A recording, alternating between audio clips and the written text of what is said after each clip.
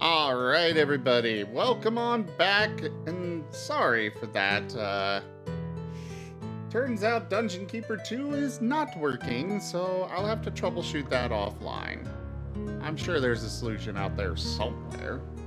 But thank you all for coming by and putting up with me. I am Razim. We are doing Banished instead. It's gonna be Starlight Town Take 3. Let's try mountains this time. Huh? Take 3, squid. I might have starved to death the first 2 times. You. Hey, don't look at me. Rygon's the storyteller here.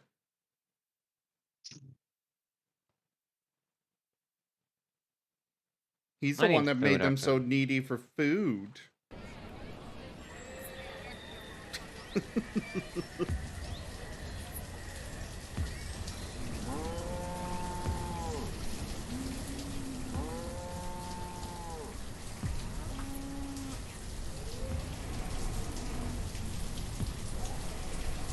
It'd be really nice if I could get a good seed for this.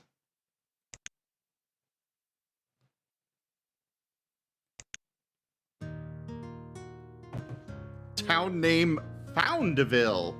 Well, we found Foundville. Oh, that's not Dungeon Keepers 2.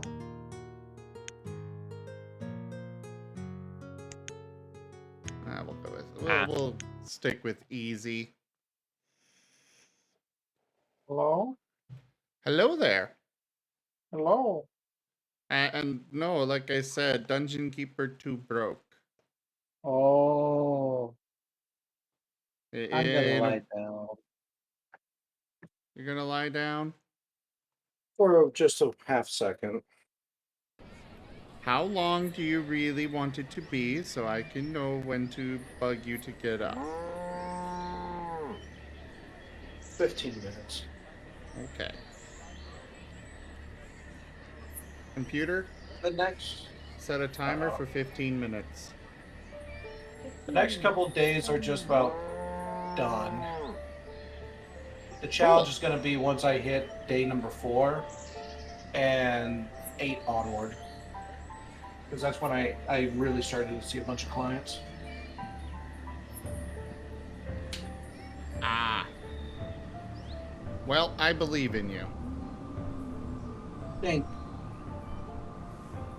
This is a terrible start. What the heck? Are the maps randomly generated? Yeah, they are. Good luck. Which is probably part of why I've been struggling so much. So what's the premise of the game? Like, why are you all banished? You know, that's a good question. Let's see what Steam says. I pride myself on being able to ask neat questions from time to time.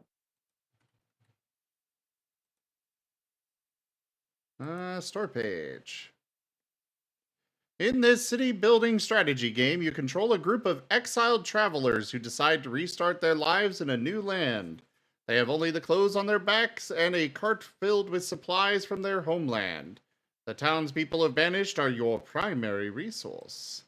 So, in this case, clearly, these are actually refugees from another guild that have come to Starlight to make their new life.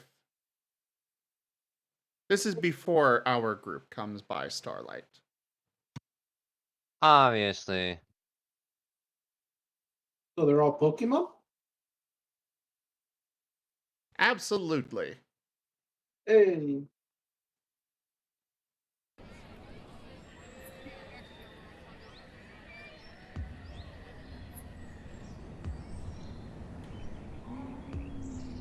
Okay, I can work with this. I can work with this quite well. What's up? Nothing, just seeing else. Goblin spiders. Like, extremely, extremely scuffed. Now, where am I going? Where am I going? What am I doing?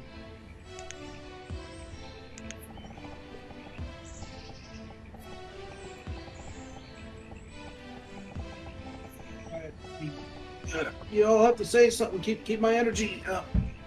I I'm thought you were sorry.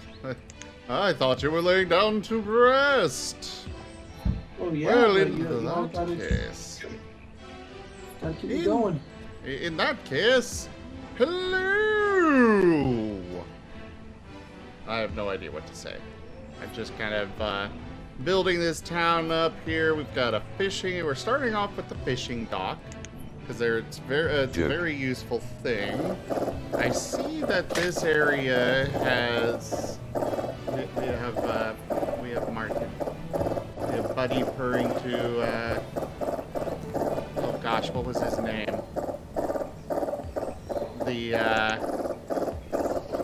The wolf from Russia. Yeah.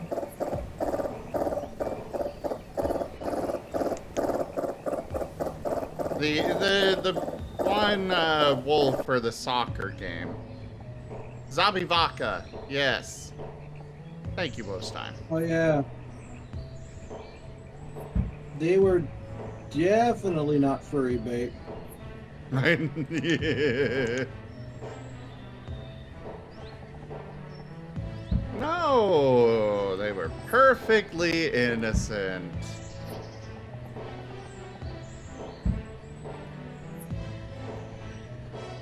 Alright, so if you all had a choice for another Pokemon to be, what would you have been?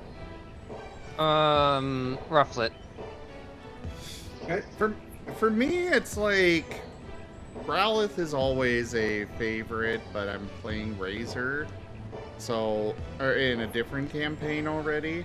I'm actually playing him in that Demon Slaying Duo campaign we were talking about earlier. And I would really want to play him in both campaigns. So if I picked a different one, I would probably go with Riolu. However, probably would go with a different typing, just like I did with Jet. What kind of typing would you consider? I'm not sure. You could always go for like a ground type Riolu and be an earthbender. Intriguing idea.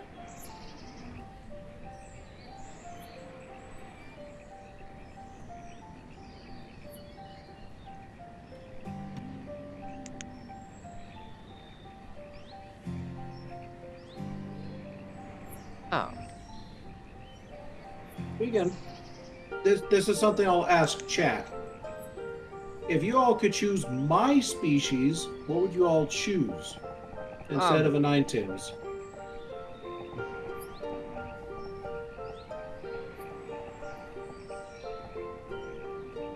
And somebody will have to read off the species if anybody says anything.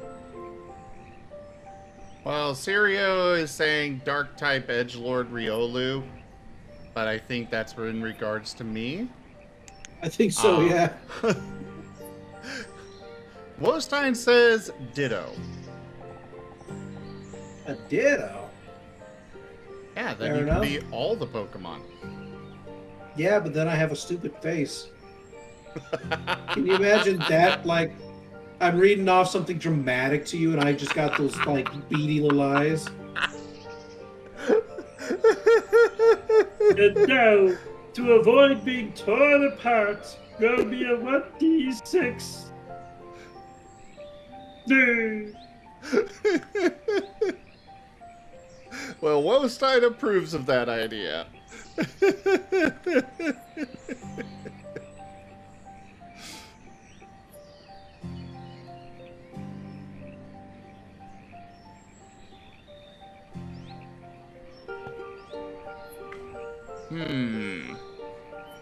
Gosh, this needs heal check.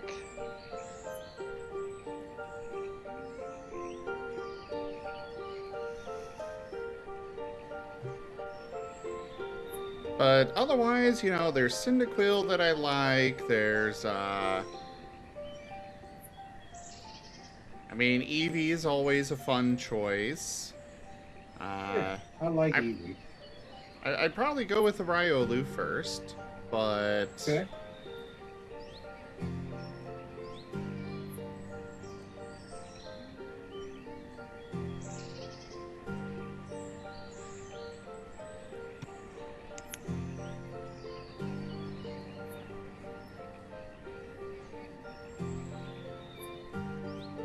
Yes, Sirio. Officially, no, they don't actually have that dumb face problem.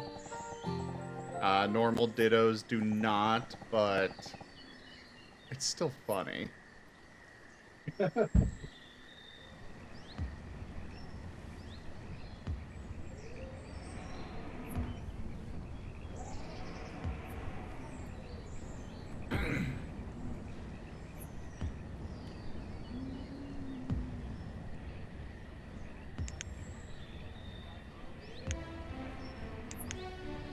Do, do, do, do, do, do, do, do, do, do, do, do, do.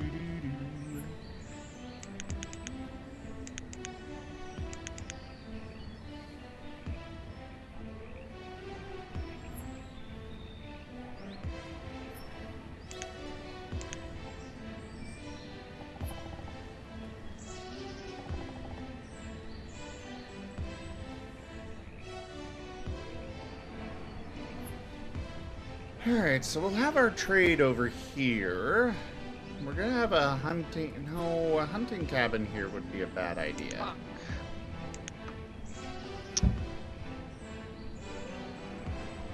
Whoa, man. Harsh. You're harsh in my vibe, man. What's going on? What is going on? I don't know. That's why I'm asking you. I'm asking Arzy. Pain in a fight is what's going on. Oh, I see.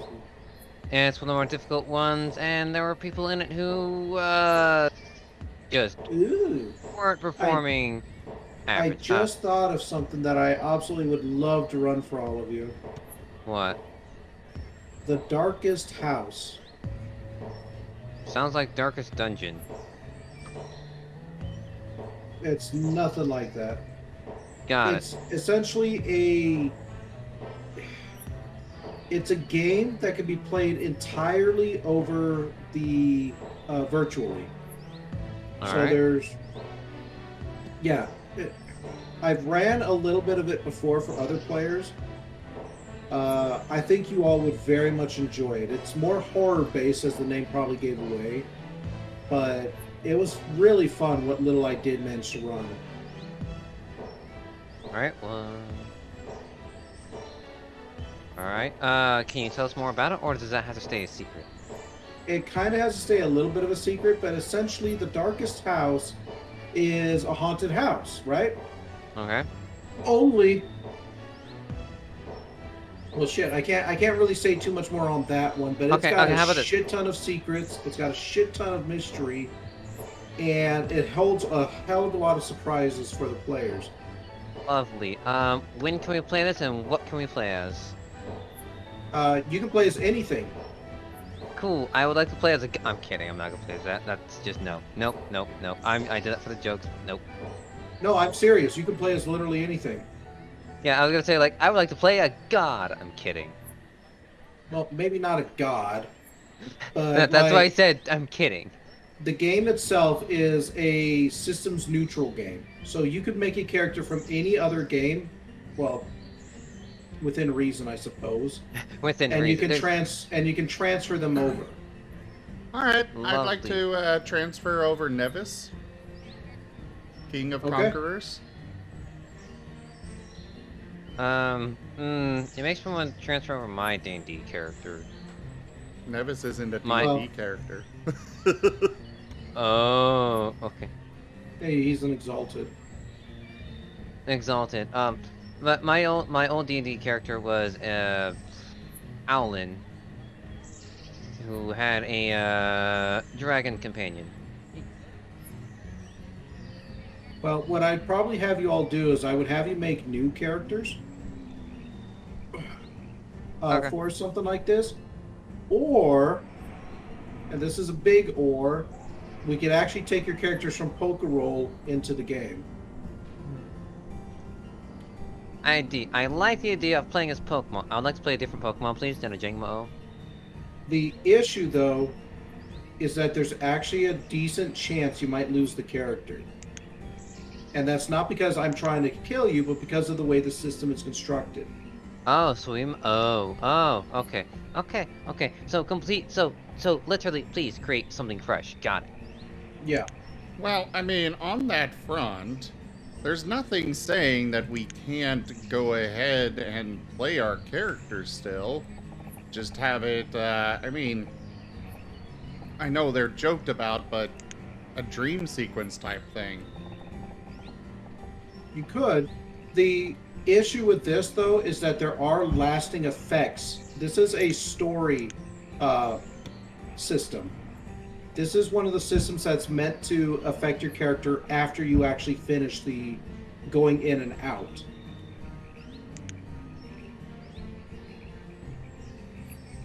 It could still affect our character, even afterwards. Okay. Like, you have a nightmare, sometimes those can stick with you. Okay. It's just, we would, ignore the risk of actual death. However, having that little challenge of overcoming that fear and whatnot could be really intriguing. Okay. I'd say that's fair. Then we could submit that idea to everyone in the chat. We could see if people would be willing to play something like this, and if so, then maybe in about, like, say a month we can run it real quick. Like 1 or 2 sessions are dedicated to these. What about it being part of the Alabaster Gleam? Also, time to get up, Rygon. Oh, fuck already. I'm sorry, Rygun, but you must get up. I'm really not ready. I didn't even get any rest.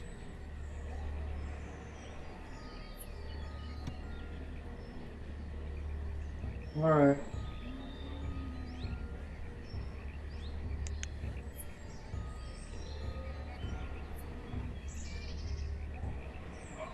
Here's my...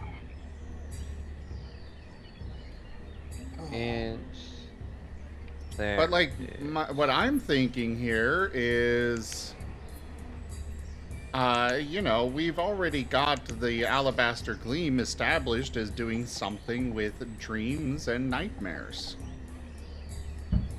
Perhaps incorporate it as part of the final encounter or such.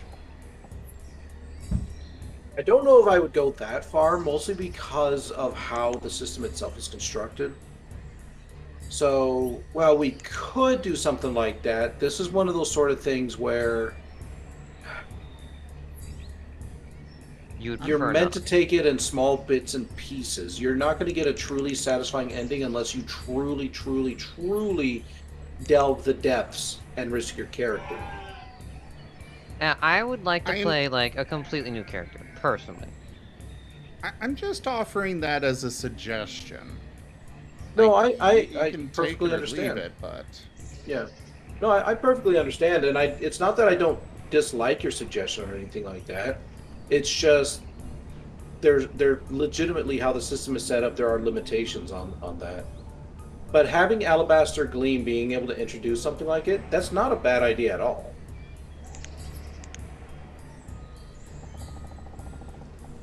But yeah, we can toss it down over in chat and see what everybody thinks. We could do the Poker Roll characters, we could make new characters, and just run it for like 2 or 3 sessions and then call it good. I personally would say, like, something that would be with you know, if we make a bad choice or something, obviously we could get killed, but the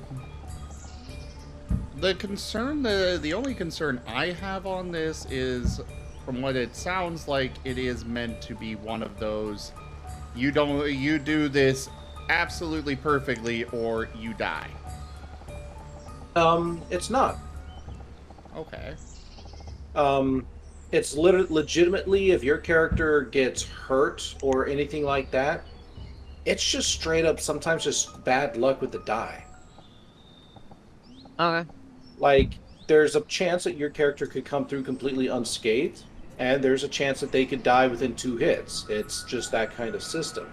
It's got nothing to do with how you play, that's just how the system itself is constructed. But it's meant to do that because it's meant to give you an element of, oh shit, my character's in danger. So it does reward creativity, but the balancing factor of it is, like I said, you can legitimately make any character you want. And anything that they have can be incorporated into the system. So if you wanted a guy who has a big old shotgun and, you know, keeps himself safe with a magic sigil, you can do that. If you wanted a private investigator who's more of a coward than a fighter, you can do that too, and both would be perfectly legitimate approaches to the game.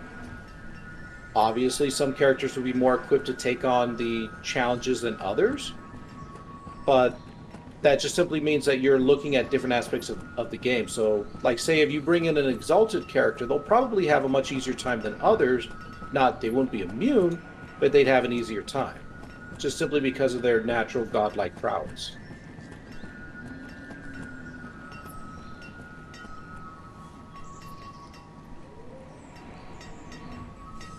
Aww. Aww. The private investigator thing sounds really interesting. I gave him a handgun. Yeah, you can do that.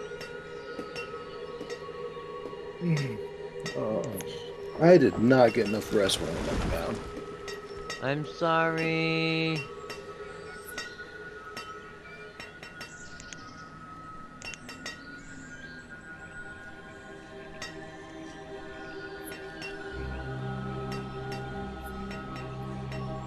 Watch as the party doesn't leave for at least a week. But like if I'm playing a Pokemon character, I want to play a Rufflet. Okay. If I'm playing like a not Pokemon character, I want to play some sort of like private investigator. Why not both?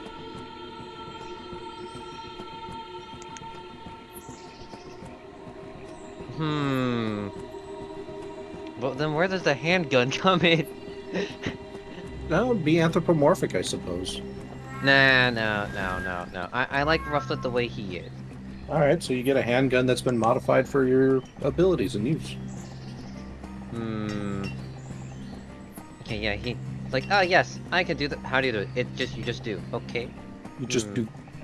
You just do it. You don't question it. Okay? Feathers. Remind me of knives. Daggers. Yes, backstory. This Rufflet is, you know, very, I don't know, proud of himself might be the right word, might not, but he thinks he, you know, can become stronger through this. Maybe, you know, prove himself to his dad or something, because, you know, private investigator business, family business thing, with bravery, and wants to evolve, but, you know, hasn't evolved yet.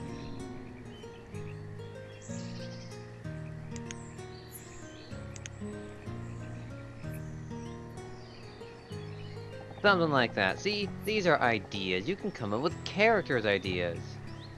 Yeah. Yeah.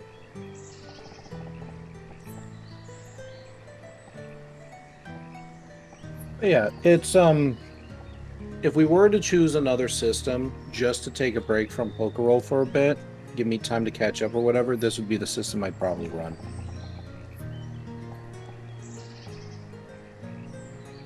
That's fair. Mm-hmm. And the best thing about it is that suppose that we decide like, hey, you know what, that was a fun thing, let's try it again sometime. We can legitimately play it again and have a completely different experience. Fair. Because it's meant to be run multiple times. Yeah.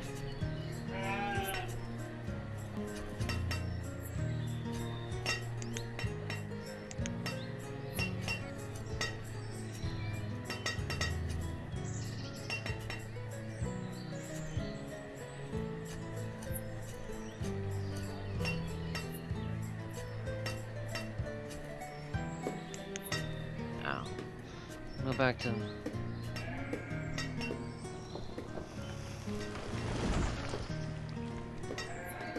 Okay. I want this higher priority.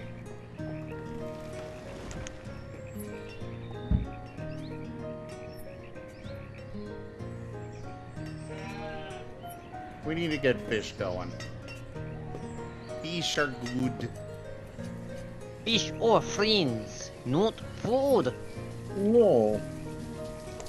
I say as I'm fishing.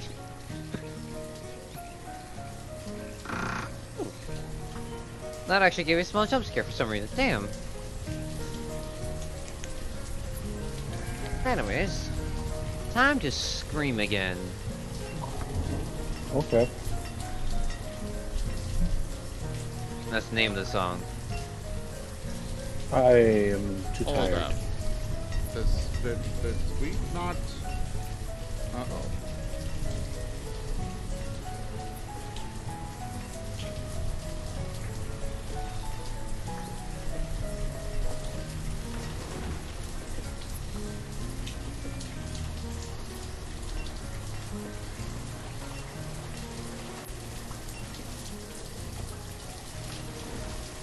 Is wheat by itself a valid food?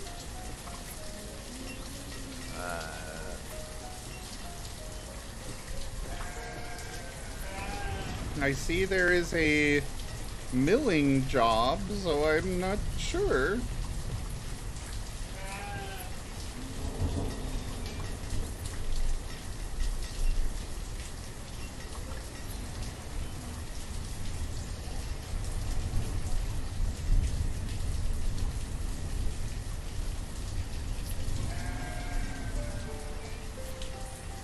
Yo, get over here.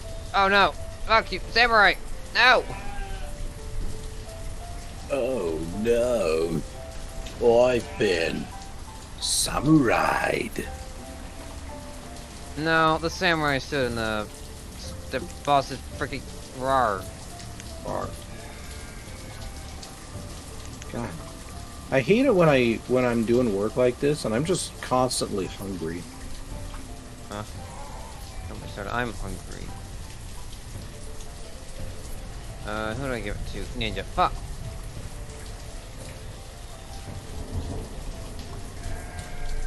Yes. Hungry.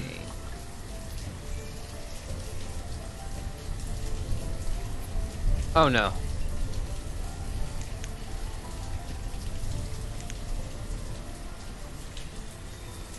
Will you guys please get the fishing dock built?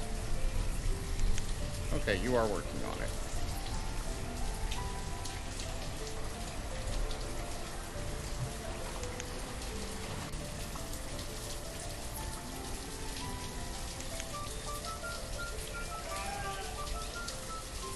Where am I? Oh, all the way down there. I need to move that. We're running out of potatoes. We need that fishing dock built.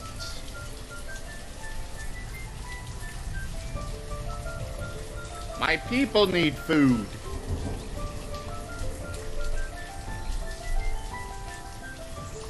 Who needs food? I do. Give me some.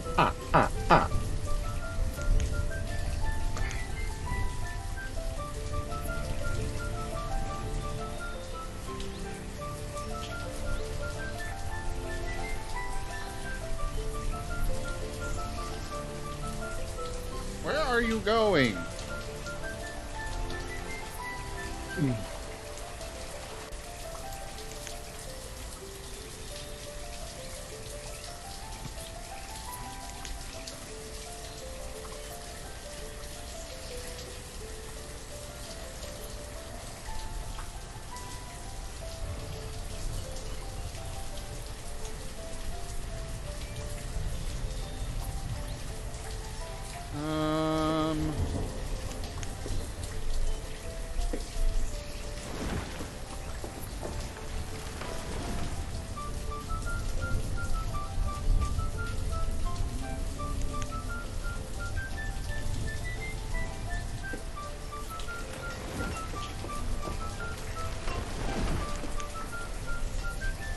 Will somebody please go build this so we can get food coming? Uh-oh. Who was that? Okay. Who is that? Who is Oh. what? I was trying to figure out who the target was, and I failed miserably. Who's the dark kid?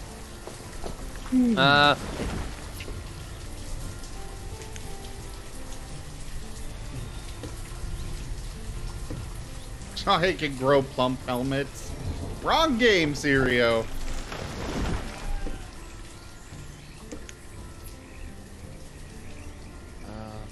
Here. They started working and now they're leaving again. Come on, people! I'm speeding up time.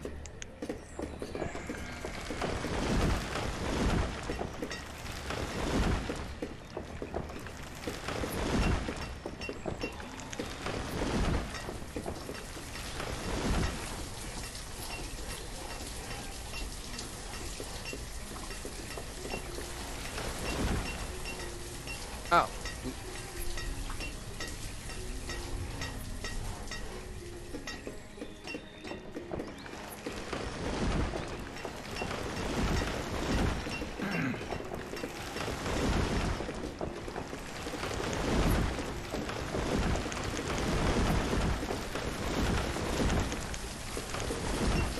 Alright, get our fishermen to work. Now we're gonna have some supplemental food. Good. Uh-oh.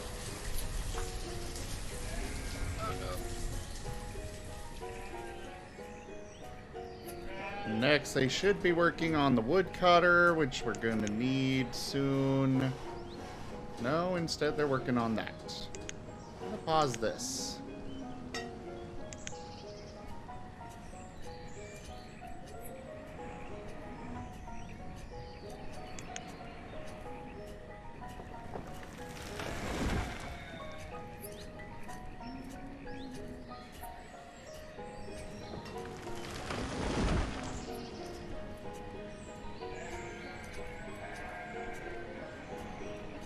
Yes, exactly, Syria. We gotta catch mussels to purchase, or to sell mussel shell crafts.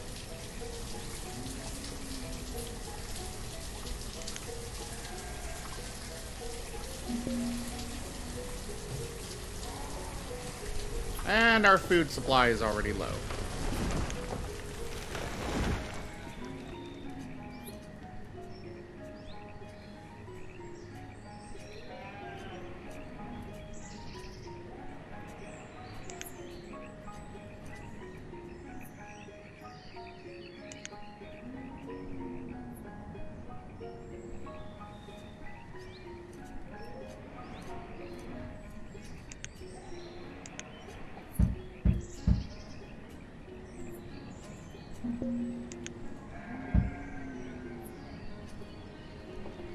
Oh, our storage thing is full. Okay.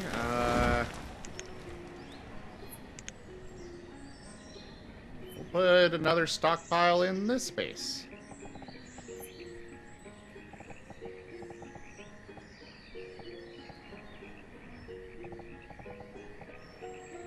I mean, why not? It fits.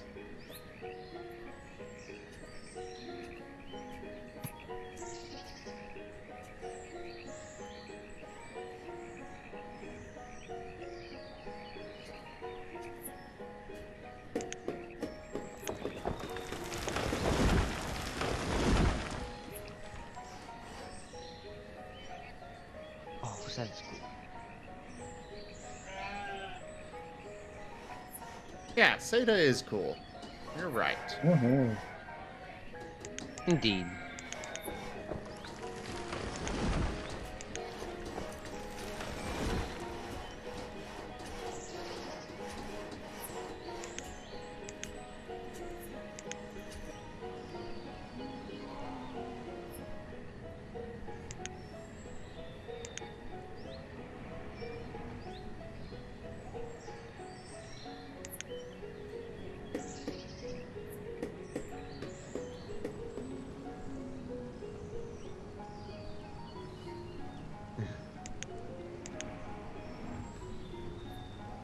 Ah, you would like a pack, Syria. Very well.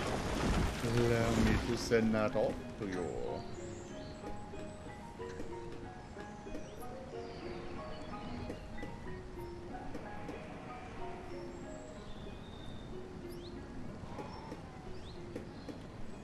And a general pack.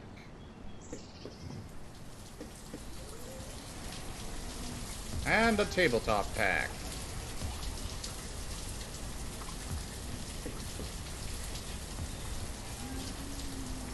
There you are, Sirio. Good luck.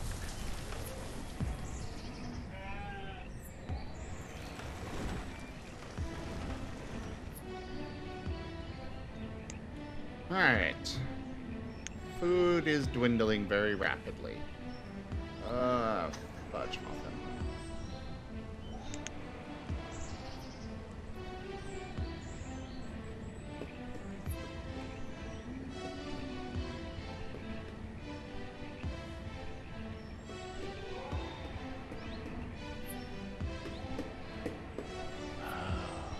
A wise choice for leader.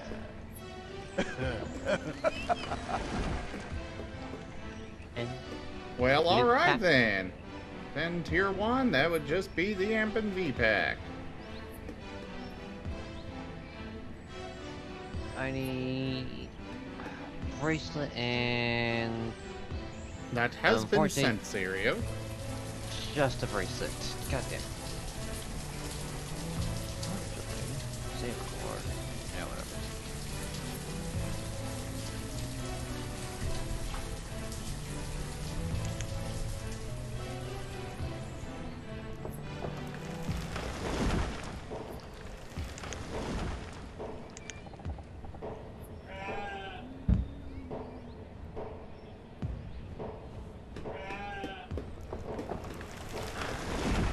I need to put that at 620.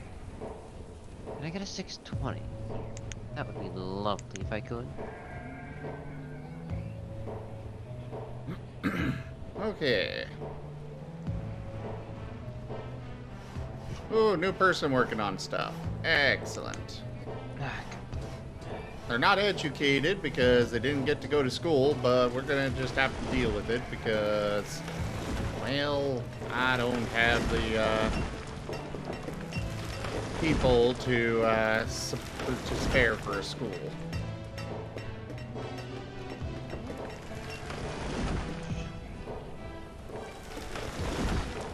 How much are these ones again? These ones are 600, which could...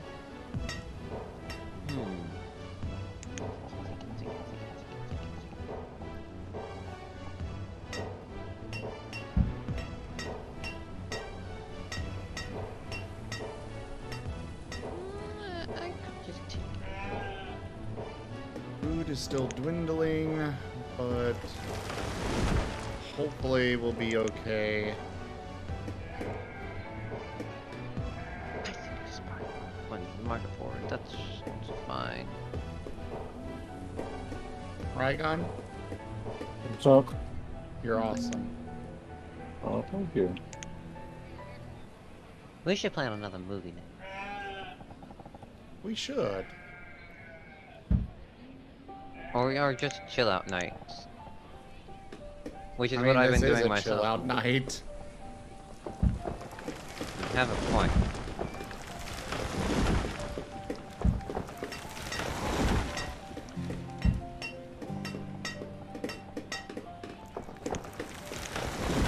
Huh.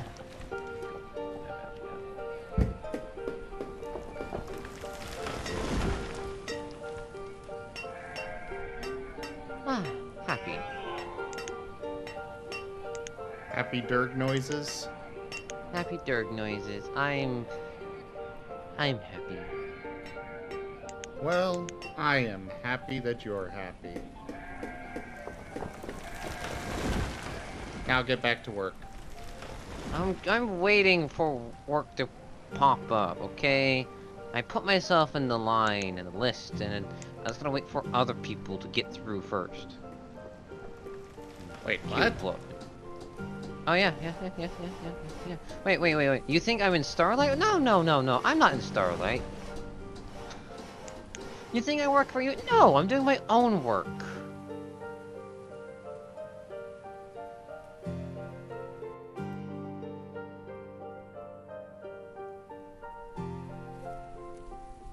You're lucky I cannot seem to rename my citizens. Well, fuck. Just for that, I'm not coming up to your next movie night. You were literally I'm just kidding. saying you wanted to go to a movie night, so I don't believe that. I know, that's what makes it funny. So, Sirio, did you get anything nice out of those?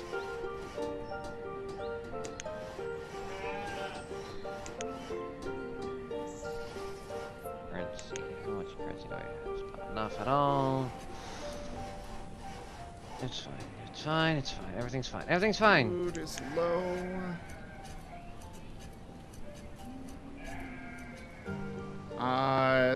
There are debates to be made on whether everything is fine right now. Correct. There are plenty of debates to be made.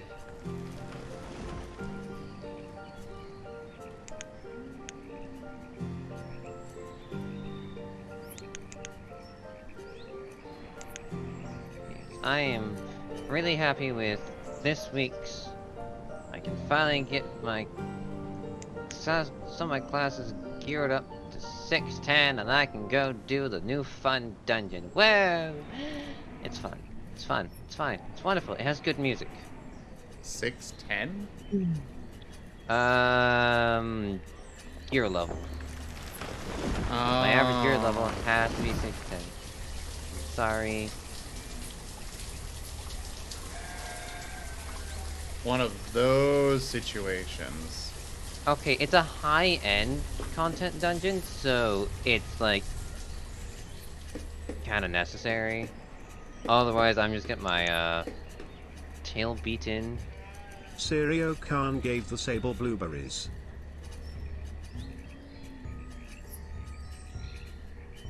Blueberries!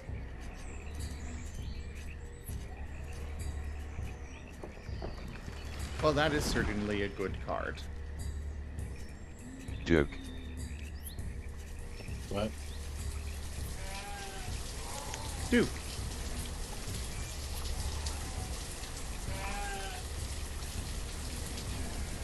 That's what.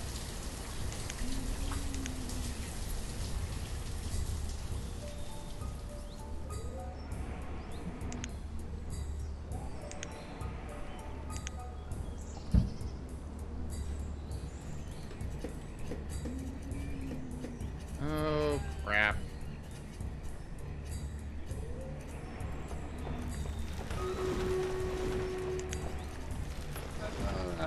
Alright, Really? time full stream raiders.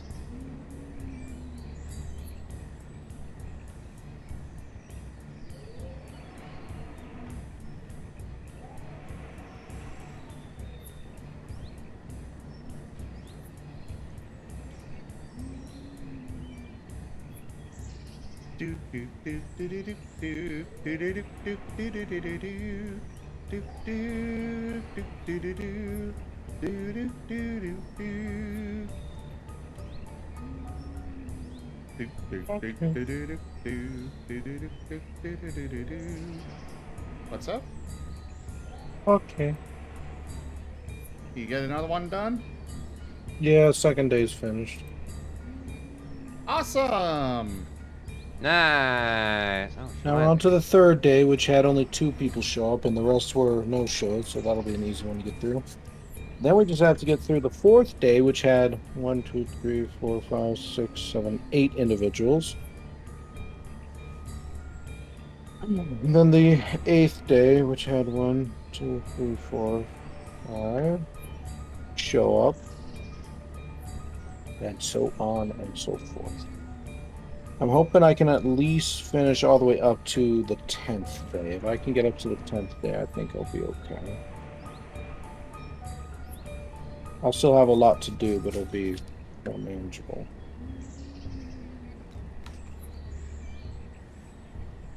Joke.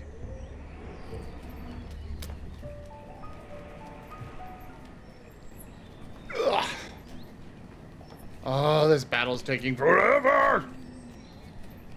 Thank you.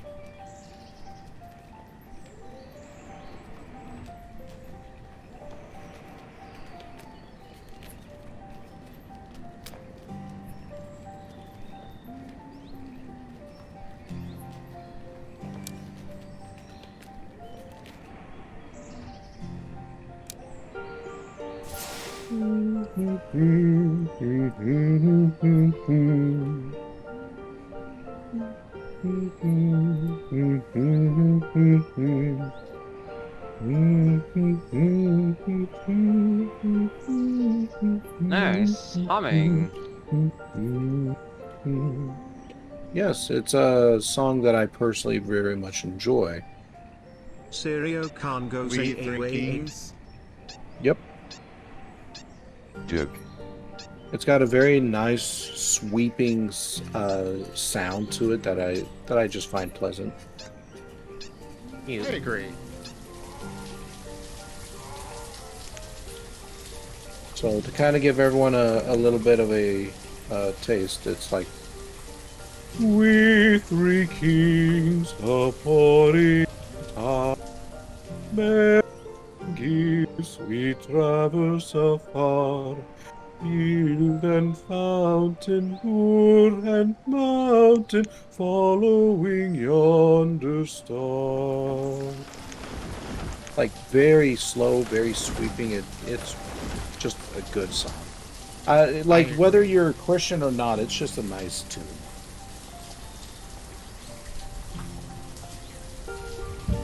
I wholeheartedly agree on that.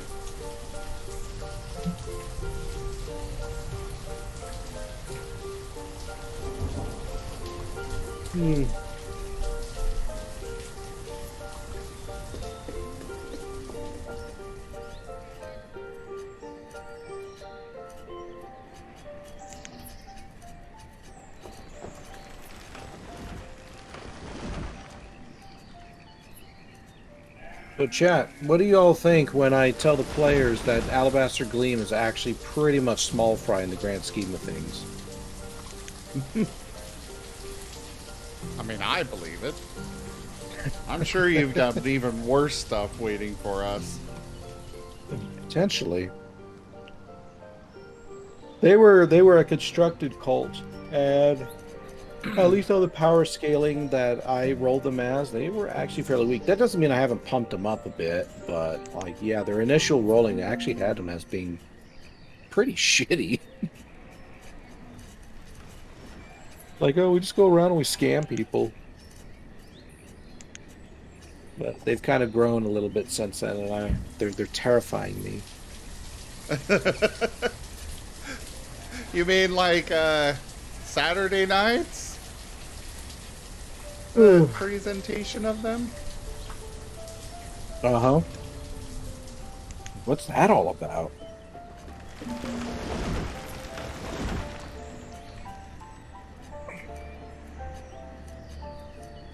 Okay, people are not outright starving right now, and we've just about made it to our second winter.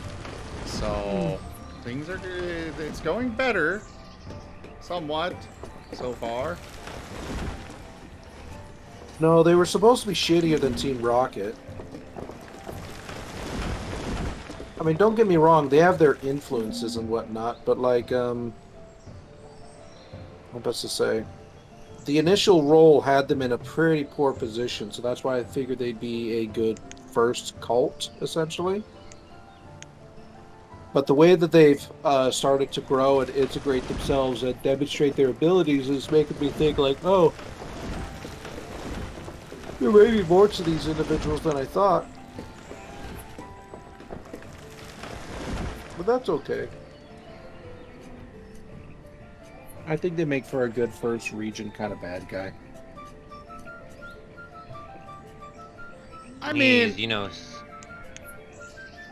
the thing about Team Rocket, Sirio, is that Team Rocket itself is not shitty. Jesse, James, and Meowth, yeah, they're crap. But the actual rest of Team Rocket, oh, I mean, they are actually, most of them are pretty competent, at least in the anime, anyways.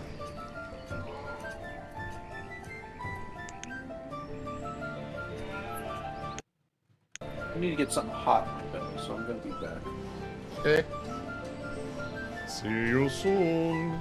what you know? Don't you know? He I'll already is. say yes, son.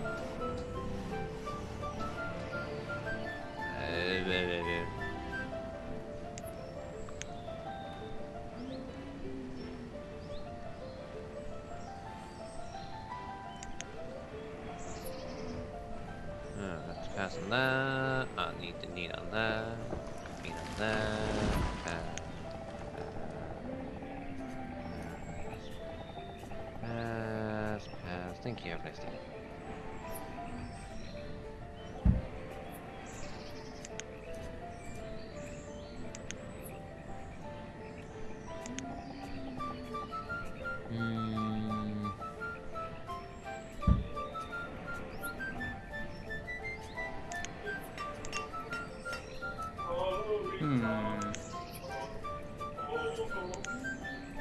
And last but not least, my favorite of them. I love when we can just hear Rykon in the background singing. That just means he's in a good mood. I know. I'm saying I love it. It's amazing. He's a better singer than me, for sure. Although I think I sing decently well myself. I hope. Well, let's hear it. Oh god, I have to find a song to sing to that I like, because that's where I shine.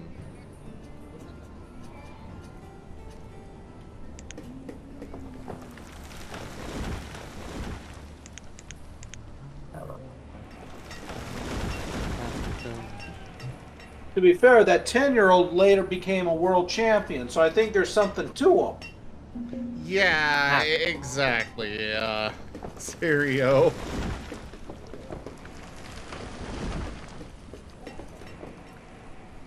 Now then.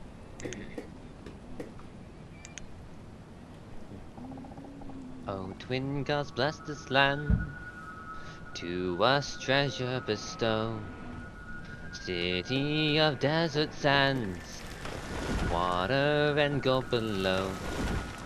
Lifeblood and rubies red, precious coins cast a glow.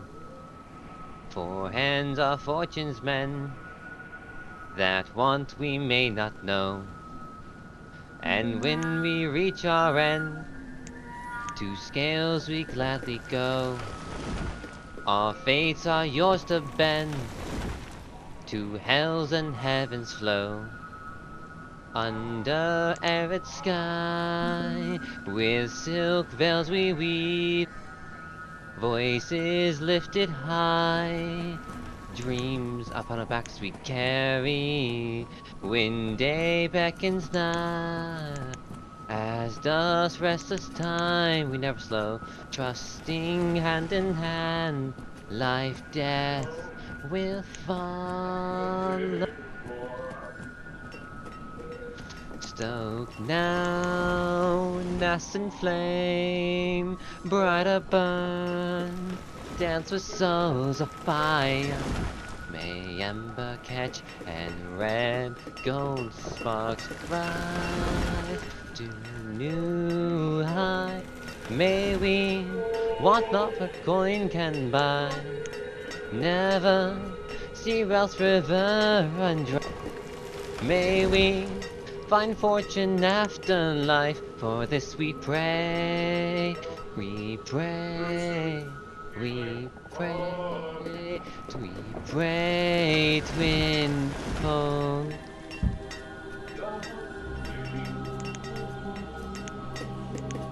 Very nice. Oh, we're Thank still you. going. That was just the first half of the song. Ah, But well then, carry on.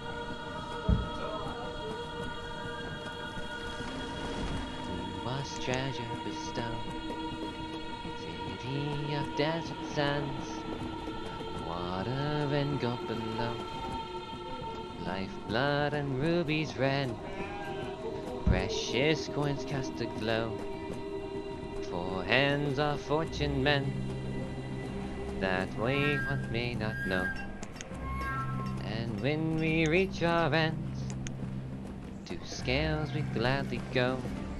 I am back. Our fates are yours to bend, to hills and heaven's flow, under heaven's sky. Hello?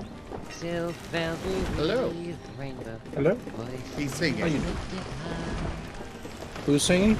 the products we carry, He's going very quiet for some reason, but as stars rest the Where is stars he? of slow, trusting hand in Oh. hand. Yes? I'm just quieting down so you guys can speak. oh, I wanted to listen to you Hello. sing. Now kindled flame, hotter burn, sing till breath expires. May those who wander past in the dark find fire. May we all as true equals die, never fear unjust favors bite. May we be judged by what is right. For this we pray. We pray. We pray. We pray, twin foe. Okay, now that's the song. The second half had a slightly different ending. Oh, okay. Did Oh, they It's released funny. Texas. That's neat. wait, what? They released Texas? What do you mean they released Texas? Texas has been around for. We can buy Texas now? Yep, no longer part of the Union. Oh, okay. No, I'm talking about American Truck Simulator. They Ah. just released Texas as a drivable map on it. Ah. Which means they pretty much got the entirety of the West covered now. Oh, wow, nice. Can't wait for. Grab Montana and Texas and just drive around. I can't wait for Alaska. Alaska's gonna be a fun one, to be honest. But yeah, I like singing. gonna do that.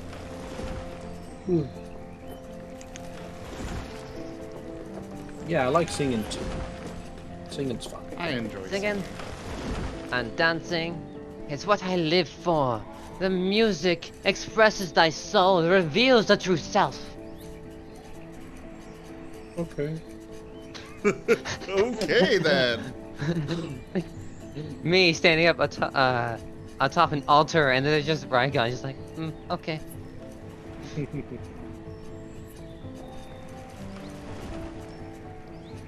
That's why I play a card-based job. Thank you very much. Now, where was I going? Right. I'm going back to good fun city to dance to.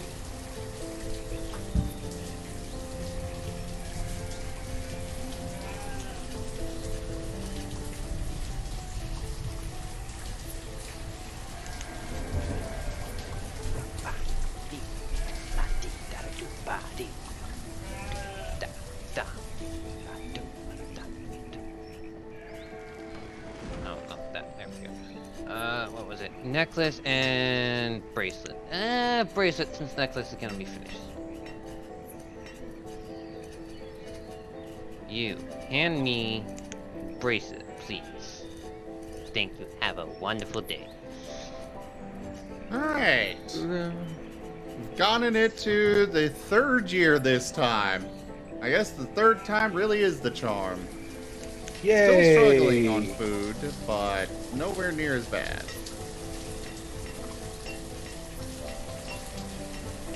This reminds me of my child.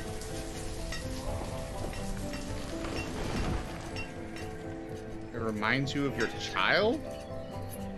Childhood. Ah.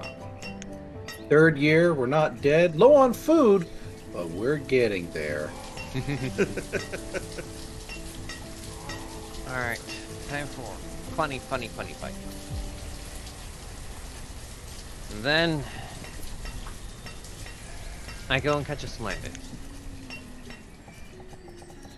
Oh no, I'm starting to enter the loopy. Oh no. How do we Yeah. help you? How do we help you? I don't know. This is the point of the night when I start getting... Woohoo! Okay then. So you're becoming crazy, you're becoming wacko. Should we reject? Should we embrace? I'm gonna diagnose this client with lupus. Lupus? Wait. Whoa, It's never wait. lupus. Why are Haven't you you seen diagnosing Dr. House? It's never lupus. Probably for them to figure out.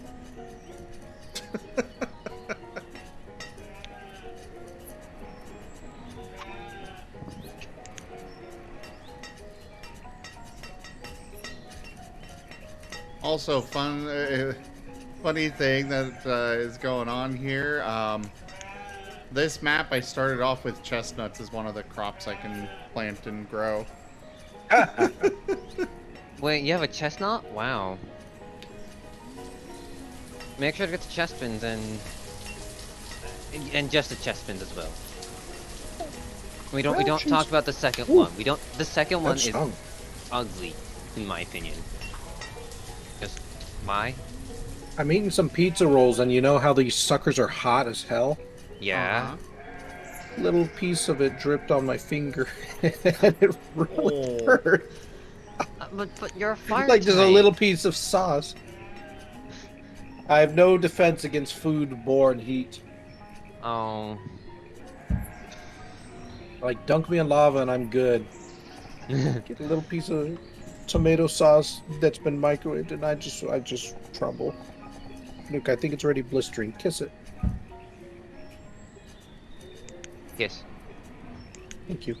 Feels better already. Okay, no, where? I know I...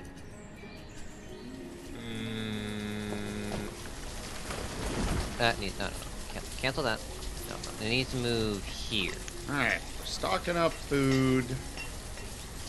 We need these children to get out of school so they can work.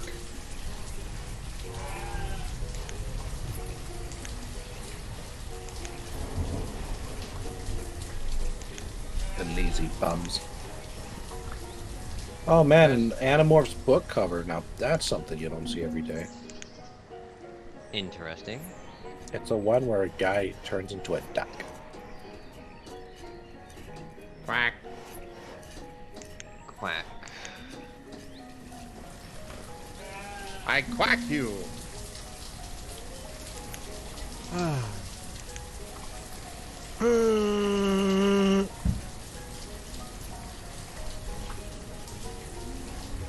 That is all I have to say.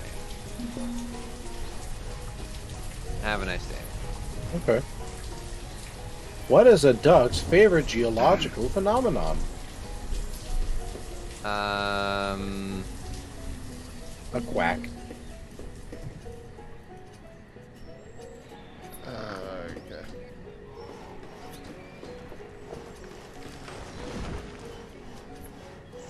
Really? Yes. I will go down swinging. This is the hill I die on. Well, why do you have to die, period? For the puns.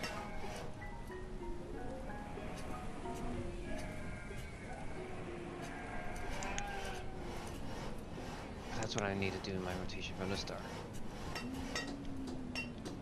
How did we wind up not getting as much fish that last season?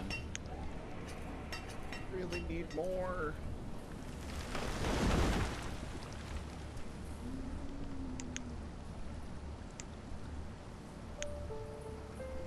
I'm gonna be honest. I really do wonder how humanity managed to survive. Like, I really honestly do. Like, we go Yeah. 1 year without catching enough fish or something. We just starve to death and die. Yeah. And that's, you know, and that's, like, what did we do before we had to figure out, like, oh, hey, shit, we could fish. Or grow crops or shit. Like, because I doubt we were very good hunters. Let's be honest here. Oh.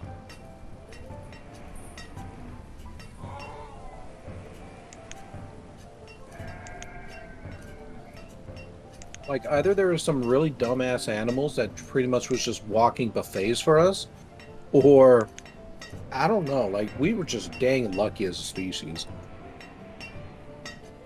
You're not wrong. At all. There are much less True. humans. That doesn't help at all. If anything, that makes it worse. Because humans are a social race, so the less humans there are, the more likely we are to fail. Sure, there's more resources for everybody, all things considered, but we still had to get them. And that's easier with more people. So what you're saying is, we need to snap. Uh-huh. Oh.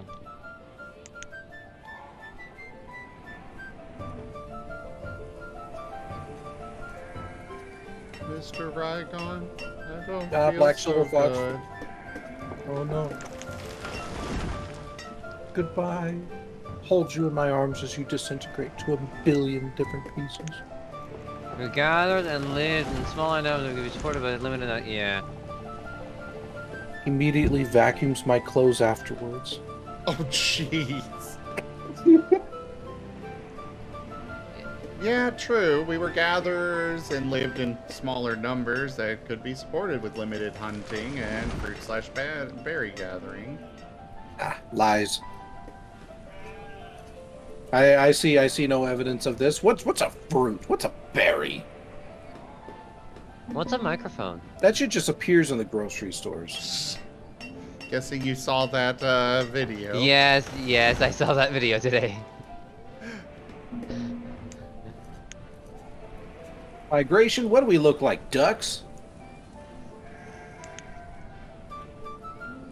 I mean, that icon or that cover you saw does. Oh shit, that's right. See, that's an evidence in the migration theory then.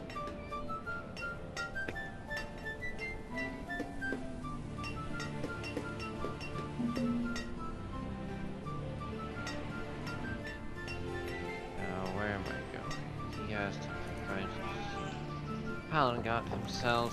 I don't need a TBN anyone. Actually.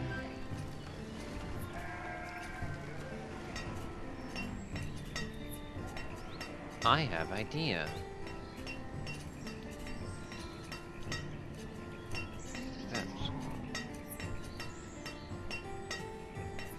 Okay, would you all stop being students and children and just grow up already?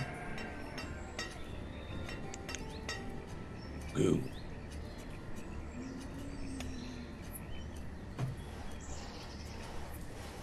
I just like that idea of like, Father, I'm feeling older. Oh my god. That is actually terrifying. I hear the call of God. He says I need to grow up now. Now, excuse me, Mother and Father. I now have to go pay taxes. God.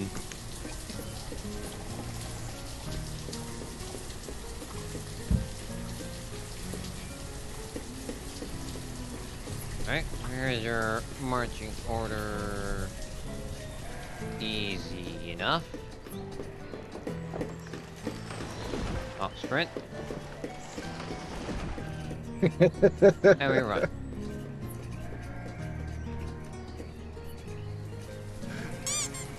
Oh, nope, there goes the dancer. Bye.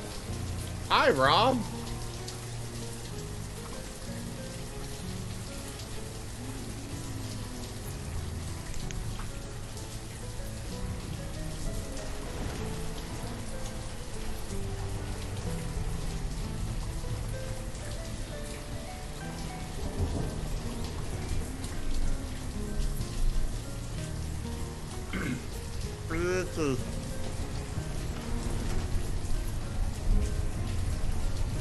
Like a freaky little mouse. Are you that much of a gremlin, sir? What do you mean? You... nothing. Not anymore. Doesn't matter, obviously. Okay, I'm now confused. Don't question it. I am questioning it though. Please don't question anything. Questioning. I Hello told there, you not Rob. to... I am alright. Yourself? Also, where the heck you been lately? You've been pretty absent lately, Rob. Probably because I haven't been streaming as much. I'm upset at myself.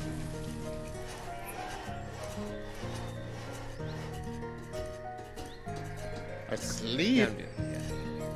Well, winter is here, so they're hibernating. I mean, yeah. That must be what everyone is doing now, hibernating. Oh, now this is something I'd love to do to somebody someday. What? Who's an edgy boy? Who's an edgy boy? Yes, you are. Ooh, what a hot take. Your statements are so controversial. Who's an edgy boy? What? Give you all the pets. Care to explain, sir? Can you explain? That's the bigger question. Can you explain? Or is it private things? Private work things. It's just me.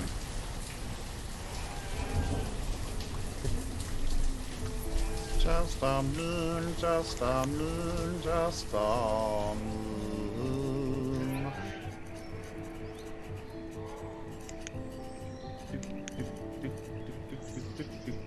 I did it so wrong.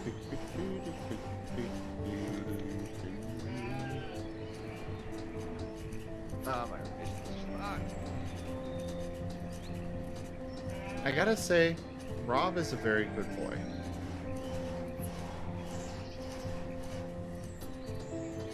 Yes.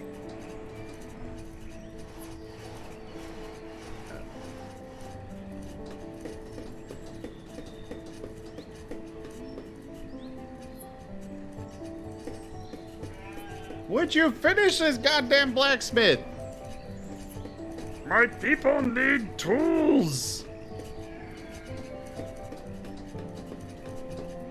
Oh, he's a good bloke.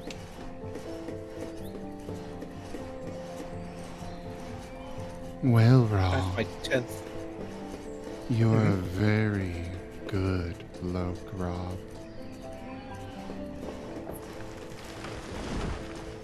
No, I better not say that one. This is Twitch.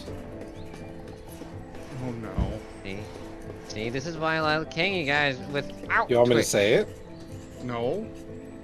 Yes. Send it to me privately before you say whatever this is. Sure.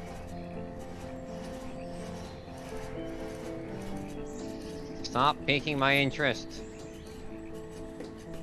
That's like my job. Ugh.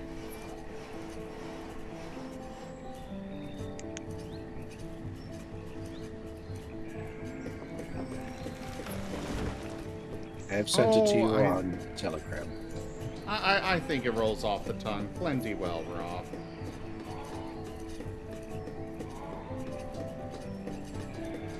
Jeez.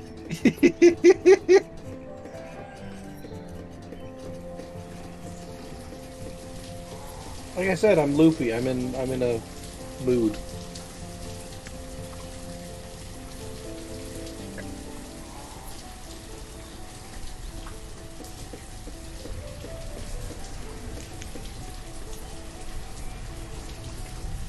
Could you people please let the ones that are starving get the food first? No, because they're not good enough for that.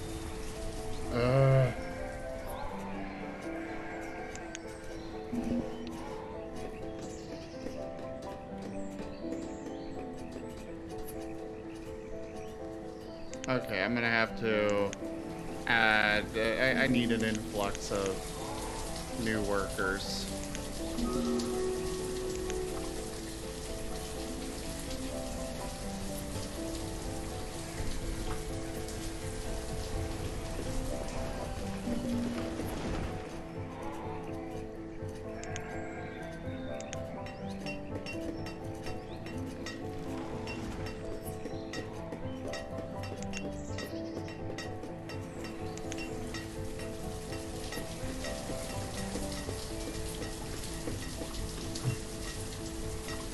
And I'm already needing a graveyard. Uh-oh. So which child adult died this time? Several. I had like 4 die in the span of moments. And how long were those moments apart?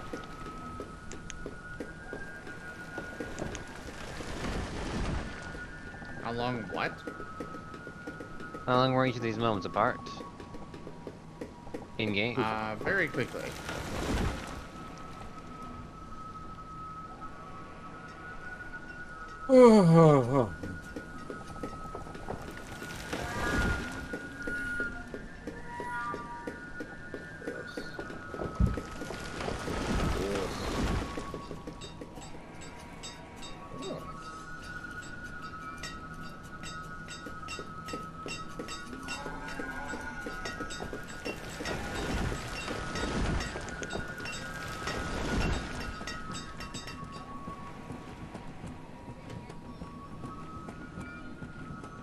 It may sound realistic, but that doesn't mean that I want them to be doing it, Serio. Oh god, I am dying.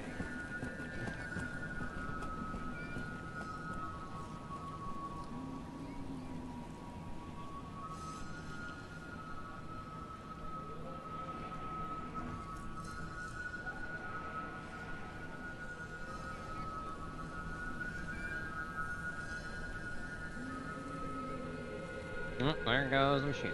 Hello.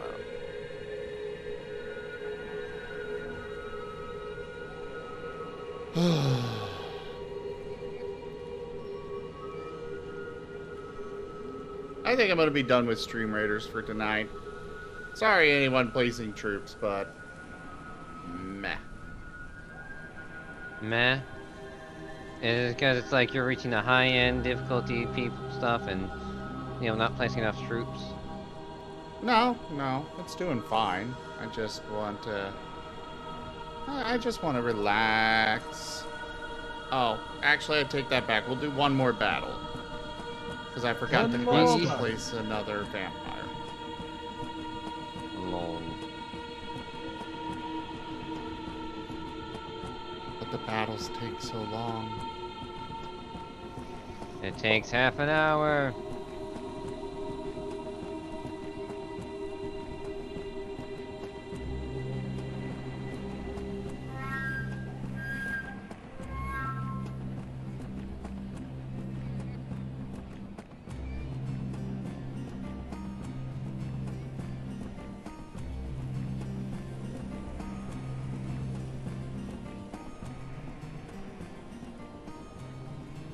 Alright.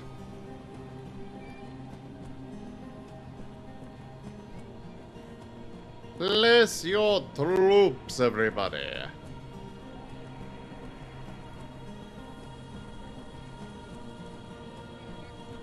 Now back to the game. Now back to your regularly scheduled game. Well, not really regularly scheduled because I was not planning on doing this tonight. Now back to your regularly scheduled game. Ow!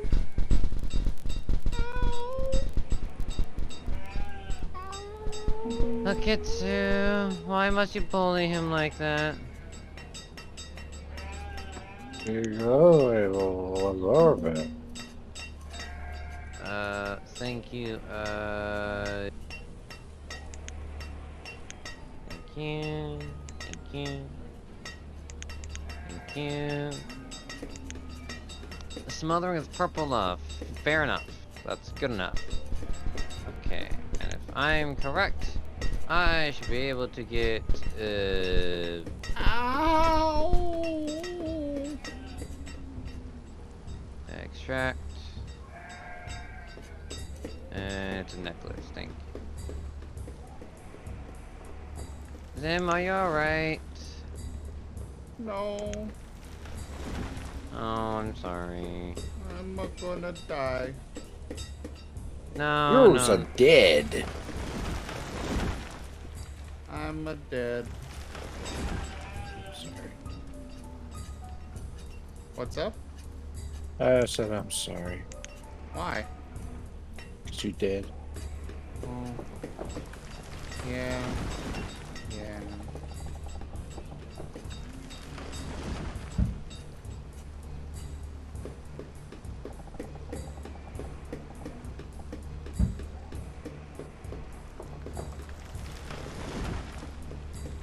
Where is you?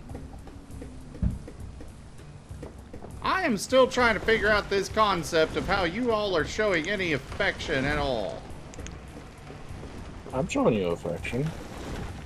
I said I was sorry. I primarily mean those in the chat who are bombarding me with stuff. It's like mini kisses and hugs.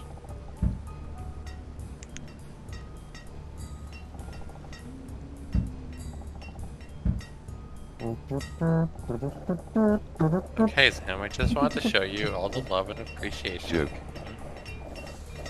Who is this? A new voice has entered the arena. Ready to be a Pokemon yet, Kitsu? No, but have new emote.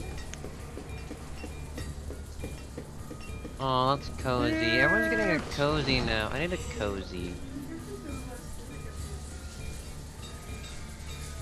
Well, I'm okay with the head pat, Sirio.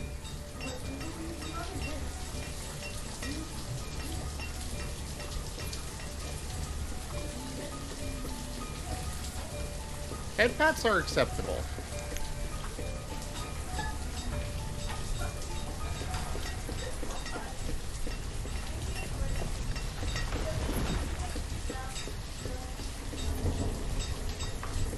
Hey, blacksmith, could you maybe prioritize a weapon for your, or a tool for yourself before you worry about everybody else's tools?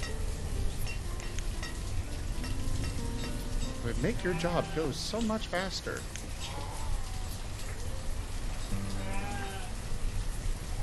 Oh, hey, my sheep are about to pay off finally. We're gonna have mutton.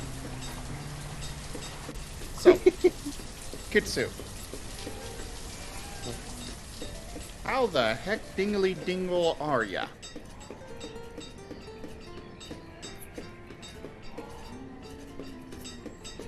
How the what? How the heck dingly dingle are ya? I'm okay. Good. What have you been up to all day? How did World of Warcraft go? I mean, you answered your own question there. Partially, fair. at least. How did World of Warcraft go then? Well, you know, I was able to lure a bunch of people into my stream because Blizzard forced people to watch it on Twitch. They forced? Explain, I'm curious. They had Twitch drops. Yeah. They had oh. I grabbed that myself. I don't know if I'll ever play it, but I went ahead and kept your stream up all day. Hey, that was like a $1,000+ pet. Congratulations, you got it for free. Oh.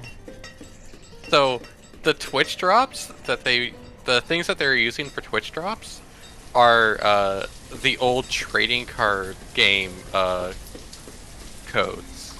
Ah.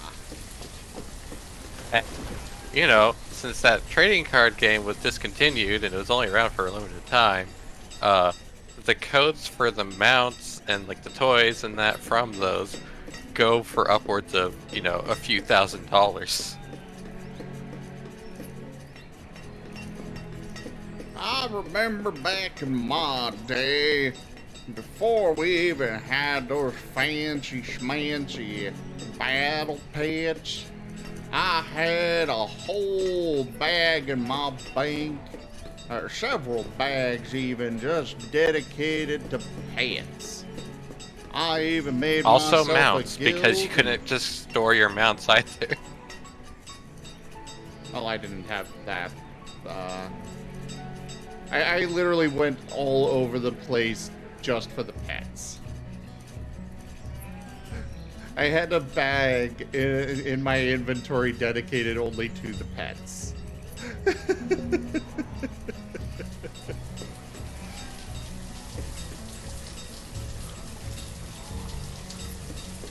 Yeah, no, I remember those days. They were cursed. And everyone, when Classic was coming back, they was like, oh man, it's gonna be so great. I'm like, oh yeah, I can't wait to have my fucking bags filled with pets and mounts again, because we don't have a fucking collection book.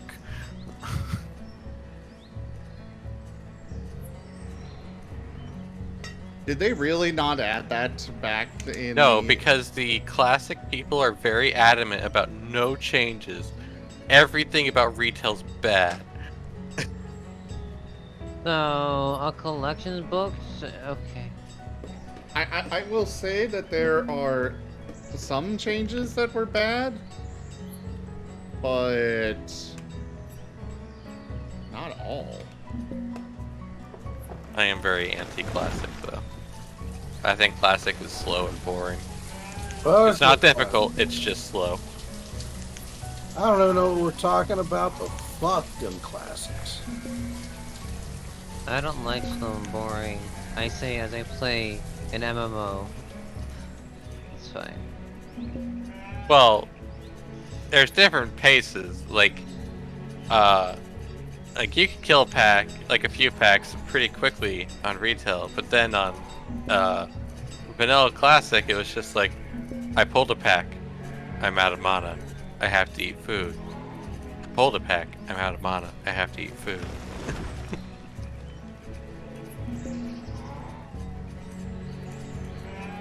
It's just that kind of shit from Classic. I'm just like, no, it's not difficult, it's just slow.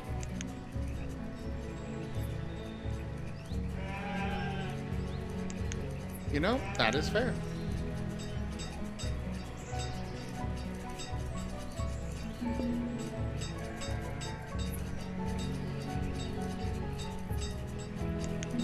Alright, quickly, while Zim's not looking, steal all of his eggs.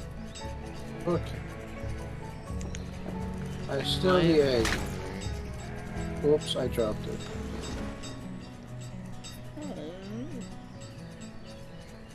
I'm sorry. Oh, that was cute. Fine. Here. I have another egg.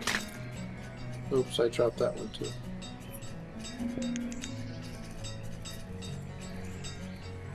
You get head pets. They're cute and adorable. Headbacks has eggs in it. Just remember, never trust a Marten to watch your pokey eggs. Who says I do that?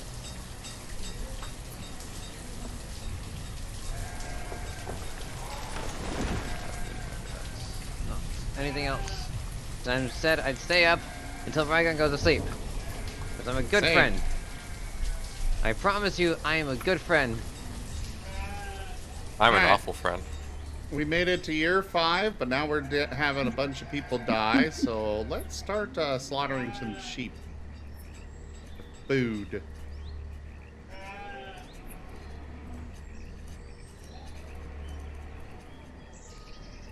Oh, is this finally producing? Oh, would even thank God. agree. Zim, say yes.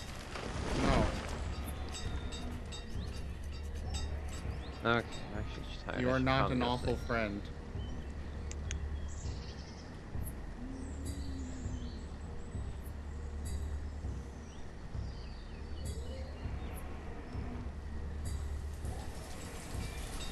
Okay, we're getting people fed now.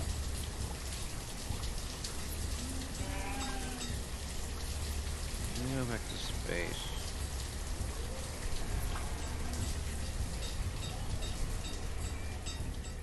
Let me go this way to space.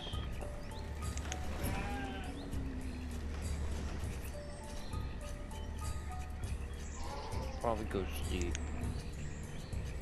But sleep, you can't go sleep. You said you'd stay up. What about Rygon? I announce my candidacy for president. Oh, you got my vote. I promise to bring about a new world. One filled with Pokemon. No humans. How do you plan that? How do you plan on doing this?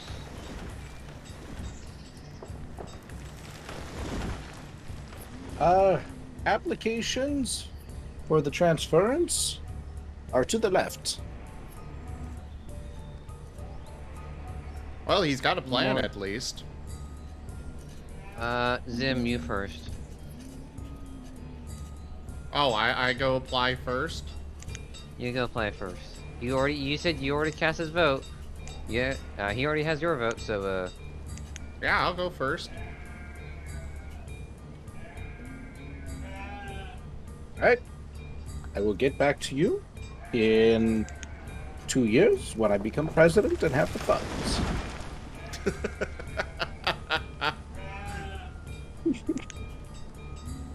Listen, if you're going to try and become president, just give us give us some of the campaign funds and say that we were helping with your campaign. But then I wouldn't have enough for the private jet. Private he's jet's doing not it for worth it. I mean, when you become president, you'll literally have Air Force One. That is true.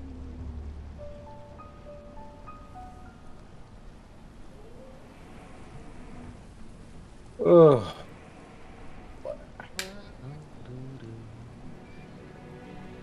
See, the trick is to do it in a way that doesn't look like a campaign fund embezzlement.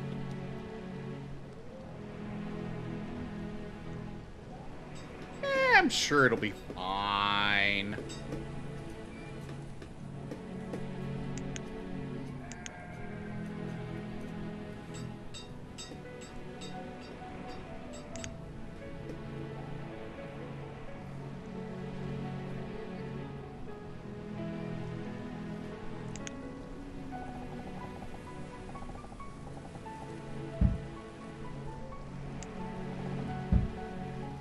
Yeah. If you ever see a girl walking alone at night, don't walk towards her. That may scare her, and it's really creepy. Instead, sprint on all fours at her. This makes you resemble a friendly dog. Girls love dogs. She will know you're there to protect her, and she will feel safe. Great advice. Okay. I will do this. Okay. Don't, please. Please don't. You've got your contractual You don't obligation understand. for Someone on the Pokeball. internet told Rygon to do something. What's up? Someone on the internet told you to do something. Therefore, I must. Oh no. Apparently. Man, this Nigerian prince also wants to give me all this money. I'm just getting so much good fortune today. And I won a free iPad. Holy shit. Yeah. Damn, look at Rygon, notes. Rygon, congratulations. You won a free PS5. Just give me your social security number and credit card number. Why do I need to do notes if I could get free stuff just by being online? To be I fair, was the Sario, website's 1 millionth visitor. Can you believe it? I know, it's just such a lucky chance. Yeah, Sario Khan, I don't think that'd be better.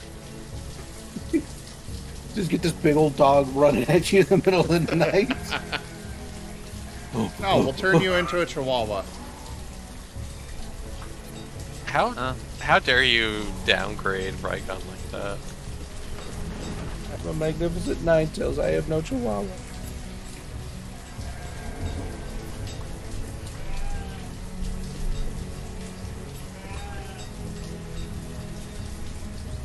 Yeah, it's Zim that likes to nip at people's heels.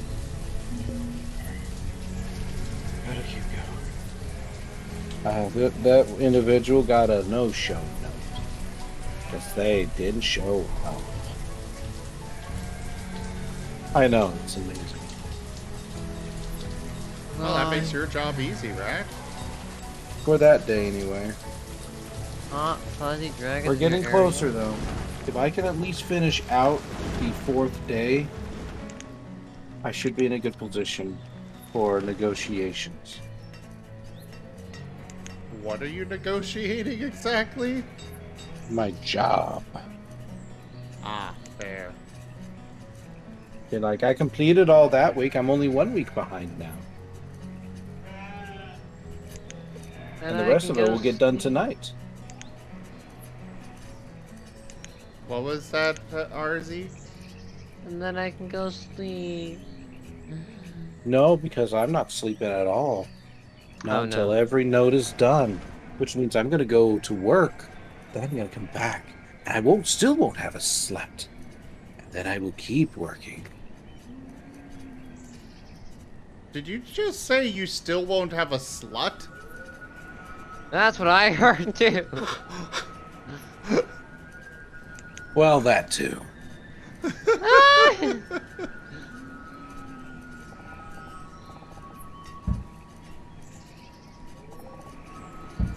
That was okay. Okay. So what are you up to now, Kitsu?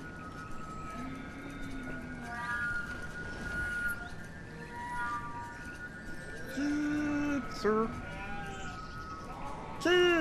Sir. Yes. About everything. Cutie Marten. One, I am not cute. Two, what are you up to? I'm just sitting on WoW. Ah, the addiction has you strong, I Good. see. We must free you from this curse.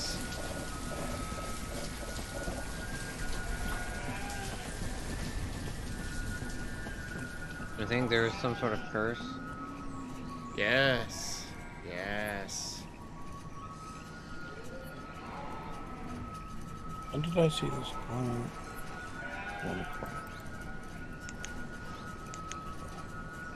I see. It must be a curse because of a game I'm playing. That's fine.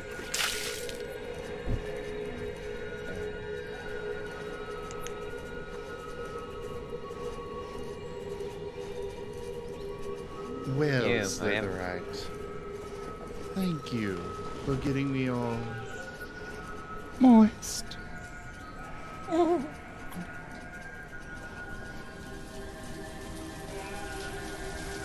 Alright, so after we had like 5 people die, we're starting to recover a bit.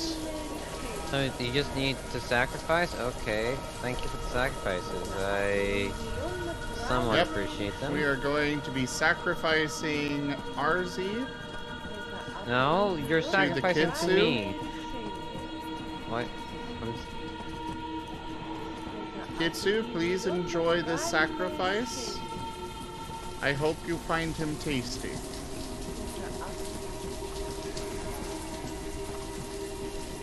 What do you just put me on some sort of silver platter?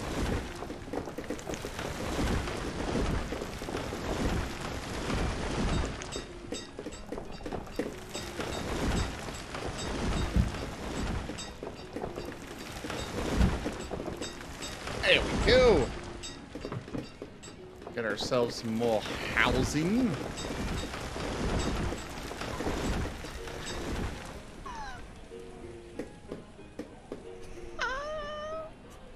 My heart is breaking.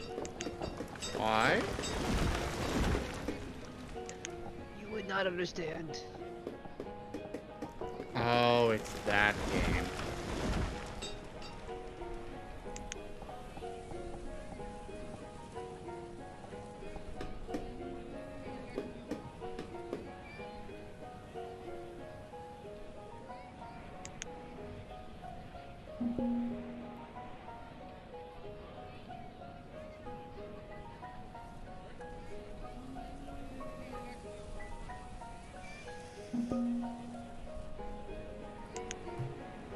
Okay, one more and the third day will be done. Woo!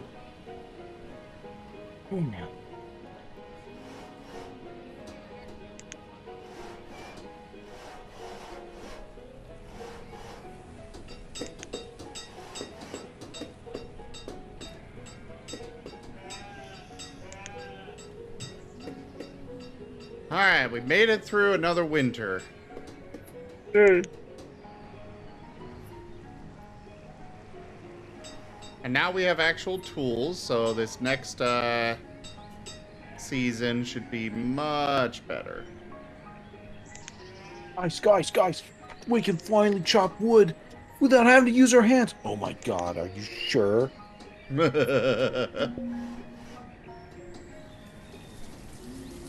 My iron's running low? Maybe if these people would go harvest what I tell them to.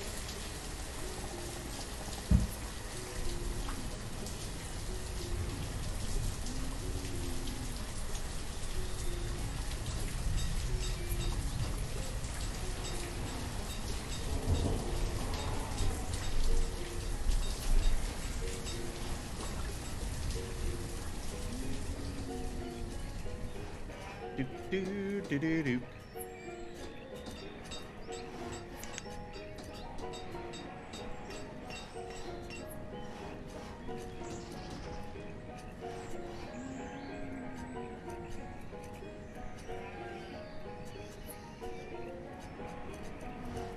3rd day is complete.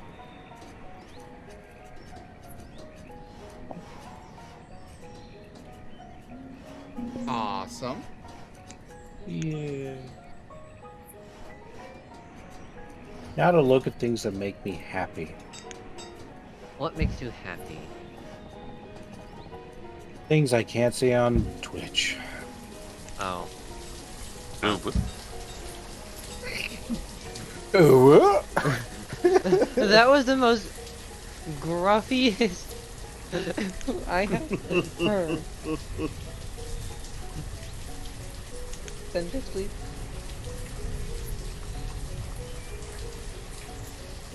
We got enough tools for now. Let's move you over to Taylor.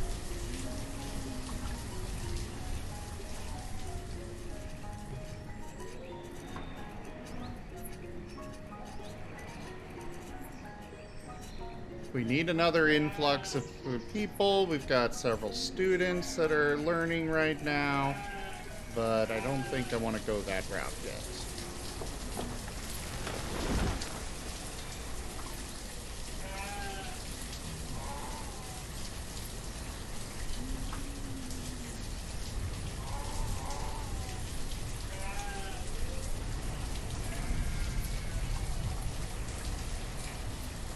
Itsu, did you place troops? I haven't done the viewer side of Stream Raiders, and I don't know how long. So, did you place troops? No. Hilarious. Why not? Because too much effort. Oh. I helped you with your battle. Yeah, but you do viewer side all the time. Not really. I don't know, you save to whenever you're done streaming and I'm still going, you seem to be in there. And then when Yeah, I but when end you're- my stray raiders, you complain. Well, yeah, because I remember to do it when I see you online, and most of the rest of the time I forget. I don't even like crab rangoon. The shit's so awkward to eat. Where the hell did that come from? Tiredness and random memes. They're like, you can't resist the crab rangoon. I'm like, yeah, I can. That shit sucks to eat. You gotta like, it's like eating a house if it was folded and stuffed with like a little bit of meat. Okay. I wouldn't want to eat a house anyways. Exactly. Who would? I'd rather eat a house-sized sandwich. Thank you. I can do words. Well, sandwich-sized house. Oh, a house-sized sandwich sounds good. I know, it's really big. Do you want to get you one, Zim? I want food.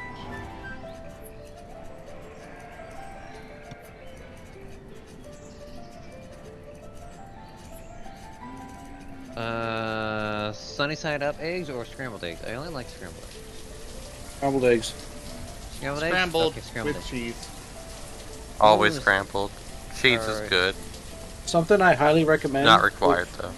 If you're not vegan, try scrambled eggs with sausage gravy. Oh, so good. A little bit of Tabasco sauce with that. Mmm. Ow! I think You said if you're not vegan, my immediate thought was, we're talking about eating eggs here. Yeah, and then I added in sausage. There you go. Alright, get me up in about an hour. is he going to light down? Bye. Alright, go to bed, Arzadeo. Yeah. Yeah, I guess he is sleeping, so... Well, I'm not sleeping. I'm just lying down. too bad. Computer It's set 4:24. Timer for 1 hour. I should not stay up another hour. I really shouldn't. Go the fuck to So sleep. go to bed. You don't have to torture yourself for me. But it's fine. Good night. Why is Rygon torturing himself? I'm trying to get work done so I don't lose my job. Oh. Yeah, it's Because of, and it was because of circumstances that were kind of my fault and outside of my control.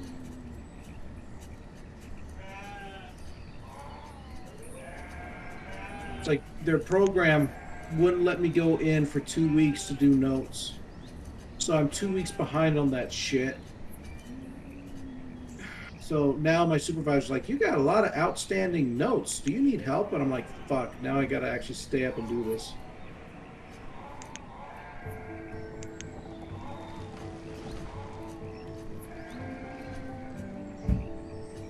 My supervisor noticed. Now I have to do something. Yeah, pretty much. I mean, it had to get done anyway, but yeah. At least now I can say, like, yeah, I did several days worth of notes. I caught up to October's, and I did the first week of November, so I'm only technically a week behind right now. Instead of 2 weeks or 3 weeks. And then I could just say I'll get the rest of them done tonight, and it'll be good. Then I can work on treatment plans and briefs. What do you call it? Brief mental status exams, which are pretty easy to do.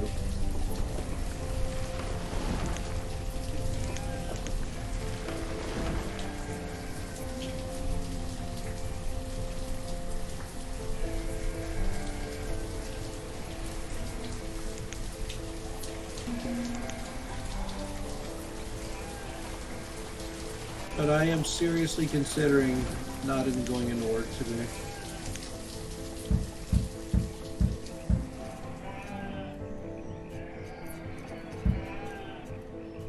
I probably should.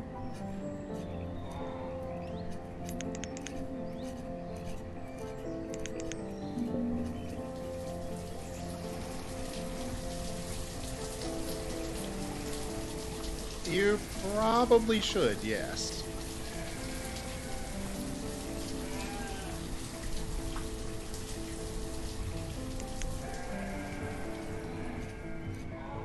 Oh, RZ really did go to bed? Yeah. Ah.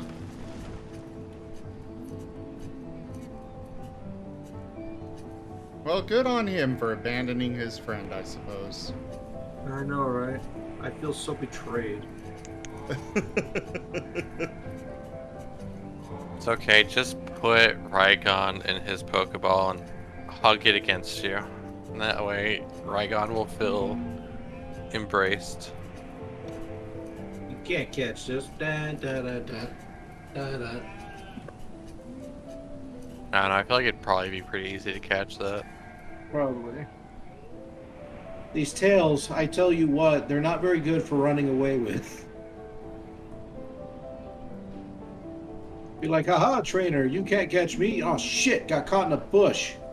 Well, aha, you can't get a fuck, a branch?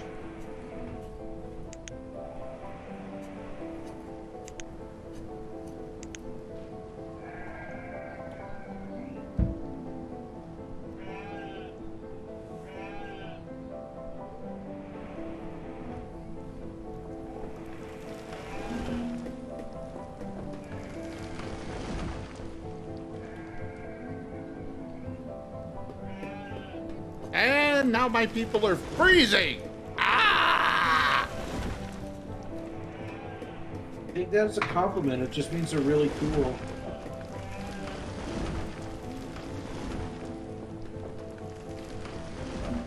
Well, Rob, if you'd like to, you are more than welcome to come join us on Voice.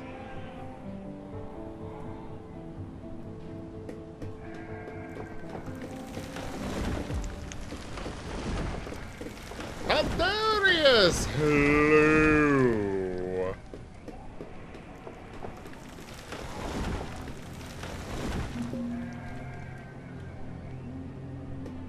All right, Darius, I'm looking forward to your notes tonight. There will be a test.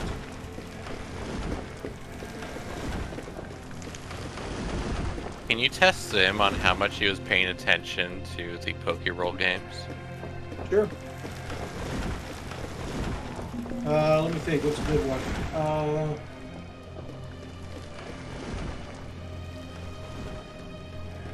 What was the makeup of the team that goes down and searches the underwater ruins of the city?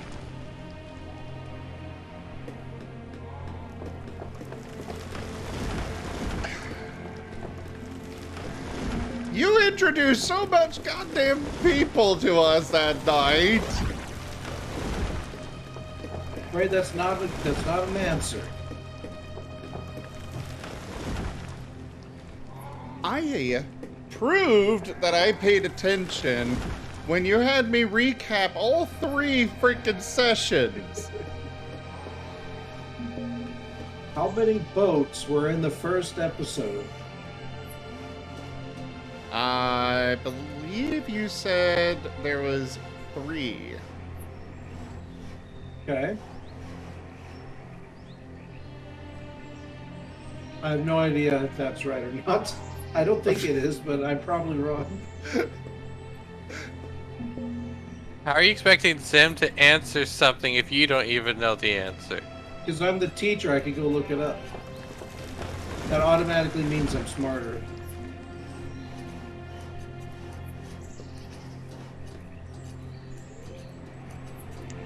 Let me think. What could be your final question?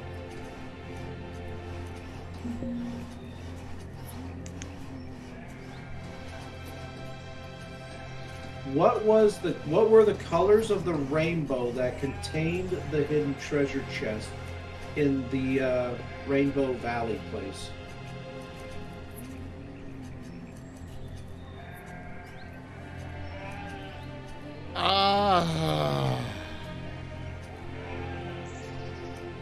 I don't remember that detail.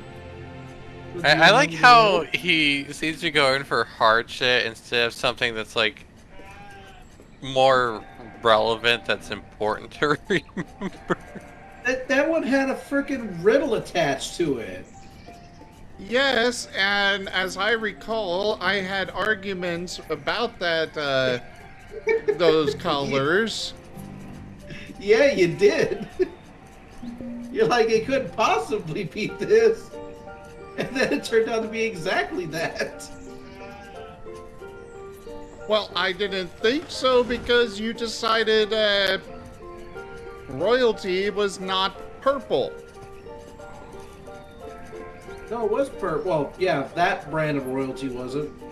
But yeah, royal blue. That is a color. Blue bloods.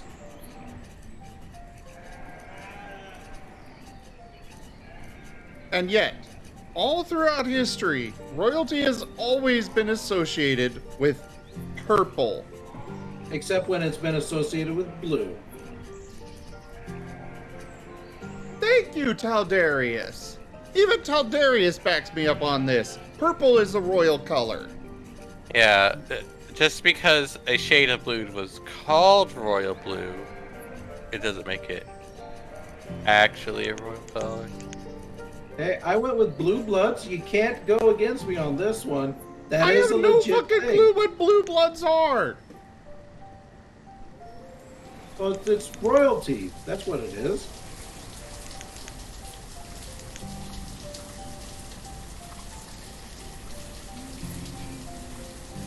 I call shenanigans. Look it up. It's a thing. I think it was probably because of some genetic defect or another, I'm sure.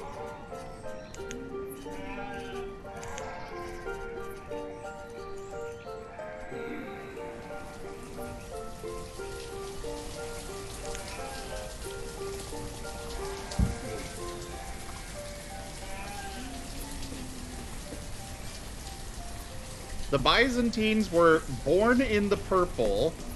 The emperors, purple was a literal signifier that they were royal. All throughout history, that was the case. And then Yeah, suddenly you're congratulations. giving us... I used a different color. And one that's no less legit. It is That's less just how it legit. be. No, that's just how it be. You could say something like, oh, gold has always been the standard. I'm like, you know what? Well, I'm using silver. A just as equally valuable material that just doesn't happen to be as popular. The riddle was something along the lines of grapes into wine, wine into royalty, royalty into revolution. Hey, that's it. Good job. I at least remembered the riddle. So, grapes were purple. Wine, that could have been either red or white. I think you went with red. And then royalty, you know, that's supposed to be purple. But you apparently chose blue. I wasn't going to do purple, reddish purple, then purple again. That shit's just, like, that And then design. we settled on red for the revolution. Yep. So there. It took me a little longer, but I did answer your question. There you go. All right, I'll give you a C.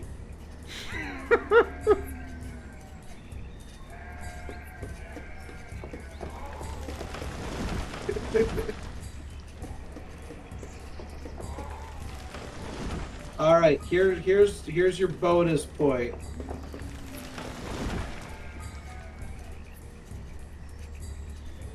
How many individuals were in the procession that attacked your house? 8. All right. Do you remember how many of them had beaks?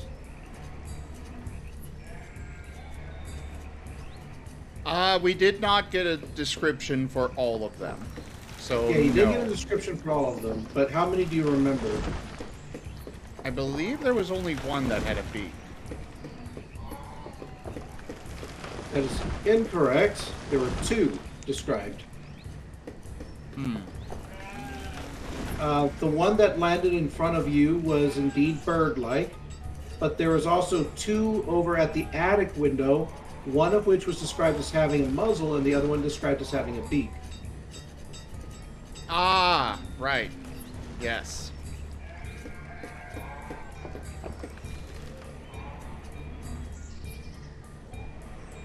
Yeah, But good this job. is the Good stuff memory. this is the stuff he quizzes me on. What was the what was the square root value of the stitching pattern on the random nondescript Zubat you fought? Yeah, what was it? I guess you'll learn to start taking notes on literally everything. I don't take notes, period. Hey there, ethereal Arctic fox. Welcome on in.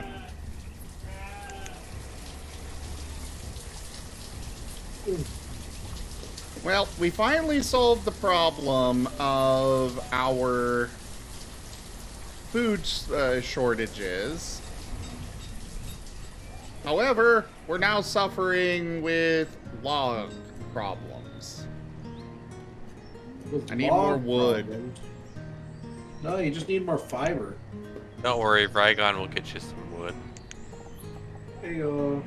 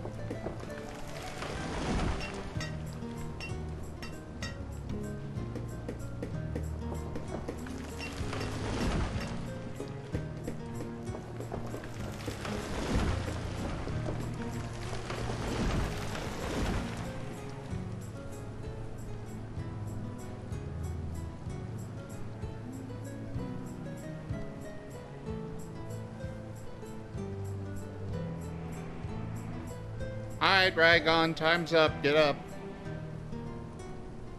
It has not been an hour.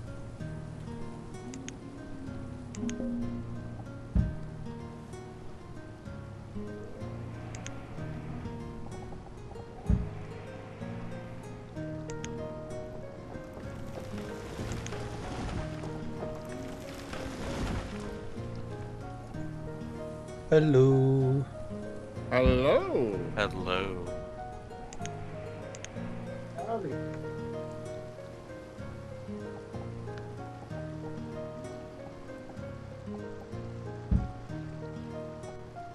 And how the heck you been, Rob? I've been alright, thank you. How have you been? Being quizzed on bullshit. Oh, Hey, I was Rygon, here for a give Kids to say, him why don't one you, fair question. yeah, why don't you quiz all Zitten to see how he was paying attention? Okay, fair for tiny Marten brain. Fair enough. Alright.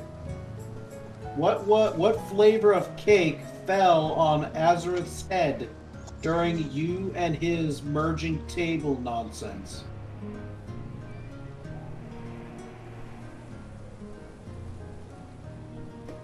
You should know, you were there. I'm aware I was there. Is how As I there recall, was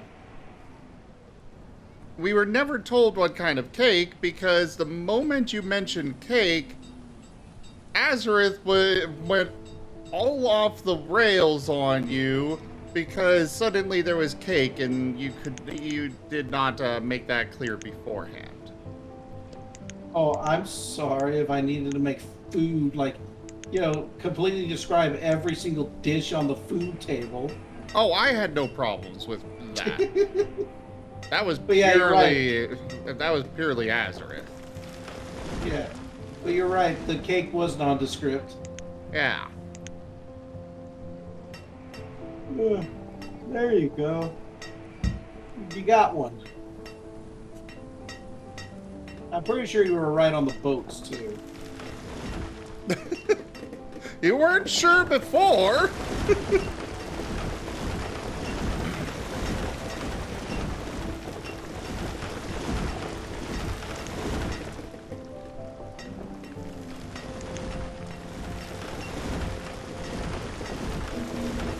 What do you mean by that, Tildarius?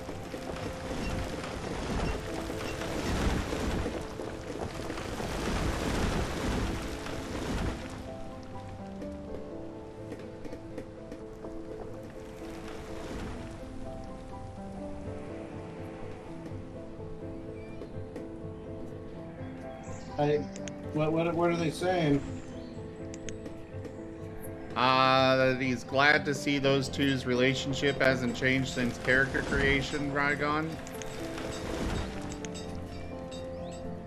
I mean, everyone got introduced at session 1, so that's all I'm saying. I don't think anybody actually knew who each other's characters were until then.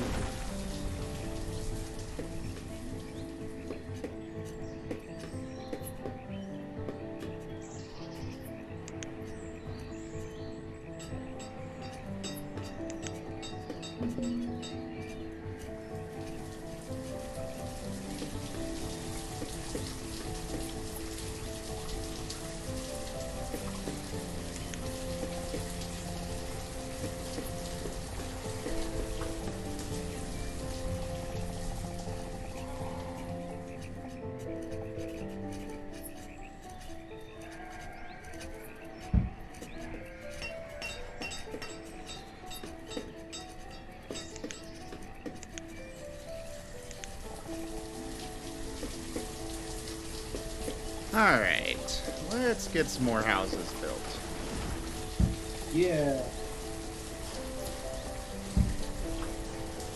You'll have some more of the cube.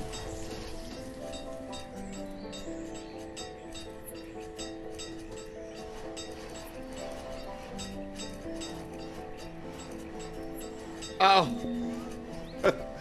That was out of character, Taldarius.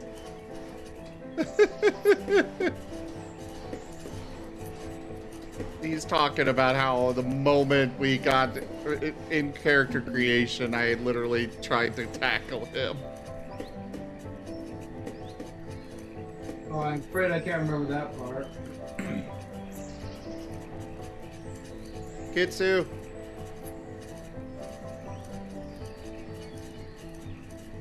Yes. I need reference. You know what reference I need. I mean, if you need to put me down as one of your references, you can, Sim. I'm not sure how good of a reference I'll be, though. You know the reference I mean!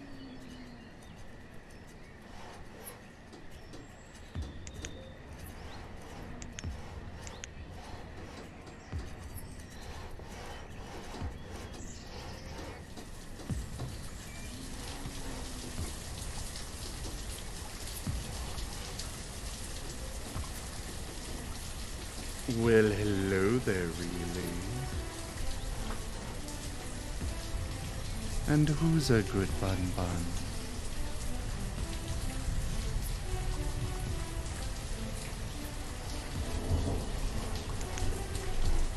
See, I wasn't paying attention when you said that, and so I was thinking, oh wait, Blitz is around? I know, right? Yeah, I thought Blitz as well. Blitz is not the only rabbit around. Jeez. He's the only rabbit I know. But, you know, they're like your bunny. He is my good boy. A wise decision. Good boy or PQ good girl? Napkin, hello there, and thank you very much for that follow.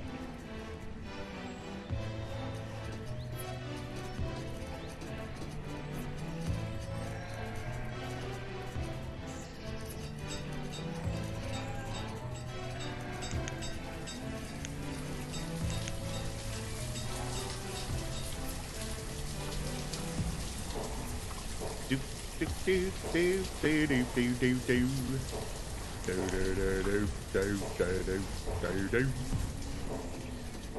going to reduce this to 20. Yeah.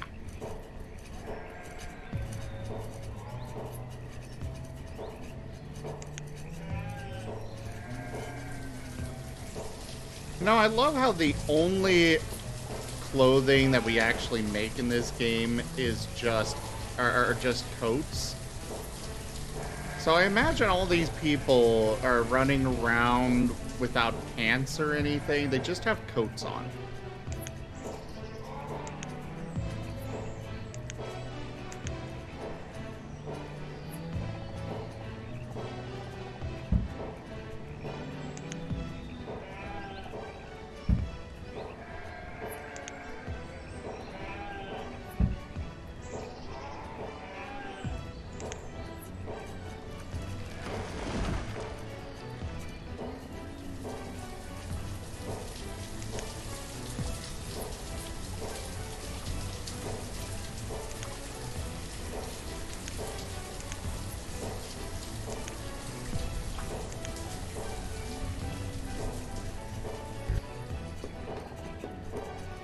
Oh, I already have one set to be built there.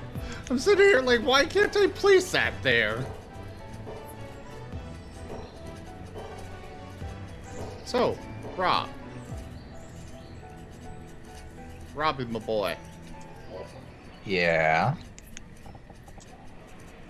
Tell us more about that mystical land. I don't know this again. Give me a topic other than the entirety of the UK. Hey, you never know. Rygon could use some of your ideas in his game. That's right. Give me some specifics, because you're going. Because just give me some specific. Okay. I hear what you're saying. How about... Because my voice devolved there. How about you tell us all about how the UK reacted to Pokemon Go?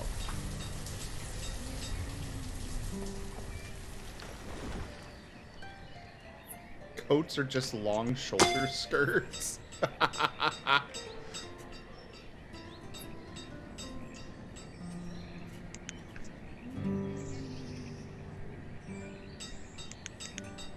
Actually, I suppose coats are more like a mantle with sleeves. I don't know. All I know is my sister likes Pokemon Go, and that one of my graduating peers in our class used to take 3-hour lunch breaks from our exhibition and leave me in charge of somehow explaining his work so he could go off and play Pokemon Go. I don't know about Pokemon Go. I don't know how it sees the country because it's not something I'm interested in. So I didn't take any notice of it at all. You wanted me to give you a specific subject, and so I did, and now you're complaining because I gave you a specific subject? What the bullshit?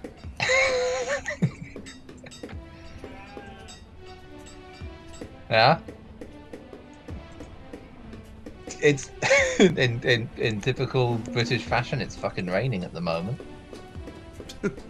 Literally, you asked about Britain and the skies opened up. Started raining.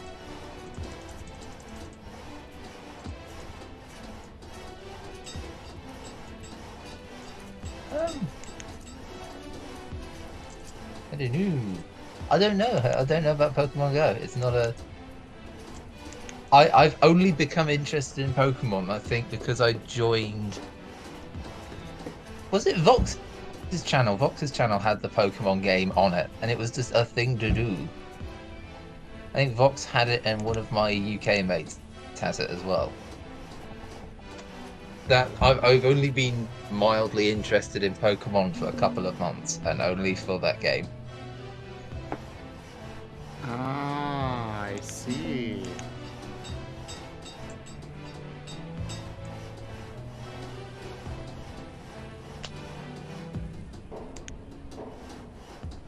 Alright, what are your thoughts about the Pokeroll game? No, to the skies wept would be the right term for that.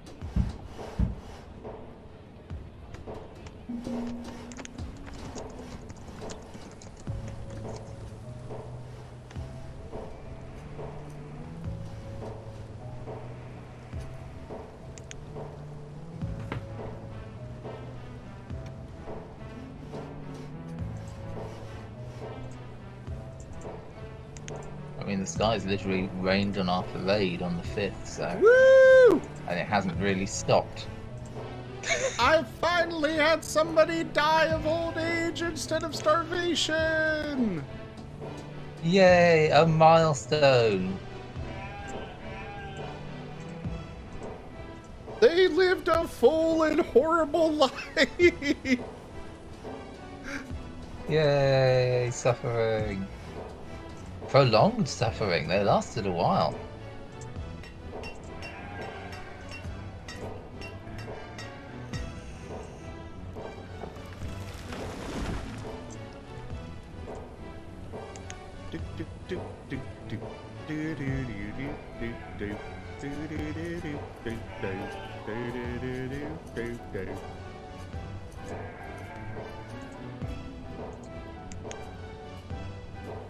Alright, something to ask about. Tell me about rebellions inside the UK itself. Rebellions inside the UK itself. I suppose we've had 3 civil wars. We've had civil wars, we've had 3 of them. All except the last one ended in just putting another king on the throne. The first one was in the time of Prince John, so way back in the Normans, so around, what was it? I think 1200s. And it was the king's sister was the queen in the north, and she, you know, but the northern lords were not overly happy with Prince John being as he was, which was a prince regent, whilst Richard Lionheart Richard Lionheart was off in the Crusades, being the warrior king and leading his armies and knights and conquest of the Holy Land, and leaving his petulant little brother in charge of the country back home. Managed to piss off all of the northern barons with unfair taxes and favouring people who were supporting him as the ruler over his brother and all sorts. And during that time there was a rebellion, and it ended with the rebellion being mercilessly put down, and it failed. Later on there was the War of the Roses, which was the Red House of Lancaster and the Red Rose of Lancaster and the White Rose of York, and they were the two families fighting over, you know, becoming king, and it split the country in half in such a weird way. So you'd have one county would be supporting the White Rose, and all the counties around it would be supporting the Red Rose, but then behind there'd be 2 other counties supporting the White Rose, and they're all sort of it wasn't a united front in the slightest. It was all higgledy-piggledy all over the place, like a patchwork. And that war went on I don't know very much about that war. It was quite a while. It was a long time ago, but that war went on a while. It ended with the unifying of the dynasties and started with King Henry VII, which became King Henry Tudor, and it united the 2 houses together. And because the Tudors won, they were the Red Rose. Because the Red Rose won, the symbol of the Tudors became a red rose atop a white rose. So the white rose was larger behind it, and then you had the red rose in the centre. It became the Tudor house, which of course turned into King Henry VIII as King Henry VII's son, who did many, many reforms, had many, many both disastrous and long-reaching and long-running consequences for the kingdom, but also some very good ones. Tudors at that time had... We had the Mary Rose, which was the biggest galleon that we ever created. It was many, many guns. It was top of the line. Many, many banks of guns. At the time, it was, you know, the first of its kind, the strongest warship on the sea. It had high walls, and then it had anti-boarding netting over the decks. So if people did board, they'd board, and there'd be this thick grid of rope work over the top, so you'd be able to stab at them with spears or shoot at them from underneath, and they wouldn't be able to climb down and swarm the decks.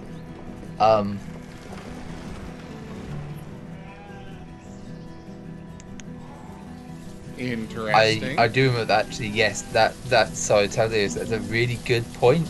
There was a bandit that exclusively robbed people that didn't support the king. If you supported the king, he would ask you first, and you'd answer the little quiz, and it's like, do you support the king? Right?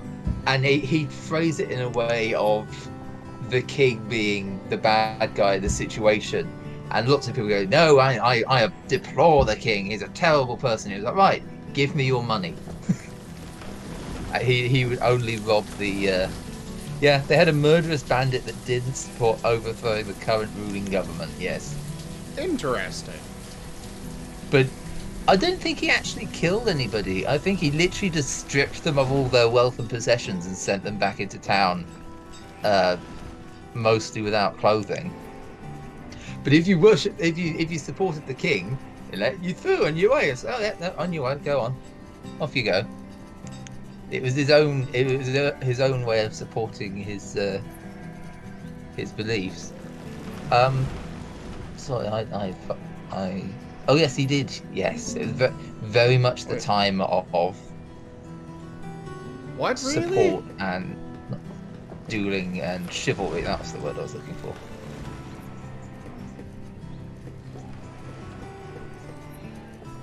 There's a lot of fun stuff happened. I'm pretty sure that might have been. I'm not sure that was the War of the Roses. I think that might have been the Roundheads and Cavaliers. Later on, I got massively troubled. Do you want to hear about the Mary Rose, the ship, or would you like to hear about the next revolution and the last one?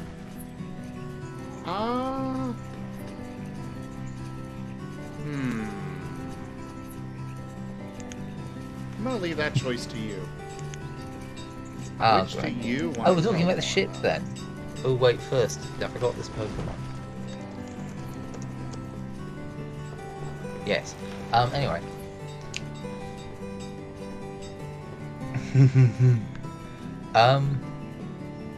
The Mary Rose, as I said, was the first ship of its time. It's the strongest ship of its make of the time. I think there were 4 decks, and each deck had its own, it had cannons on it.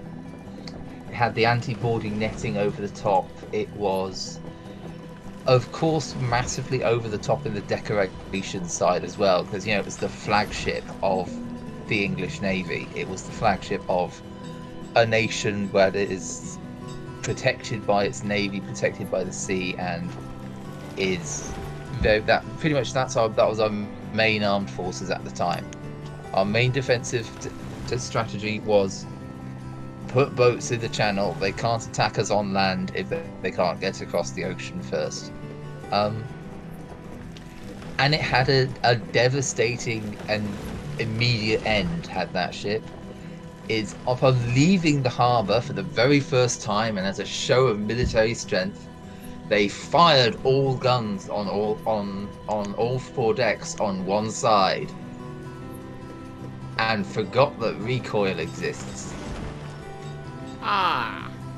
And because they'd been showing off, they had all the gun ports open, so you could roll out the cannons and see, look, here's our military might. We do indeed have guns on every single level. Everything, all the colours were out, all the sail was out, and it was a calm sea. Calm sea and a little bit of wind, and they fired all guns on one side, and the entire ship tilted over, and the lower gun ports flooded, and the upper gun ports flooded, and the entire ship sank on its side, and the anti-boarding netting stopped any of the crew from escaping the ship. You couldn't jump overboard because of the anti-boarding netting, and also because the doors into it were locked, and the people who had the keys had heavy armor on.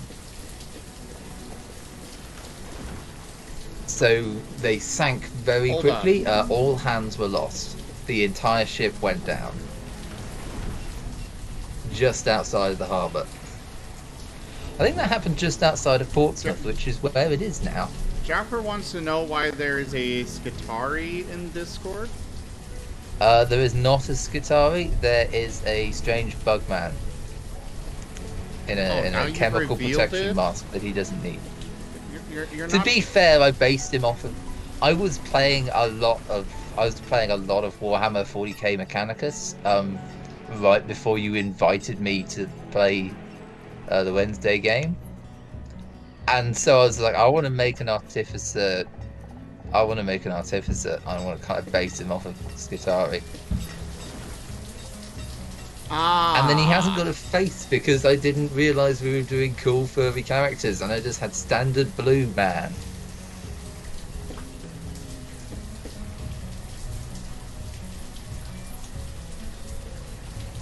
I mean, it's also Jaffer, just uniform red robe. There's no white or gold trim on it. It's just standard red. Well, Jaffer, if you would like to defeat him, by all means, go ahead and come join Voice. And tell him off. And kill him. Why? Why? Why what? Why kill me? Because bloodshed. Besides, the children of Mars are the oldest. Yeah. We keep literally everything in the Imperium running because no one else knows how to do it anymore. And for the stuff that we don't know how to keep running, we literally keep it running round in circles so it never ever turns off. So we can, just in case it doesn't ever turn on again.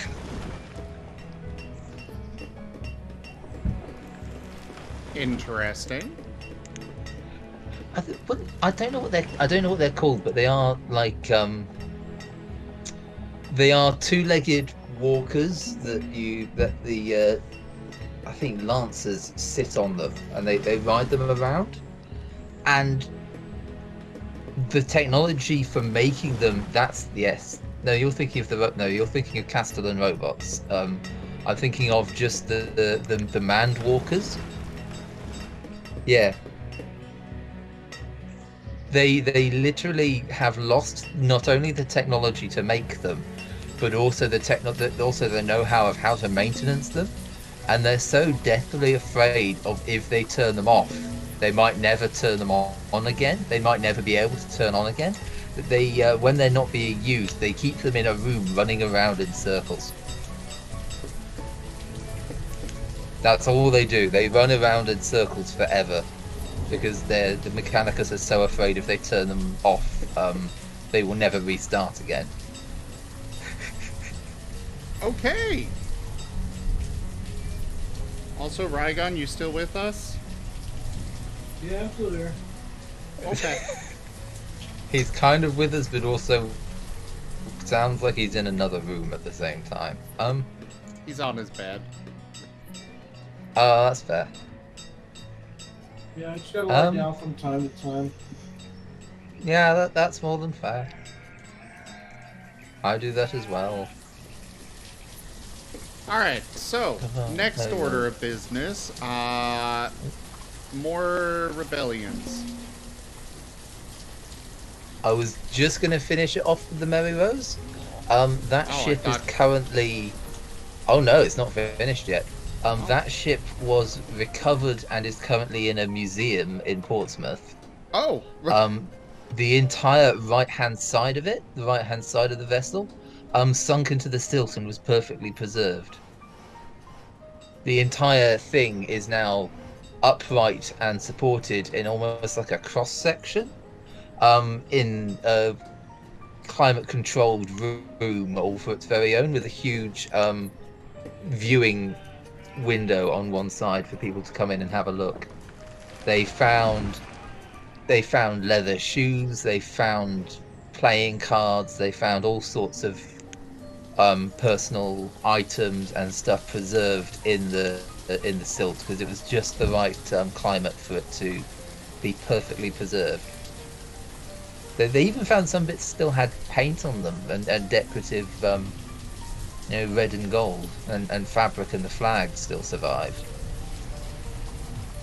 But the other half was exposed from the seabed and completely rotted away.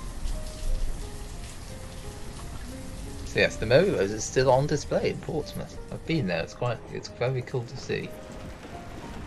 And God, the final.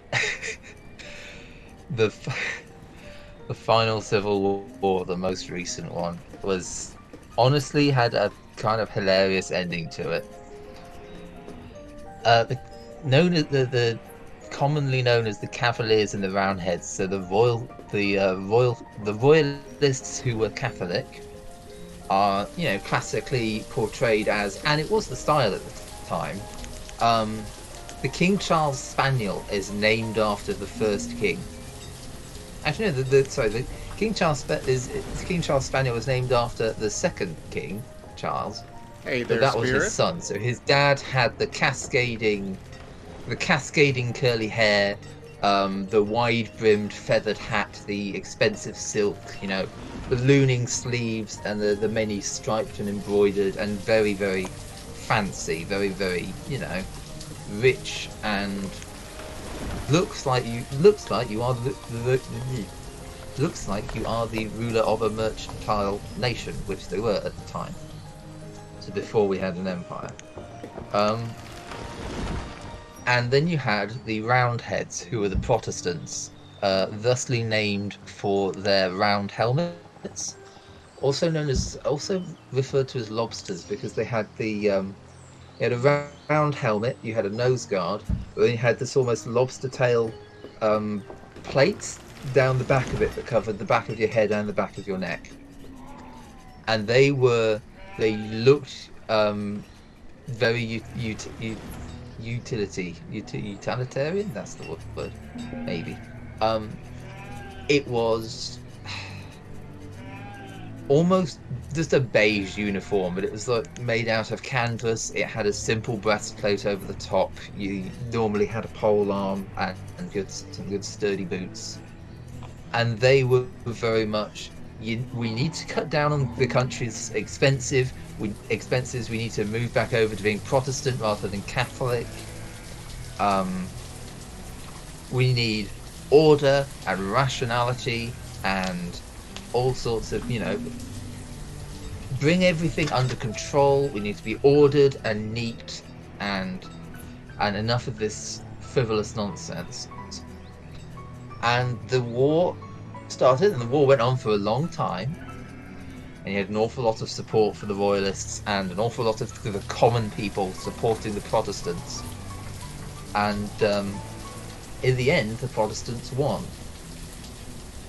And they executed the king. They executed King Charles I and cut his head off. And they, proudly proclaimed, right, we are now a unified Church of England Protestant country. And unfortunately, it was a terrible time for art and culture in the entire country. Churches had all of their Catholic churches used to be covered in paintings. So whereas you look at a normal church and it's kind of whitewashed, Catholic churches had engraved wood, they had stonework, they had painted wood, and they had these great murals over everything.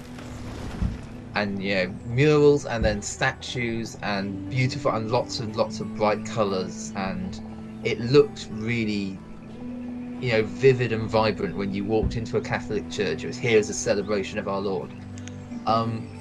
They whitewashed over everything.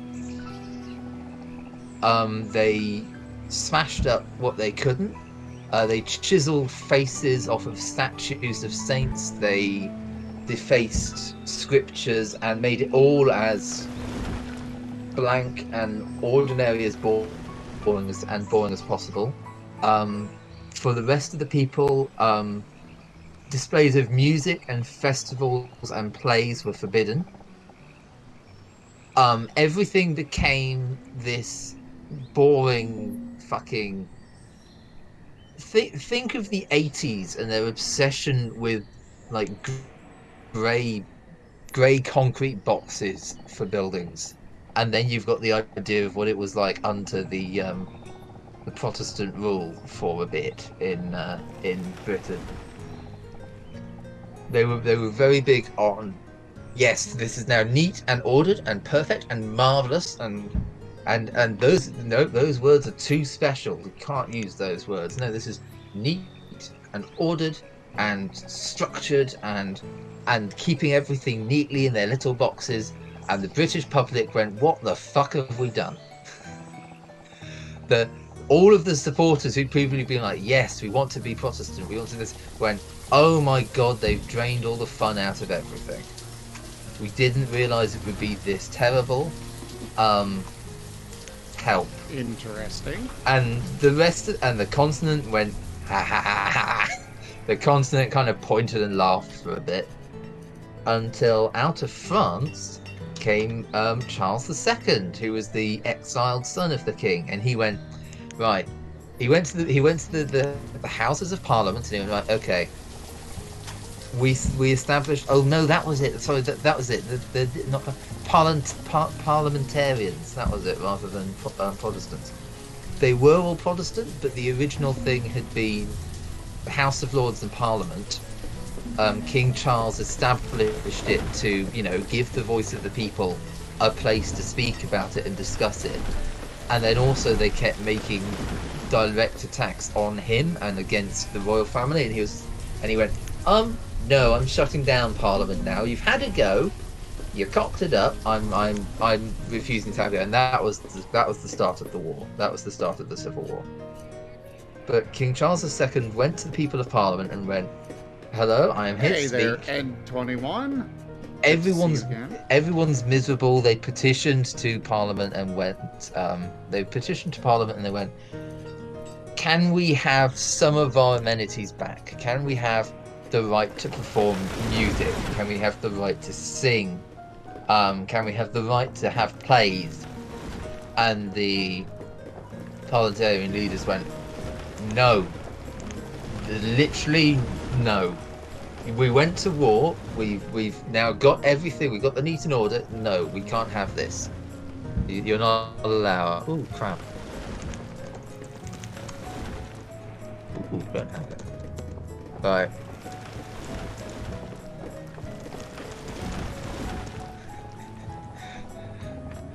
History speech. Ooh, crap. And they decided to go, you know what, no. These are the rules now. We'll let the French have we'll let the French have Charles II. We don't care.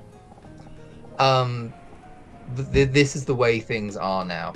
And the people had their own separate little revolts. It's not really a revolution, because it was the vast majority of both the people who'd supported the royalists and the people who'd supported the previous rebellion went, can we please have Charles come back? So we had Charles come back, and the leaders of the Roundheads went off to be miserable in silence and have their own little corner of the country where they could be neat and ordered and stay out of everyone else's way. and King Charles II was literally the man who brought back partying. He's what King Charles Spaniels are named after. He brought back plays, he brought back theatre, he brought back music and drink and wine. He brought back extravagance in food. That was another thing, because they decided actually everyone is fine with bread and water, and he went, okay, so I've brought back meat, I've brought back spices, I've brought back liquor and wine and actually having fun with it. He brought back trade deals from France at the time, which was, we're connected to the continent. And it was a time, it was our own little renaissance. Intriguing. And that was the end of our last civil war. We had a civil war, we overthrew the monarchy, we decided we preferred having the monarchy, we brought the monarchy back.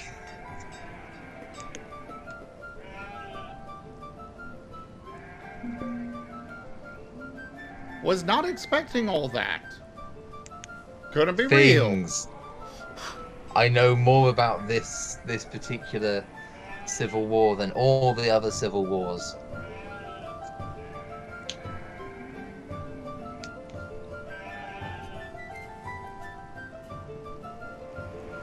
Yeah, exactly that.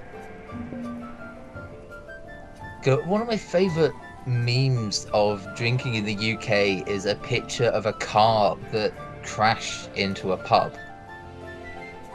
And there's a broken outdoor table that's shunted up against the wall, and on the table is a guy with a pint who just then toasts the camera like, yeah, I'm fine, got a drink.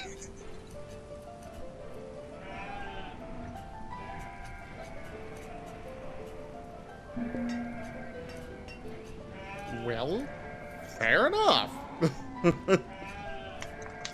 Yeah, the one of our nearest pubs, the Fox and Hounds, got hit by a truck. It got hit by a construction lorry that forgot that the pub was there, despite it being a big open space and the only building for miles, and quite well lit up. And it ploughed into the side of it, obliterated the bathrooms and part of the storeroom. And I drove past it on the way back from college, and literally the next week it was fully repaired and open again for business. It was open again for business the next day. They just boarded off the damaged rooms and kept selling alcohol.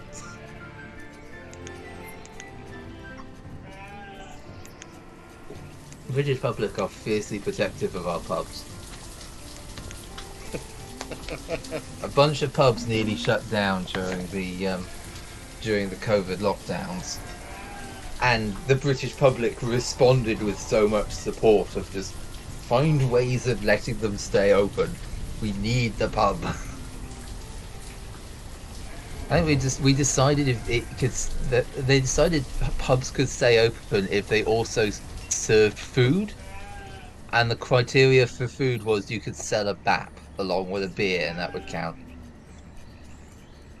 The only thing you love about the UK is Mr. Bean.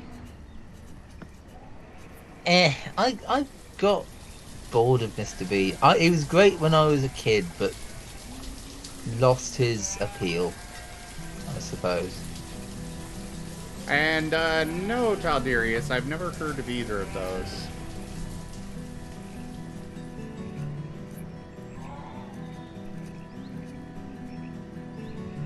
I know Kiev is a city in Ukraine. It was founded by the Vikings. Don't know them as a person.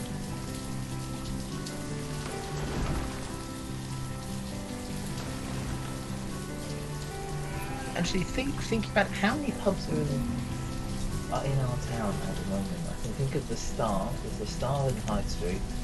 There's a couple more pubs down that line that I don't frequent often. There's one near the station. I think actually the best way to describe it is the village next door, the village next to our town, in their high street has got 5 different pubs. and they are all very popular and making a fair bit of money each day. They're not like starved for customers. People come from the other towns to go to the pub.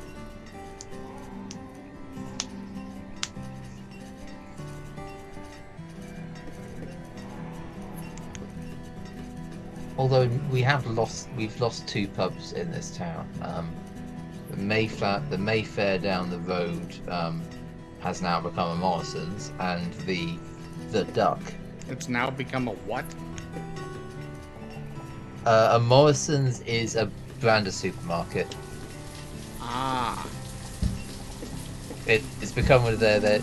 You have big supermarkets, and then you have your local brand, your local shop where it's literally a mini version.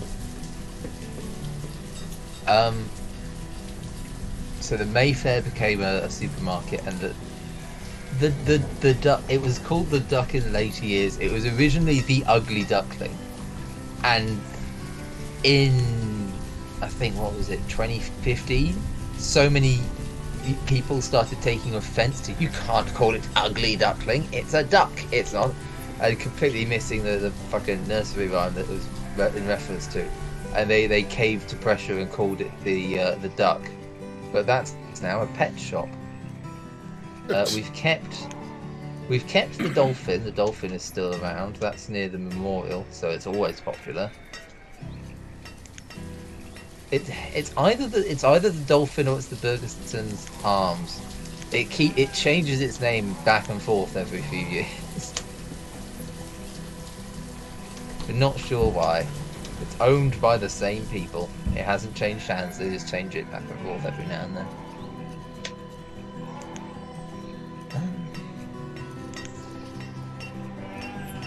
Yeah, there's a bunch of pubs all over the place. Half Moon's pretty good. Rygon! What's up? The Snooty Fox is also a pretty good pub. What is it?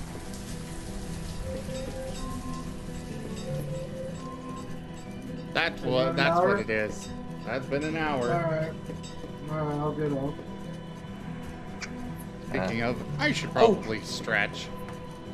Yeah, you should. I'll still be probably listening, but carry on. Yeah. Talderis, we've got a brewery in the nearest castle town. Has got a brewery. It's I can't remember what it's called, but I know it's in Lewis. Yeah, I've been in there. It's very cool. They've still got all the big brass and copper vats for brewing malt in there. Ooh. Why am I back here?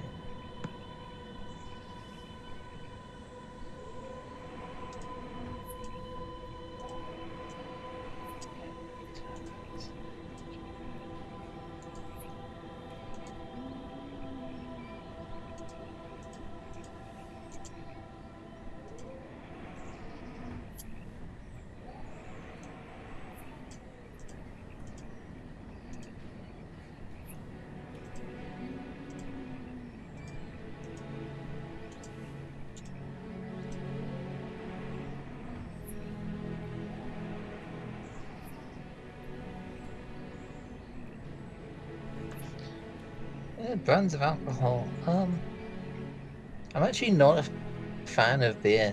I've been to the brewery, and the brewery's a big fixation in our area. That hey, we've got a big established brewery here for the last 150 years. Don't like beer. Like spirits. Kraken's good, but my favourite is it's on my shelf. Don't store alcohol properly, it's all just on a shelf. Beckford's Rum and Caramel spirit drink. It's very, very nice. The only drink I'll actually drink neat.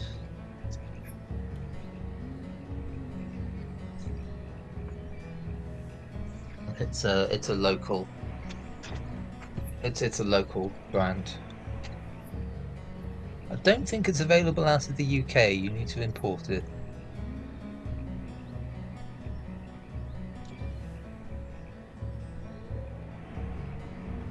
Oh, yeah, there we go, Tal.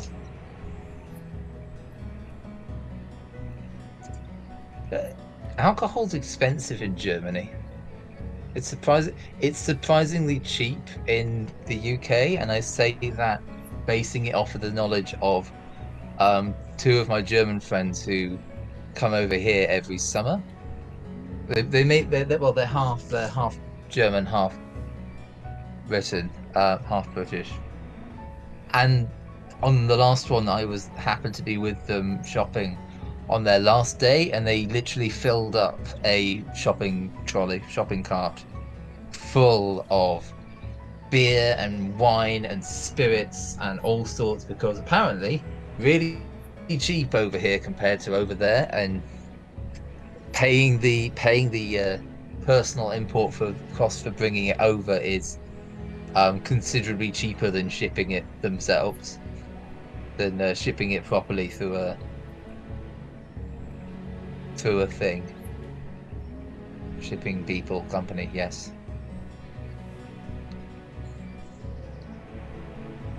How's life in the UK after the Brexit thing? Going downhill, slightly faster than it was before. Food prices have gone up, gas and power prices have gone up. I think for gas, which is really worrying considering the fact that we're going into winter, gas prices have tripled compared to what they were at the beginning. Compared to what they were in summer, gas prices have tripled. So it's a bit worrying, just a little bit worrying. But the only people that are doing really well out of it, I suppose, are the lot in Hastings. Hastings has been a fishing port for 900 years, longer. It's been home of the one of the largest fishing fleets in the UK for 900 years, and it's still going. It's their main source of income. And the problem of being part of the EU is that borders were open for anyone else in the EU to come and fish, and so French and Spanish fishing fleets would come up and fish in UK waters, and there just wasn't enough there wasn't enough fish to support the additional influx of other fishing companies to come in, so they were struggling. Which is funny because the 1066 Battle of Hastings didn't actually happen in Hastings. They landed in Hastings. The battle didn't happen in Hastings. The battle happened considerably further inland, in the town called Battle. The town is now named Battle after the Battle of Hastings. I mean, I saw them making the memorial for it now. There's a very tasteful, looks like the prow of a Norman ship, rising up out of the beach in Hastings now. I saw that being smithed. It was very cool to see. Had a whole event for it, which was blacksmiths on the beach, where you had some 30-odd local blacksmiths and from the county came to the festival and all worked on the beach to create this sculpture together to commemorate the 900th anniversary of the Battle of Hastings and the landing on the beaches. The last time that Britain was successfully invaded.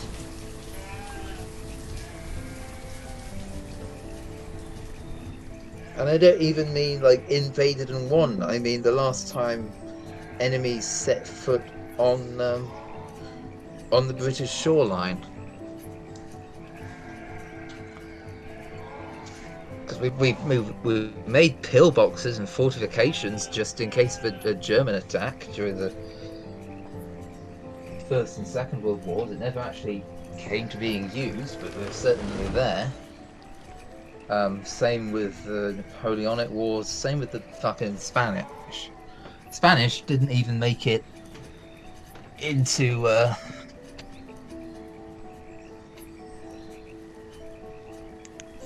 Oh yeah, Stamford Bridge.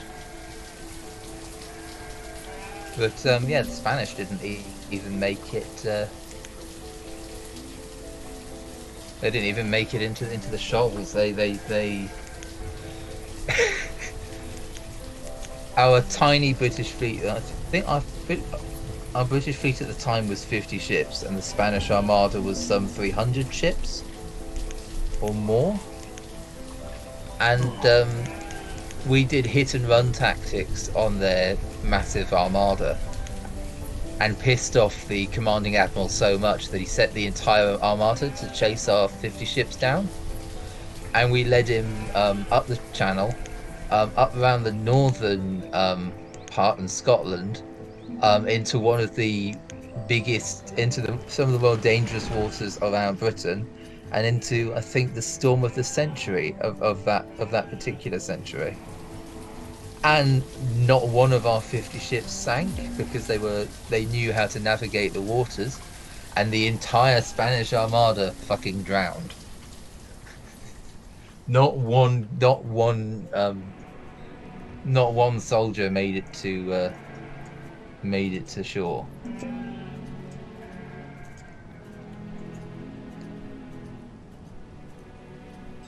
I agree, N21. It's really nice to... I do enjoy sitting here listening to the lore of this mystical Britain. Oh god, it's not like we're Avalon, we're just Britain.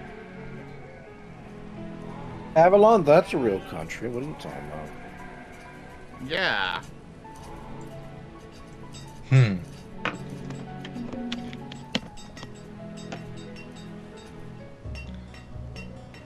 Oh, yeah.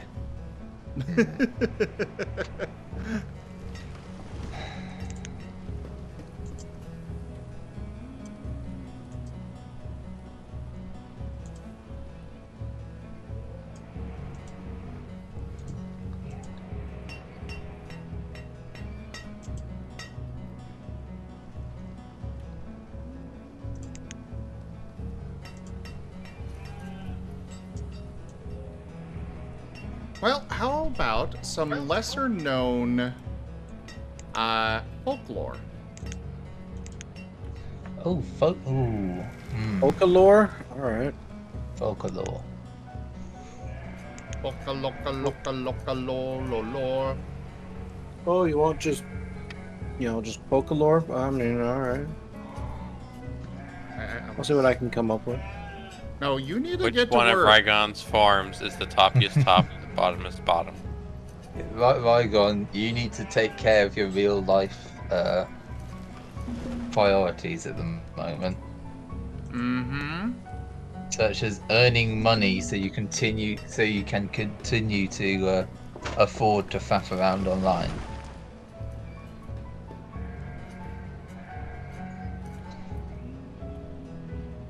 Oh. Why would I want to hat around online?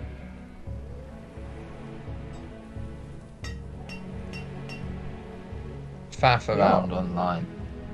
Interacting with Strem. Streaming in general. Hanging out with Zim. I get you. Get into the STEM industry.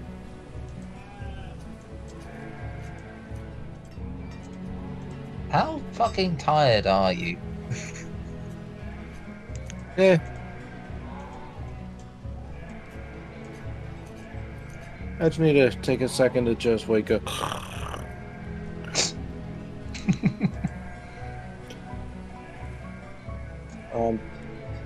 I'm tired, but we'll continue, I guess.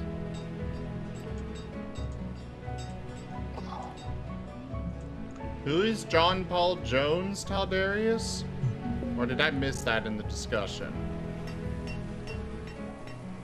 He said John Paul Jones a while. I don't. The name sounds familiar, but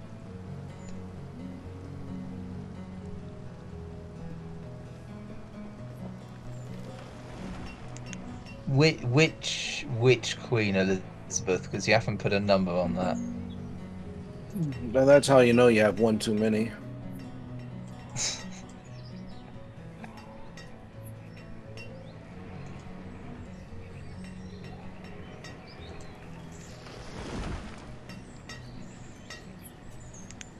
I think we're on George VI at the moment. Oh, did he? Oh, interesting. I didn't know that.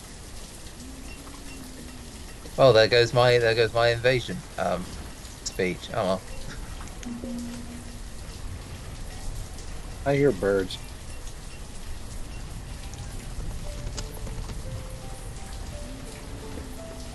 I'm sitting here nibbling those will breakfast be... sausage because it's what I've got to eat. Yay. That doesn't require a bunch of prep work. One of the townsmen pardoned him? Why? I'm pretty sure he didn't regret shit.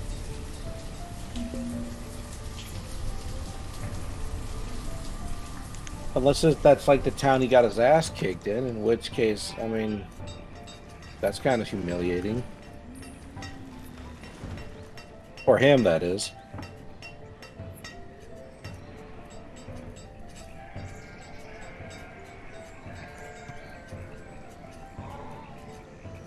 Yes. Her late Majesty, rather than the first one. Queen Elizabeth I was a Tudor from the house that came out of the Lancasters and the York. Sim and chat and everybody. Oh, you're heading out? See you later. Bye. Thanks for hanging out. Bye bye. Take care.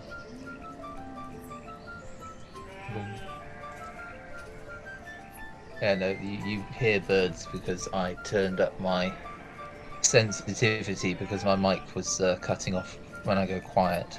Oh, that's fair. And the birds outside my window are fucking loud. We should tell them to stop faffing around.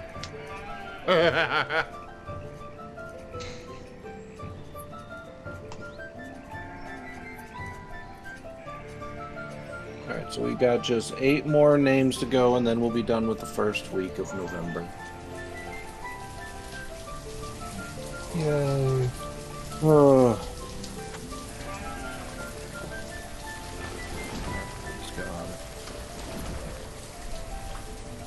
And the first one is you, individual who left the program.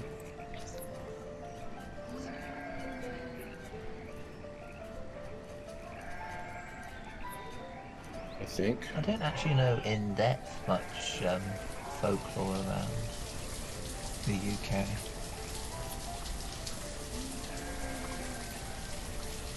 A few classics like the Black Shuck or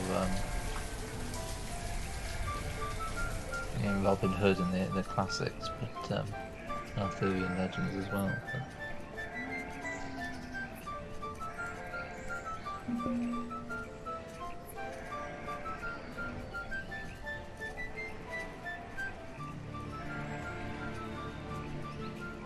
Long Lankan as well, I suppose.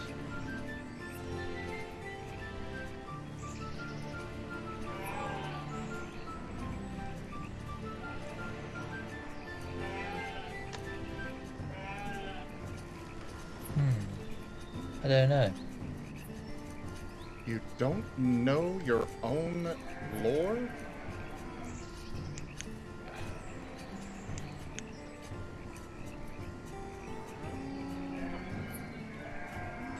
I know the classic folklores. So Robin Hood. I just fucking mentioned them. Why has it gone out of my head?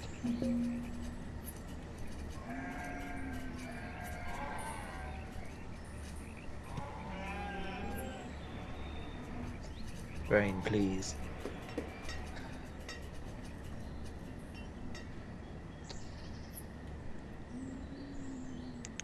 It's fallen out of my head. It's gone.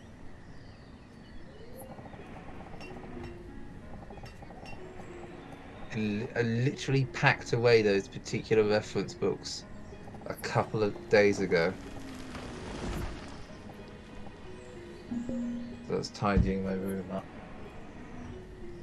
I've got enough space for all of my books. Rob, you've got work to do.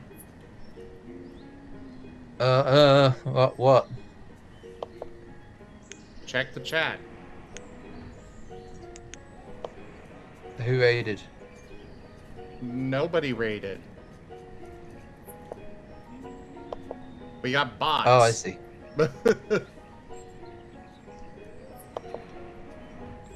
Let me open up mod view. Sure thing, Taldarius. Why don't you come hop on voice with us? Yes, please tell Darius help.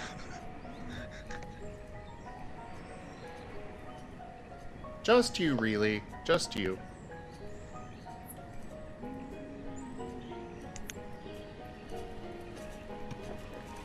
Ah, there it is.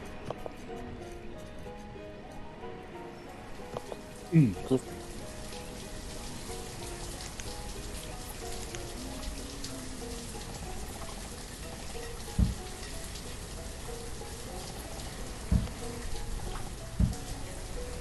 Well, I suppose you're right. I guess we do have Rygon here. So, Oh, I'm just making conversation with the viewers. Can he? okay. Every time the chat moves, I lose what I'm clicking on. I didn't know you were in the waiting room, Taldarius. Did you mention it? Did you mention you were in there when I was away or Stop something? it, really? Really? I No, can't. I didn't specifically mention it. All that I Really, did I can't find the was spell say that with I'm you going to doing try that. to get Stop. into voice. And ever since then, I've been sitting in the waiting room. Hello. Well, I had no idea. So, which one do you want to hear about first? The undefeatable general or the Russian patron saint of widows? About the one where a bunch of people drowned in a frozen lake because they tried invading in the middle of winter. Well, that was actually the Teutonic Knights attempting to invade, and then the Russians shot a cannon at the ice. Yeah, that's one of my favorites. So does that mean you want to hear about Olga of Kiev? Sure. So, Olga was born at around 900 AD, just so that way you have a timestamp, and she was born a Varangian. So she was actually a Viking, technically. So she ends up marrying the son and heir of Rurik, who was the founder of the Rurikovich dynasty. And she married a guy named Igor. Gave him a son, yada yada.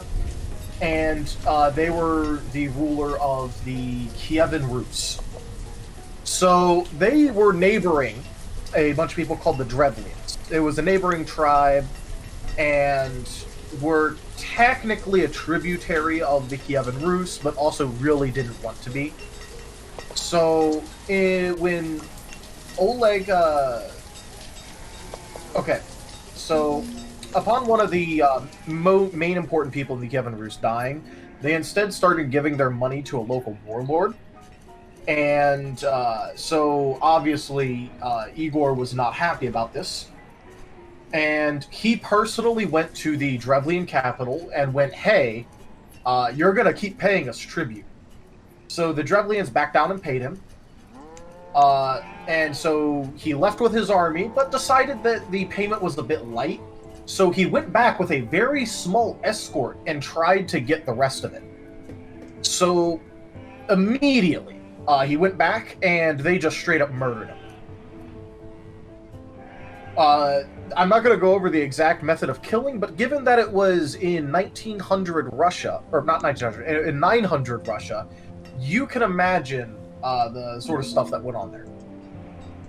So now, Olga was left a widow, and was now regent on behalf of their underage son of I don't know, I don't remember the name, but the son was very young and she was regent, but she was very, very spiteful about what happened to her husband.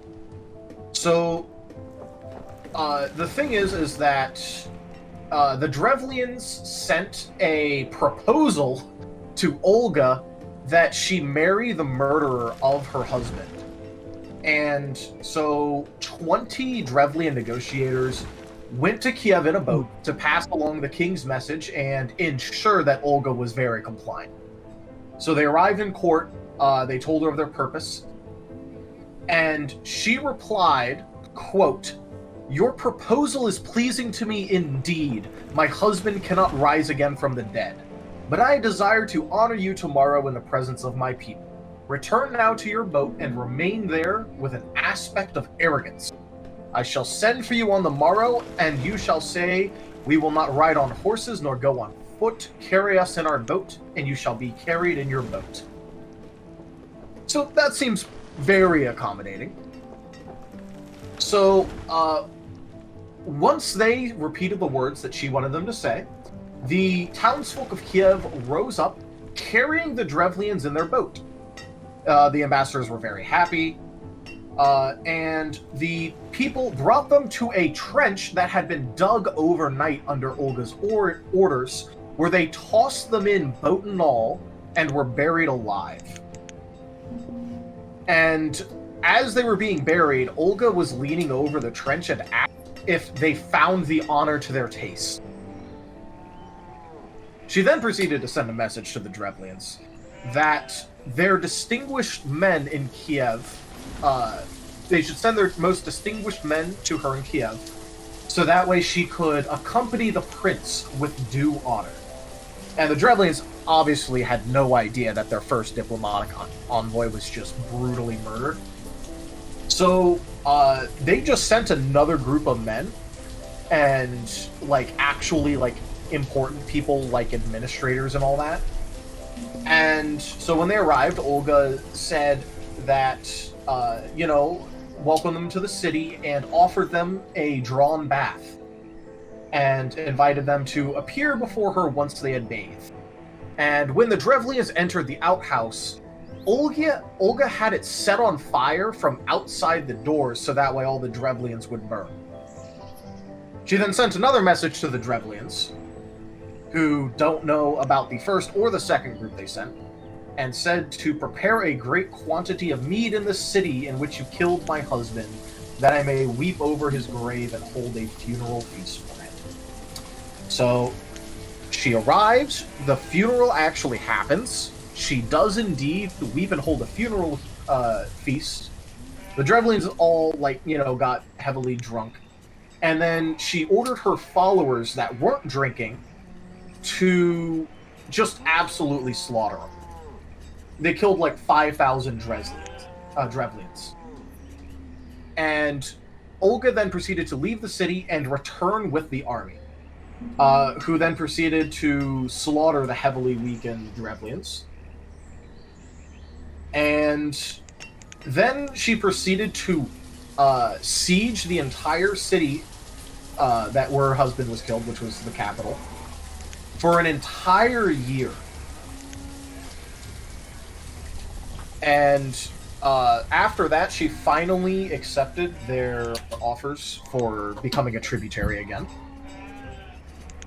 And so she also said, but they at this point they learned her ways, so they were very skeptical of this.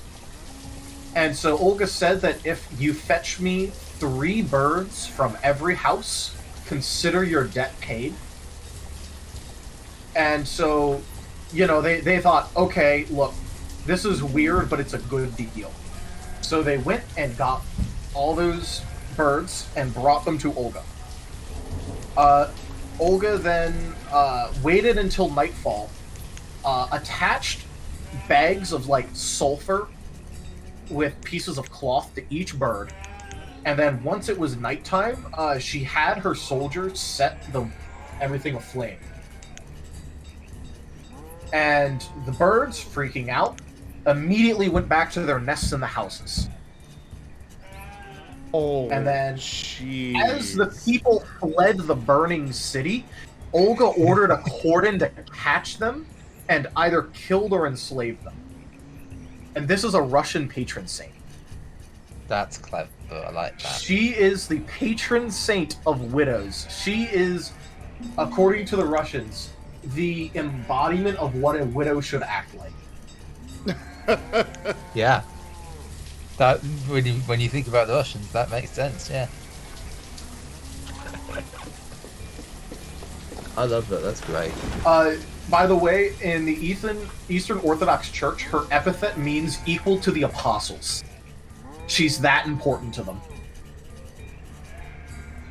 She's also the reason that that Russia even turned away from being a pagan nation. She didn't personally do it, but her grandson Vladimir, who she personally instructed and helped bring up, actually officially made Russia a Christian nation. Of course, Orthodox Christianity, but you know. In case you were wondering, her feast day is the 11th of July. Alright, now I'm gonna go over Jan Zizka, who I like even more than Olga.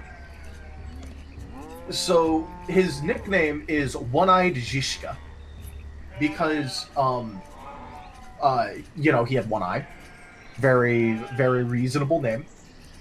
So, he was a member of what was then called Bohemia. Now he would be a Czech. But very specifically, he was a Hussite. Do any of you know about what Hussites are? No. They were effectively proto-Protestants. They hated the Pope. They, did a different form of communion. They were overall kind of weird, but, it was the 1400s and religion. So, it was in fact, he was in fact a bit weird. So, he actually originally was an outlaw, and even actually was listed in bounty books as a bandit. And in fact, he specifically targeted different nobility that he hated. And because Bohemia was going into a rapid state of decline at the time,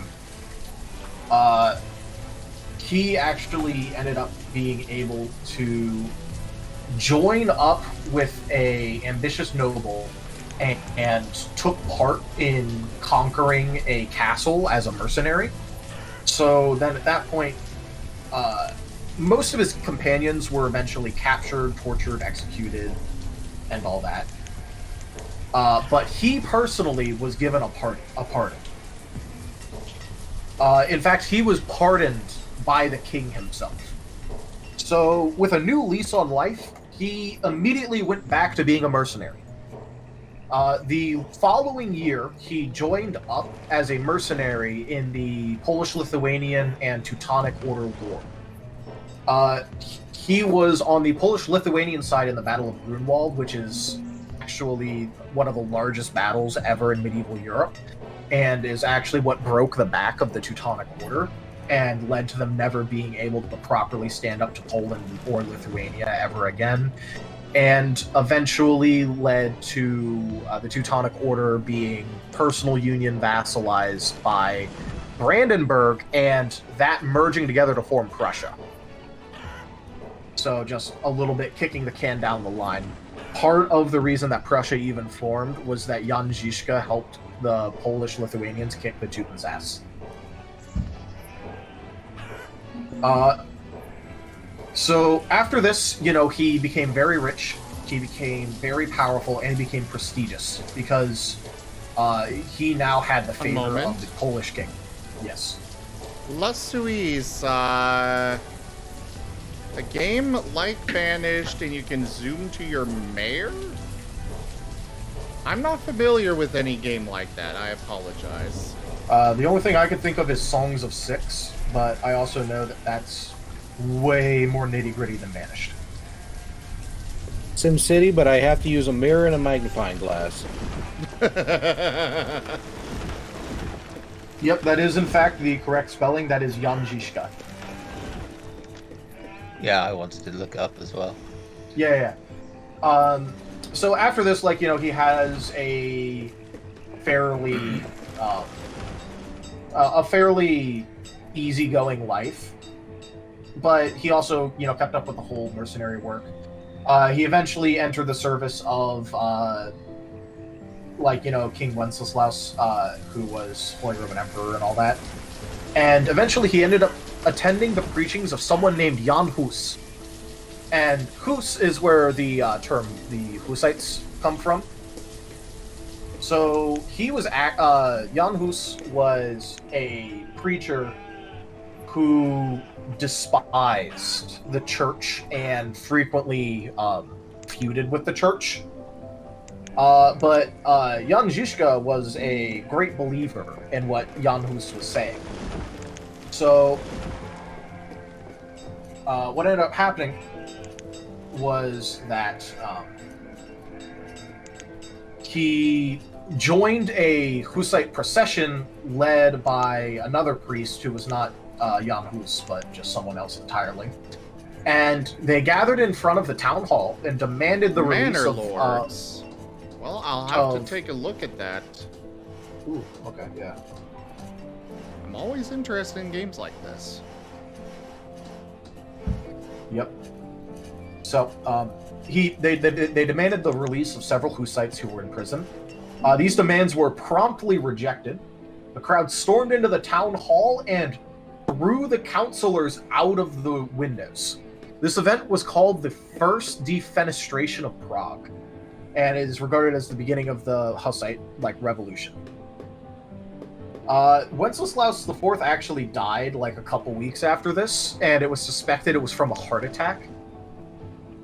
So he was not happy about hearing about a potential rebellion. And potential it would be for a very short amount of time, because the Hussites then seized the entire city and expelled every single political opponent. So there was just about there was a lot of contention over this, and there were various compromises and armistices being thrown around. Žižka disapproved of all of this categorically, and then straight up just left Prague with a bunch of followers.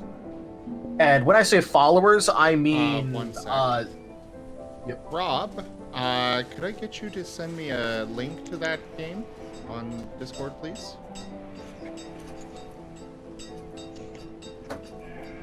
Yeah, sure. Go ahead. Yep. I just want to get that. Oh no, it's fine. Interrupt me whenever you want. I know I'm just espousing random history. So, he got upset about the compromises and took a bunch of untrained peasants who were followers of Jan Hus. And part of the reason that everyone was so mad over this is that the church had framed a meeting that they were going to have with Jan Hus as a diplomatic meeting, so that way grievances could be aired and discussions and all that, yada yada yada. Yeah, this was medieval Catholic Church. They just straight up executed him. So Jan Hus, their religious leader, was executed. And so that caused a lot of this to be very radical. But, just continue on, he migrated around with his peasant army.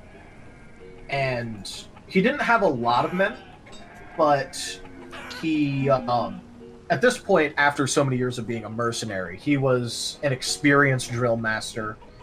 And actually created an entire military community organization through a democratic basis, and took these new democratic proto-Protestants around and proceeded to run roughshod over the entire might of the Holy Roman Emperor's army.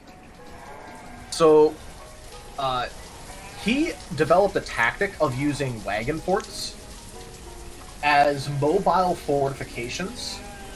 And so what they would do is, every time they faced a superior opponent, which is always because he only had trained peasants, he would prepare parts for the battle by forming them into either squares or circles, and they were joined wheel to wheel by chains and other such implements, and their corners could like hook into each other.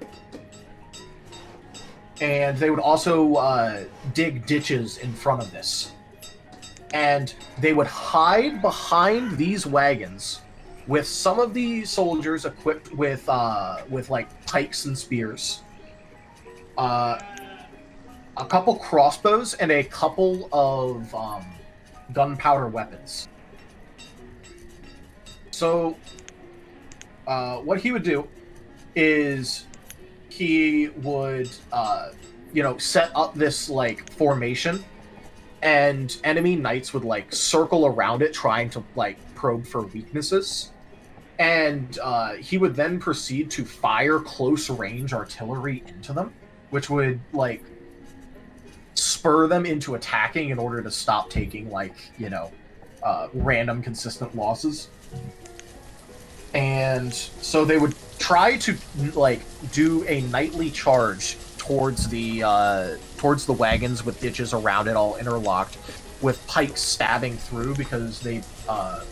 on the doors to the wagons, they had like slits that they carved into it, like openings, so that way they could stab spears and like the gun barrel through in order to shoot. And they would also specifically target the horses, because when they shot the horses, they discovered that the knights would like die a lot from like falling and being trampled. So they just started shooting horses. And using these tactics, he then proceeded to like defeat multiple large hosts of highly trained knights. And this is where it actually starts getting interesting. Because since Jan Hus was already excommunicated, condemned, and burned at the stake like 5 years before, this led to like a large amount of radicalization. So none of his soldiers wanted to leave, even though he had no supply lines, no support, and like no backup.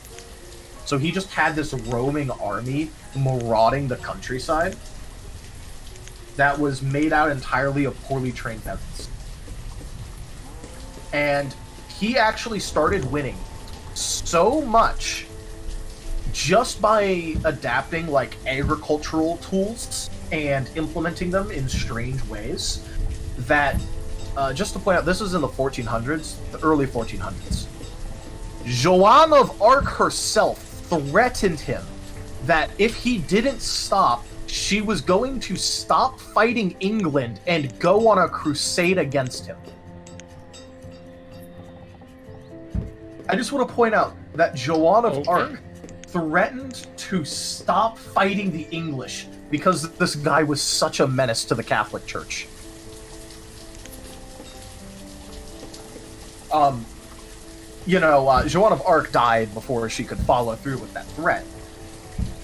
But at one point in a battle, Jan Žižka had his other eye shot out. Like, I think he got a crossbow bolt into the eye.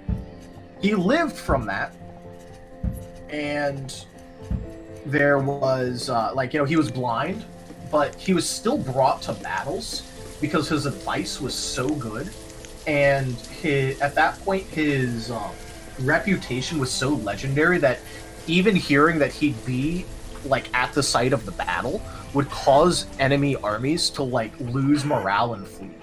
Because at this point, he had never lost a battle. No matter how outnumbered, no matter how bad the situation, he always won the battle.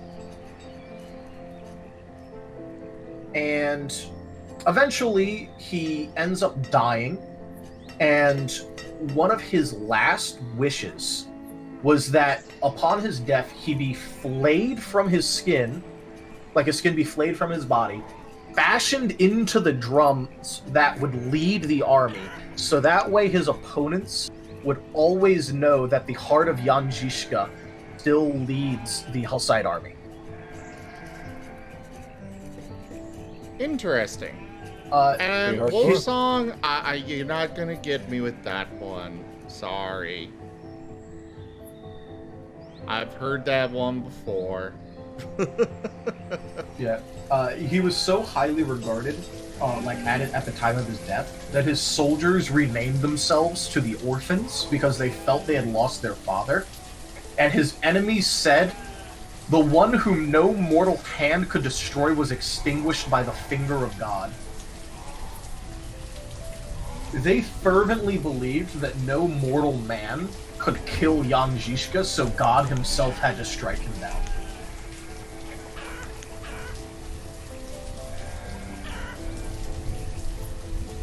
Well, okay then.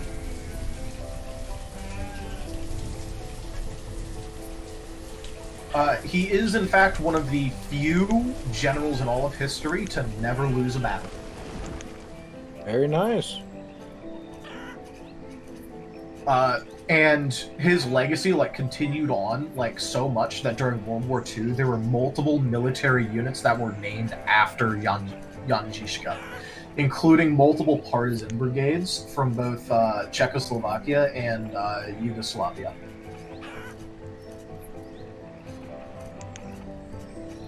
So he was turned into such a massive cultural figure in Czech culture and areas.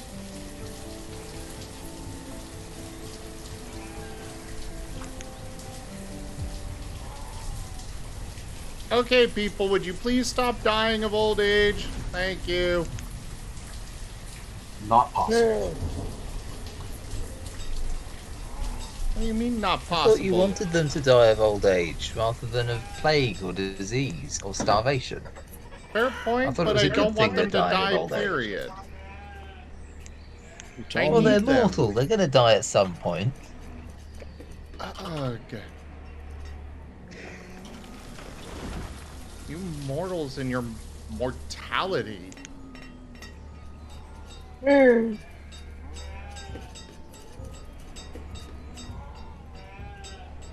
yeah, those are two of my favorite people in all of history. You can see why. They're fun figures. They really are. I also just love how crazy both of them were. That's why I like talking about them. Because there's plenty of historical figures that have done, really cool stuff, but nothing as memorable as being so spiteful that you are seen as the model for Russian widows, or, being an undefeated general who wanted his skin turned into a drum after his death. That is just some crazy levels of, how do you even come up with the fact that you want your skin flayed and made into a drum upon your demise?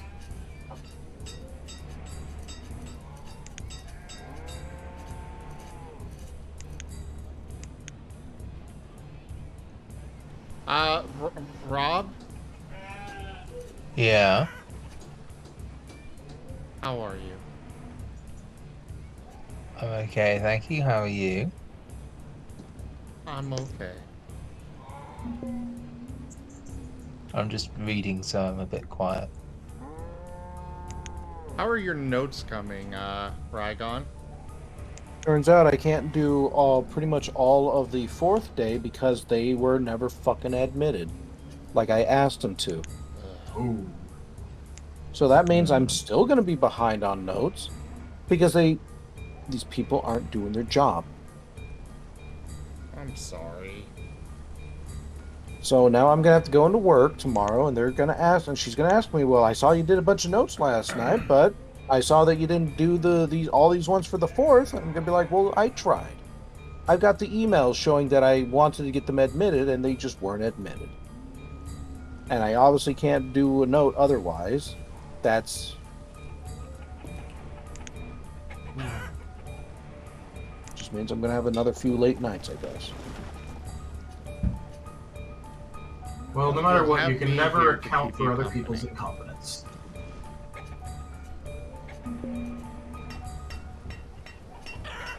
I'll be here. I'll keep you company. Oh, that's much appreciated. Anyway, I'm trying to do what I can. I'm on the 8th day now, so I'm just working my way through that. I think I can at least get at least 3 more of those guys done, since I know they're on the list. That one I can't do because of financial concerns. That one I can. That one I can. That one probably not. That one I can. That big old list I cannot.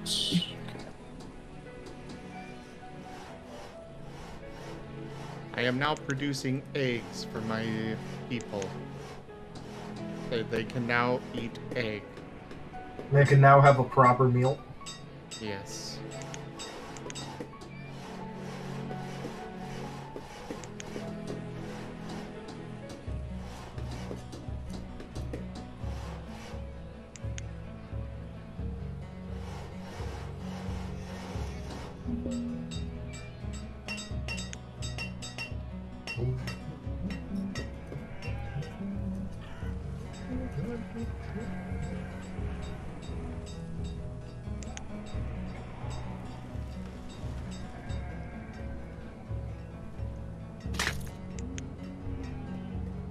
Hello, Slitherite.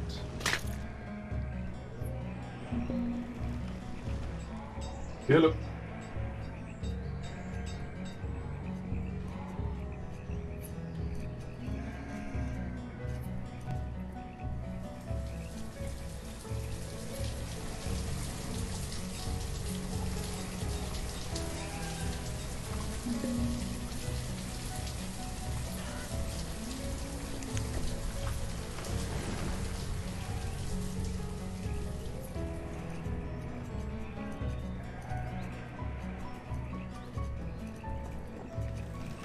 Oh, do you want to hear a fun fact about my favorite historical U.S. president? Hello?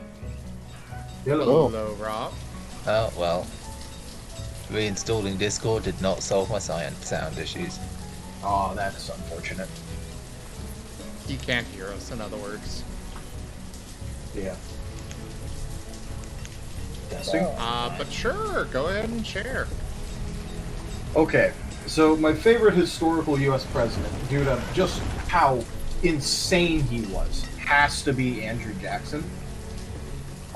There's a lot of insane stuff that he did, including the fact that he was said to be in over 100 duels, some of which he lost, but was still alive, because the bullets were just in his body but didn't kill him.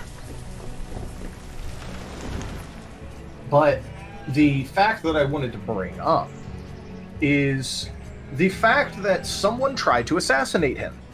Mm-hmm. And the first the first gun they brought up misfired. He brought up the second gun. It also misfired. Both guns later on were inspected and were to be found in perfect working order, leading to the even more craziness. Andrew Jackson was then so enraged that someone tried to kill him that he took out his hickory cane and beat his would-be assassin so severely that his own bodyguards pulled him off of the assassin because they thought he was being too harsh.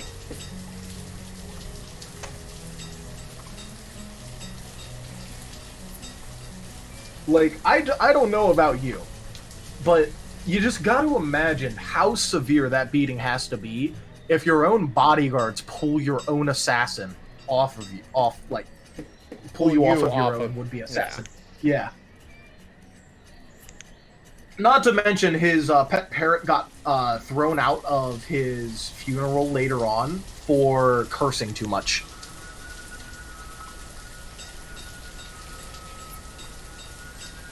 What he would have wanted. It is what he would have wanted. Well, what he really would have wanted would have shot Henry Clay and hanged John C. Calhoun. Those were his regrets from office, that he didn't kill more people. Sounds about right. The guy was a right bastard. Oh yeah, no, he was a crazy bastard. He also hated central banking to the point where one of his, I think it was his last words, or at least some of his last words, were I killed the bank. And he said his greatest regret in life was that he was a politician. He was absolutely insane. The thing that he gets a really bad rap for is the Trail of Tears, but that's also not quite correct, considering it was actually his successor that did that. He set up the plans for it, but he actually allocated, like, funds and supplies to it, and his successor just straight up cut that part and did it anyways. But Andrew Jackson gets the bad rap for it.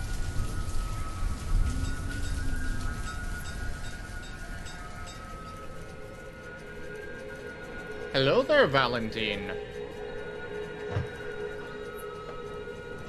Hi there. Let's see, what other fun historical people can I talk about? Welcome back, Rob. My cat was screeching outside my door. I opened my door and now she's in my chair. So I'll kick her out. she's purring really loudly though. It's your chair. Yeah. I mean, okay, look, Zim. I can There are stand up many and leave. crimes that I am very okay with. This is not one of them. Because this is I mean, absolutely a crime. normally she'll wedge herself between the back of my chair and my spine because it's warm and snuggly. But at the moment, she's just sitting in the middle of my chair. You guys ever heard of Giles Corey? I cannot say that I have. He's one of the people who died at the Salem witch trials. He has possibly the most badass last words, in that they tried questioning him on whether or not he was a witch. Every single time they asked him this, he declined to answer because he felt that the question didn't even merit answering. So in order to squeeze a confession out of him, they decided to squeeze his body by putting a plank below him, a plank above him, like that would cover his entire body, and stacking rocks on top of these planks until he confessed. Every time they asked for a confession, he replied, "More weight." After 3 days of being trapped there and constantly having more rocks added, he finally died, and his last words was still "more weight." Okay. Pretty badass. He knew he was going to die either way. Oh yeah, no, he knew he was screwed. He saw what was happening. But his last words was just him saying "more weight."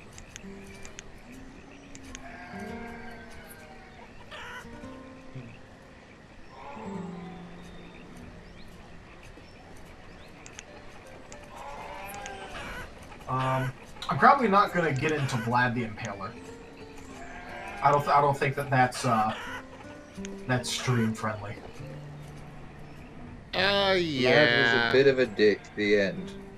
Yeah, he did a bit of trolling against the Ottomans.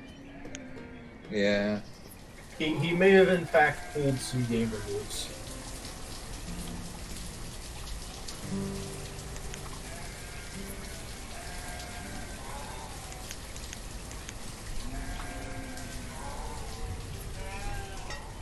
Oh, I know what. No, I know why you're in my room. It's lunchtime. That's why she's in my room and not asleep somewhere in a corner. Well, of course. So, you guys know about Diogenes? Yep. No. Ooh, Zim doesn't know about Diogenes. So, I he was grew up in the U.S. So did I. So did I. But the vast majority grew up of in a the ditch U.S. does not, they don't care about the history of the rest of the world. This is stuff that I'd love to know. Okay, well, Diogenes is another person who was a right bastard, but that's mostly just because he was a bit of an ass instead of committing what would be considered war crimes. So he was a Greek philosopher, and basically what he did is he would be in the town square begging for food completely naked because he did not believe in having possessions. So he would live in a barrel in the middle of the market square. He would publicly relieve himself constantly. He had his sole possession in life was a single old bowl that he would use to collect money in, drink out of, eat out of, stuff like that. Until one day he saw a poor boy scoop up water from a rain puddle with his bare hands, and he loudly proclaimed for everyone to hear, "What fool am I to have been carrying around this baggage?" And he proceeded to throw away his bowl. Part of his notable exploits is one thing that Plato did, is he defined a human as a featherless bird. So Diogenes proceeded to sprint in to the middle of one of Plato's lectures with a plucked chicken and screamed, "Behold, a man." You can't tell he was a philosopher. Yep. I do know he would constantly troll Plato, by the way. He would sit in on his lectures loudly eating and jeering. He straight up just had beef with him. But he was famous enough that Alexander the Great heard about Diogenes. Mm-hmm. And Alexander the Great wanted to meet Diogenes, so he took a trip over. And at this point, Alexander the Great was very famous. He was, in fact, a king at this point because his father, Philip II, had died. And what ended up happening is he meets Diogenes. And he offers Diogenes anything within his power to grant. What would you guess that Diogenes asked for? I would have no guess. I have no idea. How about you describe exactly what he was doing? I was about to do that. So Diogenes was in his barrel in the middle of the midday sun. He was just in the middle of the market, as was normal, when Alexander strode up to the barrel that Diogenes was sitting in the entranceway of, because the barrel was tipped onto its side. And he was basically blocking Diogenes' view of everything. Okay. So, do you have any guesses as to what Diogenes asked for from the most powerful man in the world at the time? I still have no idea. His only request was for him to stop standing in his sun. Ah. because he was blocked with sunlight. He also trolled Alexander because at this, Alexander said, "If I was not Alexander, I would wish to be Diogenes." Diogenes replied, "If I was not Diogenes, I too would wish to be Diogenes."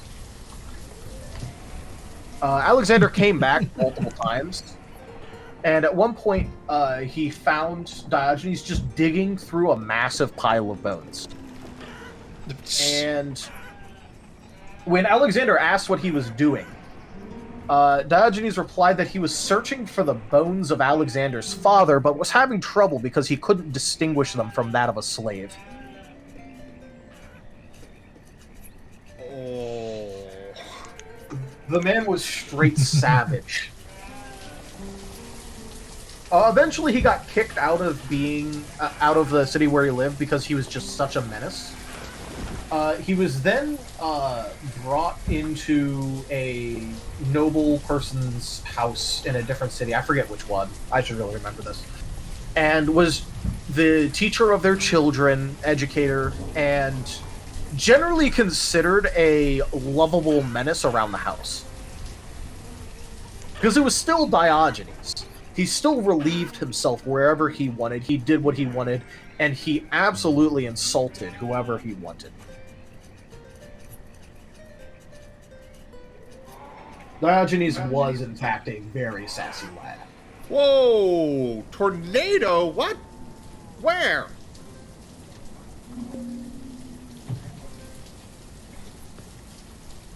Oh well, it was a fun city while it lasted. Yep. Why is there a tornado? Because nature exists. And the weather. Oh god, that is a big tornado. Haven't seen it on stream yet.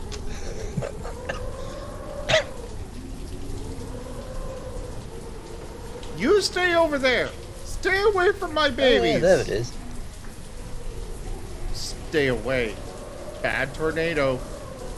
Bad.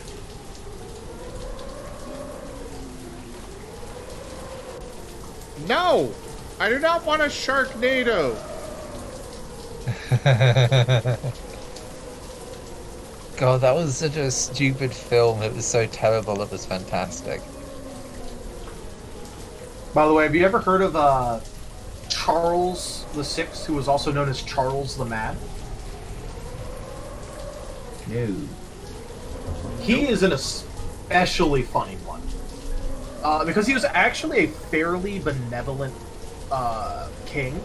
Like, he wasn't a jackass. He was just completely insane. Because he thought he was a wolf made of glass. Wait, no. He would run through his castle, Stay away. howling and chasing people.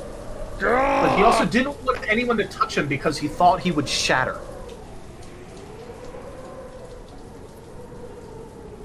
Sorry, I'm a little preoccupied by the tornado. Okay. You stay away from my cows.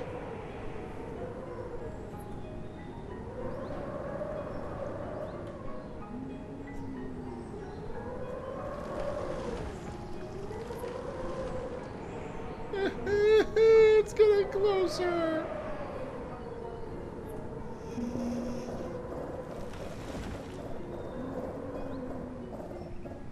Okay, carry on. Did you hear what I was last talking about, or were you too focused on your impending doom? Too focused on my impending doom. I blame Ragon. Okay, so he was known as Charles the Beloved originally, but he became known as Charles the Mad because he was batshit insane and was psychotic. He wasn't maliciously psychotic. The problem is that he the best way to put it is that he thought he was a wolf made of glass. So he would howl and chase people around his castle, but would freak out if anyone tried to touch him because he was convinced he would shatter. He also reportedly had like iron rods sewn into his clothes, so that way, in case someone did touch him accidentally, he wouldn't like break apart into 1,000 pieces. Oh no!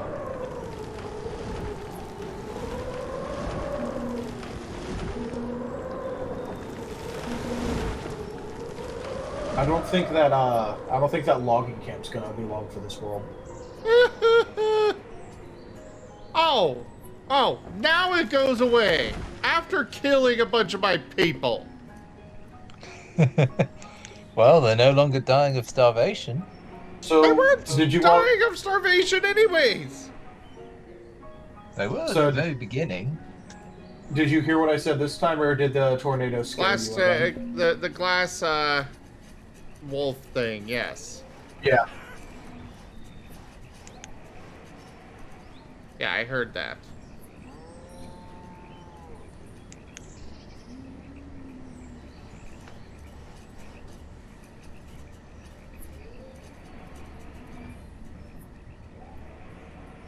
Now I need replacement workers.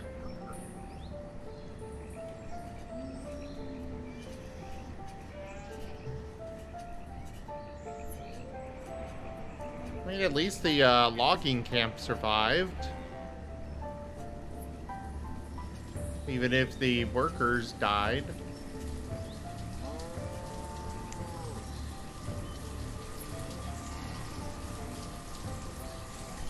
This is a really short one that I think is funny. There was a Greek philosopher named Empedocles. He was actually legitimately important. He is one of the people that discovered that Earth was a sphere. And this is like in the 4th century BCE. He discovered stuff like centrifugal force, that light travels at a speed. He discovered that air is actually something. He also believed he was a god, and to prove his divinity, he jumped into an active volcano and died. Okay. Like I said, it was a short one. It's very funny, though.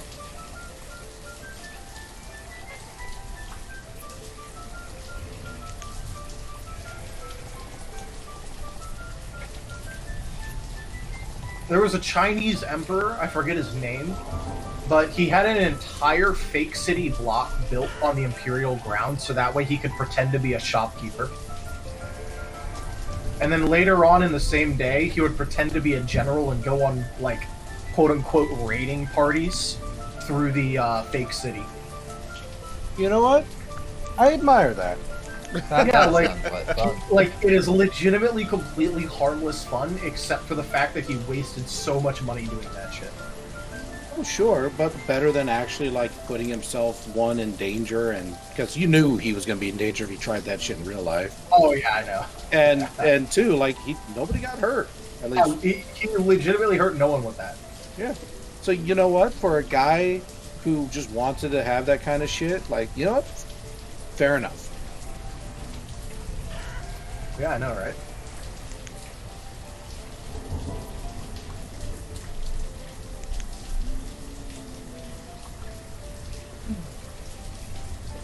There's a lot of interesting stuff with China.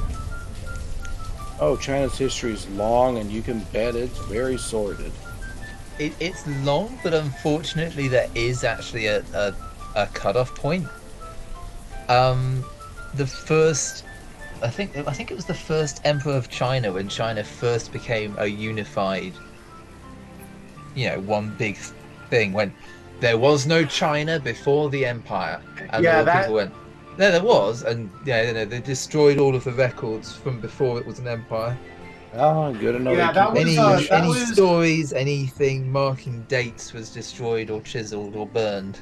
Yeah, he was actually the founder and only member of the 3rd Chinese dynasty, the Qin dynasty, which is where we get China from, literally from his dynasty name. And his name was Shinshi Huangdi. He did a bunch of other things, like did a lot of work on the Great Wall of China, buried people in the foundations of the Great Wall of China, Yeah. pissed off, was like very authoritarian, and also is the emperor that the Terracotta Army was made for, because he was so afraid that people, like people's spirits, would come after him in his resting place, that he had an army made to stand over his burial ground for all eternity. He was such a dick in real life, he feared how people's spirits would come and haunt him afterwards. Yep. Yeah. Not to mention, he also died mostly because he was taking a quote-unquote elixir of immortality, which was just straight mercury. Oh, jeez. One of the reasons that his dynasty fell is actually because there was a jailer, and he accidentally let his charges escape. And the punishment for a jailer losing his charges and allowing escapees was death. So the jailer decided, well, I'm in this far, and decided to just stage a revolution with the people he was supposed to be jailing, and he just succeeded. He was the founder of the Han Dynasty. He just straight up went, well, I'm dead anyway, might as well go for it, and he just straight up became the new emperor. Turns out people like that kind of shit. Yeah, it turns out that being less authoritarian makes people happier with you. Yeah. I think my favourite bit of history out of pretty much out of Asia is Genghis Khan and his tree. Oh, his death is always just such a funny one. Oh, yeah. Oh no, I was thinking of Genghis Sleep when he was well, still alive. Jaffer, and good luck on sleeping. Oh, no night, Jaffer. Oh, yeah. Right. Good luck with the whole sleeping thing. I'm told people can do that. Oh, for him it's especially difficult because he's got a little one. Oh, yeah. Ah. Yes, Genghis Khan and his tree is one of my favourites from the entirety of the East. Yeah. Well, why don't you share it? Genghis Khan, you know, famous for being the mightiest raider of the Mongols, stretched so far west that they actually faced armored knights on horseback. Yeah, specifically they fought Lithuanians. Yeah. I thought that was good. They figured out that it was much better to ride around them at a distance with fine-tipped arrows to try and get between the chainmail and plate than attempting to face them head-on. So you ended up with these heavily armored European knights galloping after an enemy that won't stop and face them. Made it incredibly difficult to deal with. But I forget which people it was, but they decided, you know, let's bribe the Mongols. Let's bribe Genghis Khan and get him to stay away from us. Much in the way that, you know, you had the Danegeld in Britain, which was to pay the Vikings to stay away. We pay you, go over there. Don't come over here. Just stay over there somewhere. So they paid them in silver, and they sent many great chests of silver to the encampment. And then a month or so later, the emissaries came to, you know, let's see how our great gift was received by Genghis Khan. And he'd melted down all of the silver they sent him, and he'd had his artisans turn it into this great silver tree sculpture behind his either behind his throne in his tent or behind his tent. I can't remember how big it was, but they turned the entire tribute into a sculpture. Because there are nomadic people. What use have they for the currency of civilization? For silver, you barter with food and you barter with horses. And then he proceeded to go on to raid the people that had tried to bribe him. Not to mention, he also poured molten silver into their eyes and ears as retribution. Ah, yes, that was the other one. Yes, how dare you try and bribe us with the wrong thing? Yeah. You should know our people better. We've He been was raiding also, you for ages. He was also one of the pioneers of biological warfare. Because when members of his army would get sick with the bubonic plague, he would just straight up throw their corpses or still living persons into the into city walls that he was sieging with trebuchets. Yeah, yes, the old one of spreading plague and disease with the dead. Not to mention, of course, the horror, the horror tactic of it. Oh yeah. I can't remember who it was, but it was a either in the desert or near a river or by the coast with a lot of sand. A besieged castle at night waited until the wind was blowing in the direction of the enemy camp, which was several. Yeah, it was a mile or so, quite a fair distance away, to be out of range of trebuchets and catapults. And they heated sand to white hot, and then cast it with a trebuchet into the wind, so that when it eventually drifted far enough on the wind and came down from the sky, it was still hot enough to set fire to tents. And so, of course, they raised the encampment from the safety of their castle. But being sand, it gets everywhere. So you had scalding hot enough to burn, sand working into chainmail and into fabric. Yep. It was an extremely effective way to keep. It was extremely effective to keep them away and to effectively decommission the entire army. But it was very dependent on the weather, and especially which way the wind was blowing. But they kept the especially if the wind changed. Yes. That'd be something if you launch it into the sky and then the wind changes to blow towards you.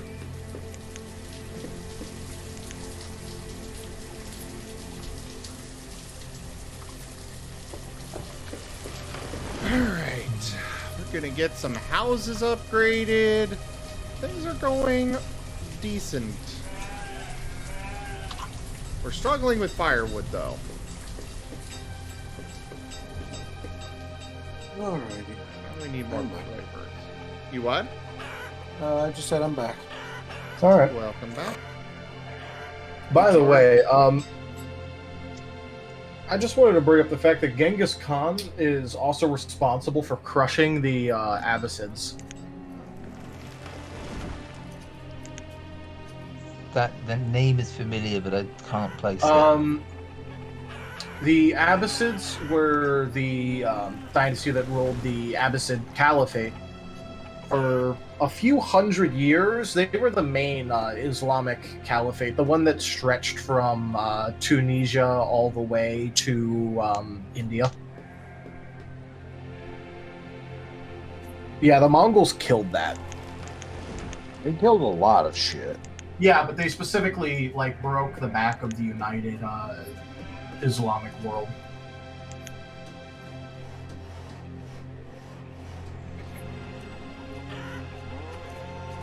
Which was very yeah, that was probably not supposed to happen. At least just reasonably.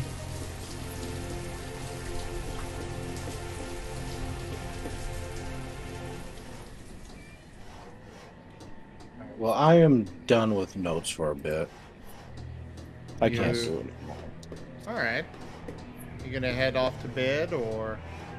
No, it's too late for that. I'll lie down, but I'm not going to head off to bed. You still want company, or shall I wrap things up, or...?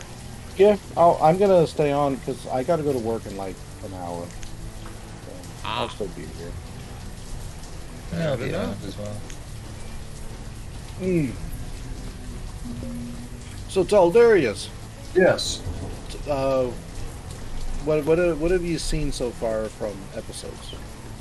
I have seen enough that I've written multiple pages, but I am partway through the random central one that I was going to watch. Okay. What are you kind of thinking of in terms of theories and whatnot? I'm kind of curious. So, I mostly haven't been working on too many like plot point theories. I command pure Because- chaos! Kinda. _Zim has turned Daldarius into a Rockruff. They can only talk like their Pokemon for 2 minutes. Okay, so what's this? You fucking gremlin. It literally just said what you do. Taldarius, you can no longer speak like a person. You have to speak like a Rockruff for 2 minutes.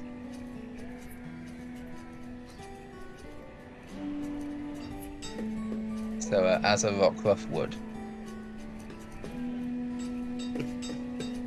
Which is effectively variations of the word Rockruff. Rockruff. Rockruff. Sort of, yes. Go on, continue your story. Alright, go ahead. Continue answering Rygon's question. Rough, rough, rough, rough, rough, rough, rough, rough, rough, rough, rough, rough, rough, rough, rough, rough.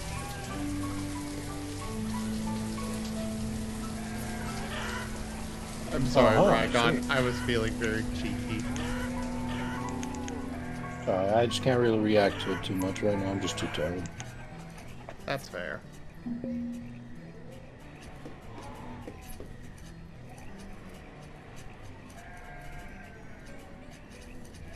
Bleh.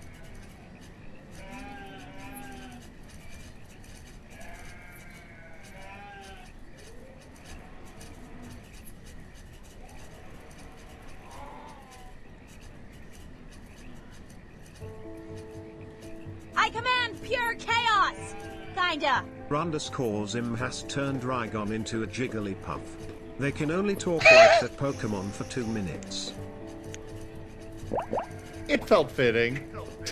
So we're gonna have him singing then. Also, I see you've Taldarius, gone you're back into- to normal. Yeah, I was about to say I was literally looking at the minutes. There's a little bloop bloop that plays when the timer is up. Oh, okay. But yeah, I see the TF mood has striked you. Well, I didn't want to distract Rygon too much until he was ready to be done, and well, now he's done, so now I distract and we can have fun. Yeah.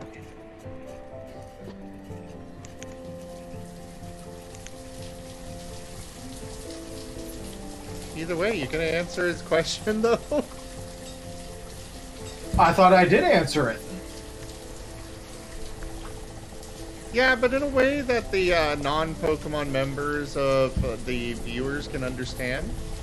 Oh, now I have to be considerate to the non-Pokemon members.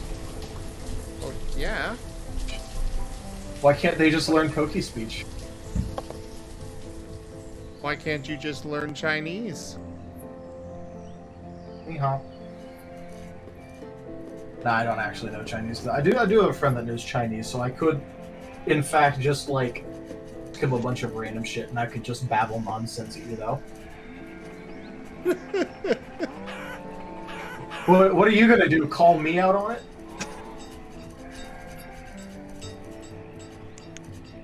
Never underestimate a Marten.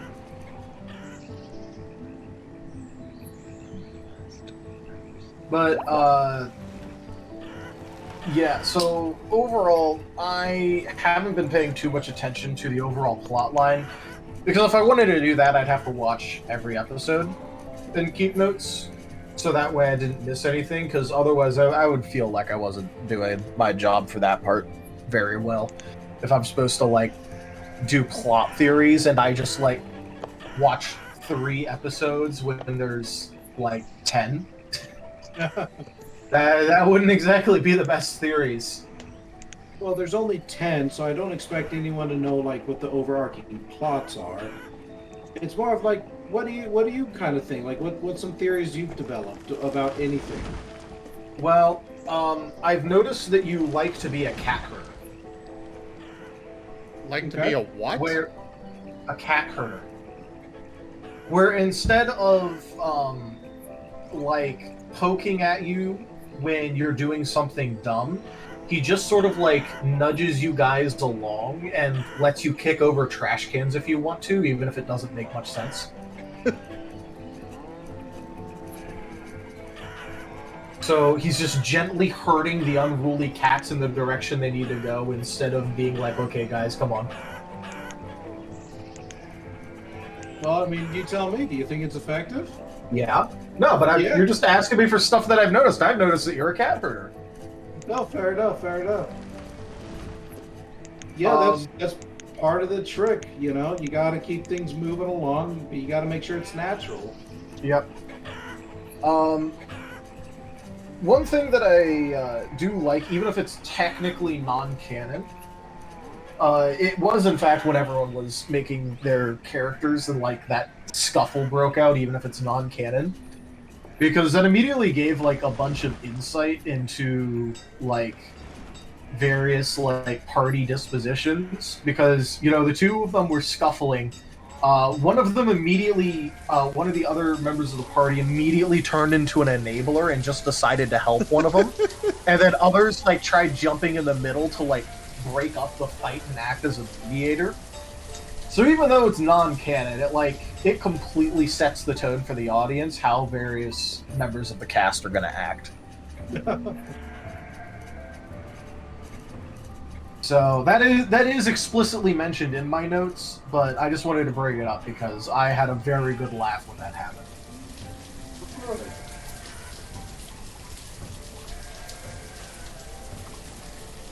Another thing that I really noticed and liked was not only do you think about what you're going to describe, but you seem to put like a lot more thoughts into how you're going to describe it instead.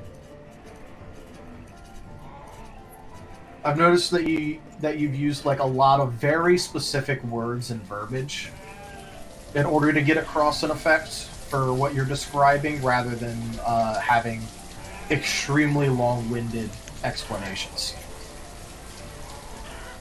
Okay. Do you happen to have an example? Just the best one would be the opening you had prepared for the setting. At about like a minute and an hour and 12 minutes into the first episode. Oh, I know, right? Finally got to the beginning of that hour. No, I say that because the way that I did my notes is because, you know, I was doing it where I'm trying to act as like an audience member, like going through it. So I'm sight reading it, and every time that I stop in order to like make notes and invitation and all that, and like go, here's what I think about the angle of the sun during the sundial, whatever, yada yada bullshit. I always write down pause timestamp. So that way, in case you want to see what I'm talking about, you can easily go to the you know the episode and go to the pause timestamp and like just back up like a minute. Okay. I figure that that's the most helpful way that I can make the notes clearer. Sleep if well, I have really. And pause timestamps, it basically just means that you don't have to like poke me and go, hey, I don't remember this. Where was this? Instead, now you know. You know what? Fair enough. I think that's a very effective system. I will say, I know we've got one person that's been leaving those notes, comments with timestamps. There's one video that they haven't done yet, the one that Azareth did Oh, not like- record. So, YouTube chapter timestamps, you mean? Yeah, kind of, Okay. sort of thing. Well, it's a good thing I'm not going by those, and instead I literally watched the whole thing. If you could make notes, like you'll see on several of the videos, I believe they just copy-pasted the ones from that they did for RZ. But actually, chapter timestamps would be awesome. I should totally set those up. Yeah, I mean, while you're you doing probably this, should. let me give me lists of these things so I can actually set up those timestamps. All right. But like, just so you know, when I'm doing my notes, I'm not stopping whenever like something important happens. I'm stopping whenever I find something that I want to make note of happens. So I'm not doing like a storyline note dictation. I'm doing me as an observer going, hey, I want to talk about this. Fair enough. So I can absolutely help you, like, you know, figure out what criteria you want to use and then help you make like actual YouTube chapter and figure out various production things. But I'm just letting you know that this is non-applicable, what I'm doing for Rygon right now. That is fair. But I am probably going to conscript you into doing it for every tabletop game now, so thanks for the idea. Alright. There's only Oh, yes. 7 of them per week, I think. So, there is one pause timestamp that I'm going to... Andy! Oh, no sound. Okay. I'm going to read something out for you just because at this point I had just finished watching an hour of character creation. Yeah. So I was feeling sassy. And let me get on my nature documentary voice. Alright. Observe. As a group of baby PCs, generally known as a party, takes its first steps towards interaction. They fumble and bumble, the awkwardness is palpable, but soon enough they will become inseparable in this world. The DM watches over the newly born party with a careful touch, aware that this is a critical moment in their development, and that any heavy-handed involvement could ruin for all of them. You cut out for quite a bit of that. Ah, damn. You know, that's what I get for putting on the nature documentary voice. My mic doesn't like to pick it up as much. But basically, I was being a sarcastic, a bit of a sarcastic boy, and I was doing a nature documentary of when you guys were basically like when Rygon was done with his introduction. And you guys, like, all stood stock still for, like, a good 30 seconds while you're trying to figure out what to say. So I was just poking fun at that, because that happens in, like, basically every D&D game. Like, the moment that they have to actually start interacting without the DM talking, it's just like, oh, the cutscene's over. Guys, we could move! what do we do? Basically. I didn't think I'd get this far. Wait, you mean we're still alive? Huh. Who'd have thought it?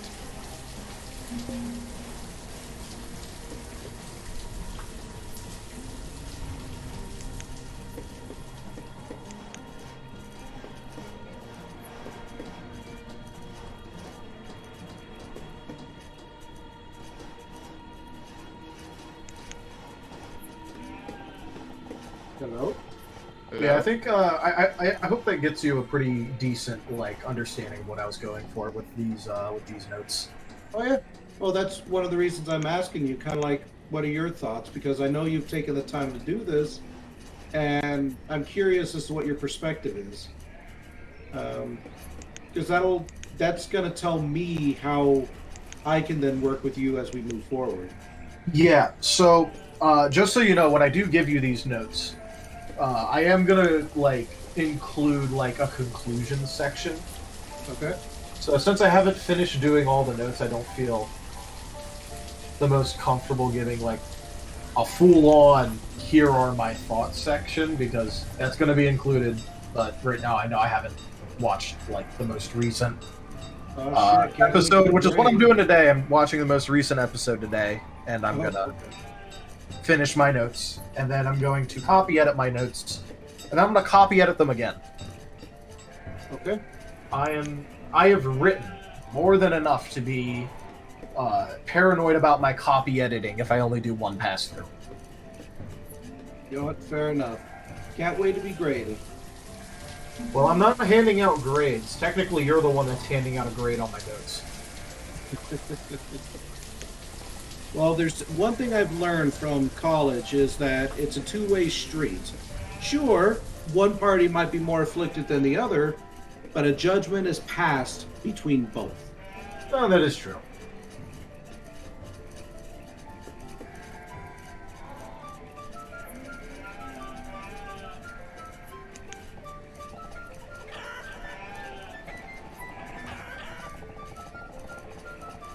Yeah, so I've included notes just on various interactions, habits, as well as a production,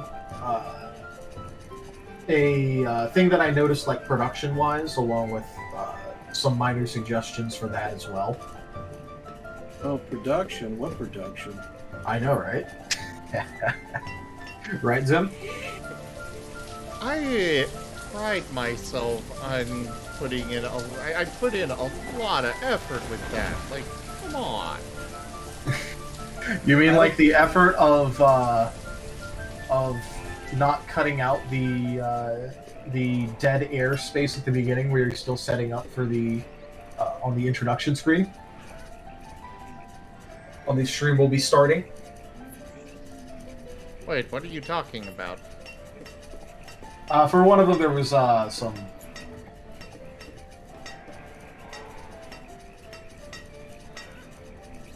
There was a couple seconds where it wasn't anything at the beginning, and then all of a sudden it just actually does the intro. I'll figure out which one it is. So, but I do. So when I hit start recording, I do leave a little bit of time before I actually start talking. Okay. That is intentional.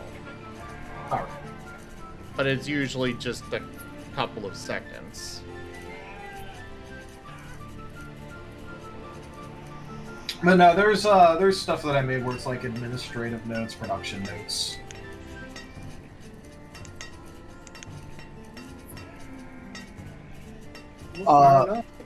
Yeah, one thing that I did want to suggest, because I even, in case something looked a bit too this may be personal tasty, I pulled in some favors from friends and I had them watch the first little bit. Oh god. Okay. And one thing that I did get a lot of was that it was here, let me just pull up what I actually said a little bit.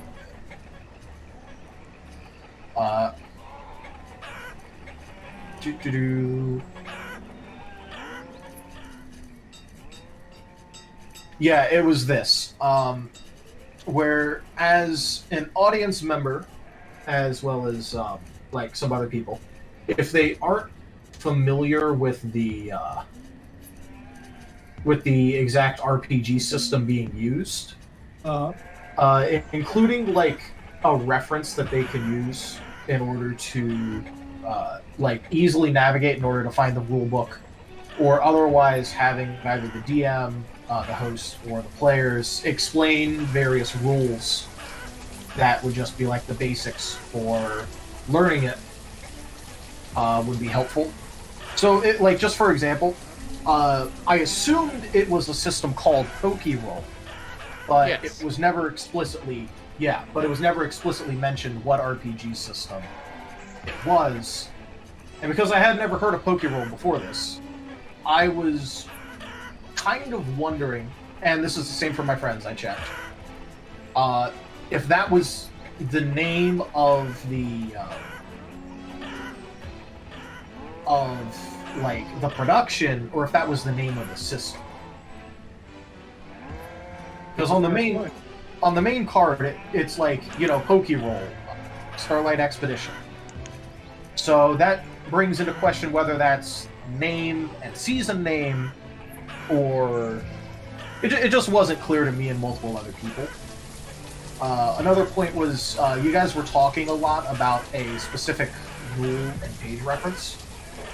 So even if at some point, if like, you know, once it's found, if that gets like brought up onto screen, that way the audience knows what's being talked about, it helps take the bite off of just watching people talk through administrative stuff. Because most people tend to not particularly enjoy sitting down to watch D&D and, like, you know, for a while it's just talking administrative stuff. Because, I mean, it's fine doing that and all, but it also means that, like, it gives the feeling that, hey, maybe this could have been talked about before stream. Or maybe there should have been a session 0 that acted as character creation that could be separately posted, and you get to make a strong showing right out of the gate to draw people in on episode 1. To be fair, Rygon wanted the character creation as part of... We don't normally include character creation as part of the first session. Well, I did make that a part of my notes, that there is a debate to be had on the players showing up with their characters done, or character creation happening live, because then the watchers get to, you know, watch the characters literally come to life as the players figure out what they want.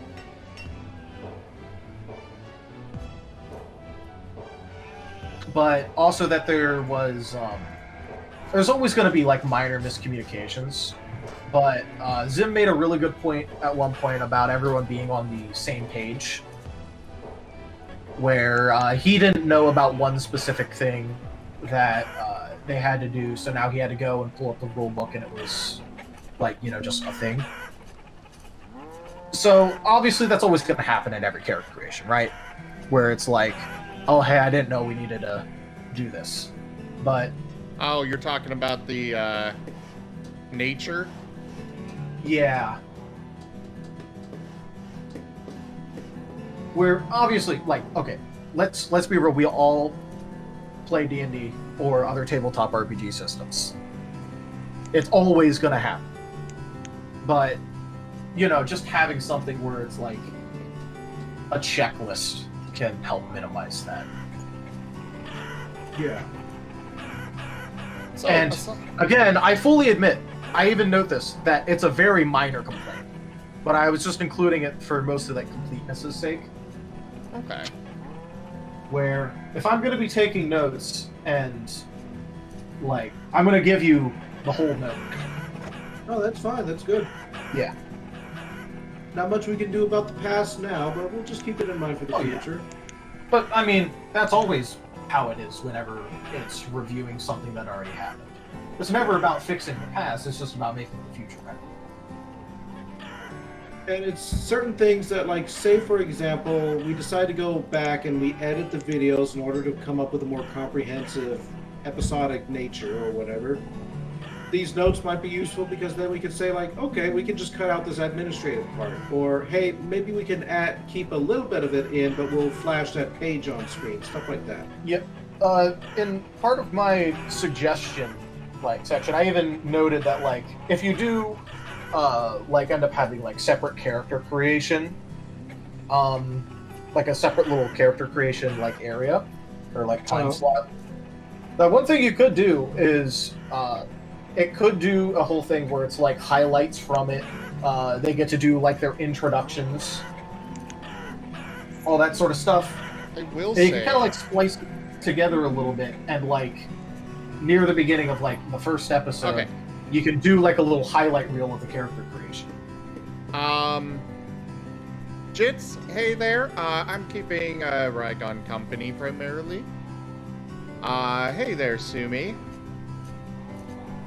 Now, as far as that goes, one, I don't have much skill personally as in regards to, I don't really Editing? have, yeah, in regards to editing. And I And unfortunately don't have the time. Yeah.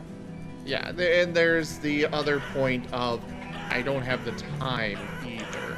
I would love to edit these things, but I will need, in order for this to happen, I'm gonna need somebody that is just a dedicated editor for the channel, and that's not gonna happen until I'm bigger. Yep, I mean, look, entirely fair points. I'm just giving you the whole notes. Yeah. Because I do know that you've talked at least like a couple times while I've been in here about, like, you know, making this popular and going big. So, at least, you know, food for thought, planting the seed. I think those are fair points, and I do appreciate you including them. Yep. So, but yeah, a lot of the notes is mostly just stuff where it's like, hey, I liked this. I've noticed that you did X, Y, Z, and took X approach. Here's what I think about it, as opposed to the alternative.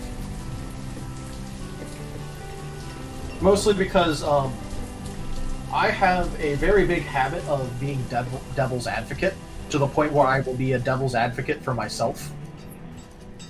So, a lot of the times I find it very hard to mention one way of doing things without also mentioning another. Uh-huh. So, I am just letting you know that, like, there will be a point or two where I'm going to be a bit rambling. That's why I want to copy edit this shit. That's fair. Because I'm looking at this and I already see one thing where, like, I literally rambled for, like, an entire paragraph. It's literally not even needed. Like, there's literally just, like, a 3-paragraph timestamp, like, discussion. And, like, one of the paragraphs is literally just me rambling.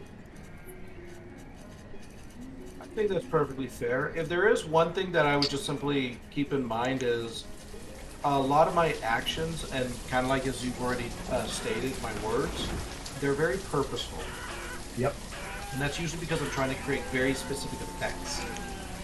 Yeah. So if something seems a little off, or something seems a little weird or something like that, then sure, one could chalk that up to a mistake. I mean, every DM makes mistakes. But there's also a good chance that it's on purpose. Yeah. Just also as a small thing.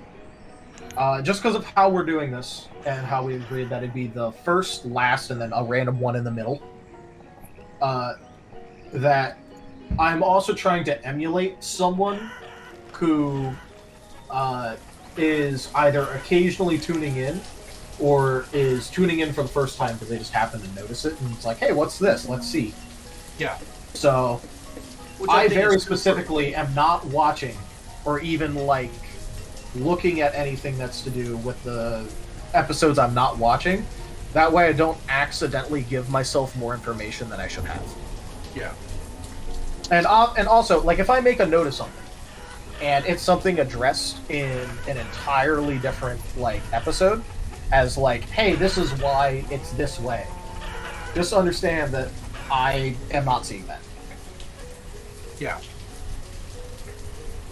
And that's something we can confer when you finish up the notes. Because obviously when you finish up the notes, I'll probably give them a read over, and then we can meet and we can discuss it. Yeah, well, I mean, obviously I'd love to discuss the notes, but there's also the time constraint thing where, you know, you have to pick out a time that's actually reasonable for you to set aside for just going over notes. It has to happen eventually, so I'll just have to make the time somewhere. I mean, I know, but I don't want to, like, make it seem like I'm chomping at the bit where, like, hey, I wrote the notes, they're hot off the press, we need to read them. Oh, no. Oh, yeah. I'm not getting that impression at all. I know, but I just, you know, clearly stating it is always better than assuming that you understand. Now, are these notes, like, for... Is this something that's going to be a spoiler that we as players should not be aware of? Like, exactly what's being discussed? So these notes, specifically, is Well, I'm mainly... I'm mostly asking Rygon on that. Oh, okay. Oh, no. I was just going to say that these notes are mostly a way for me and Rygon to, like, break the ice with, like, how each other think and, like, perceive things, so that way we can have a productive discussion. Yeah. Okay. That's one of the reasons I asked for this, is so, one, I could figure out how you think. Two, so you understand how I operate. And three, you can understand that when I'm discussing eventually the world aspects with you, that you can see that I'm setting things up in a very specific way. Yeah. Which I noticed pretty much right from the get-go. Yeah, yeah. It's mostly just an icebreaker task, but because I am I'm pedantic about doing stuff right if I'm doing it, I'm gonna do it right.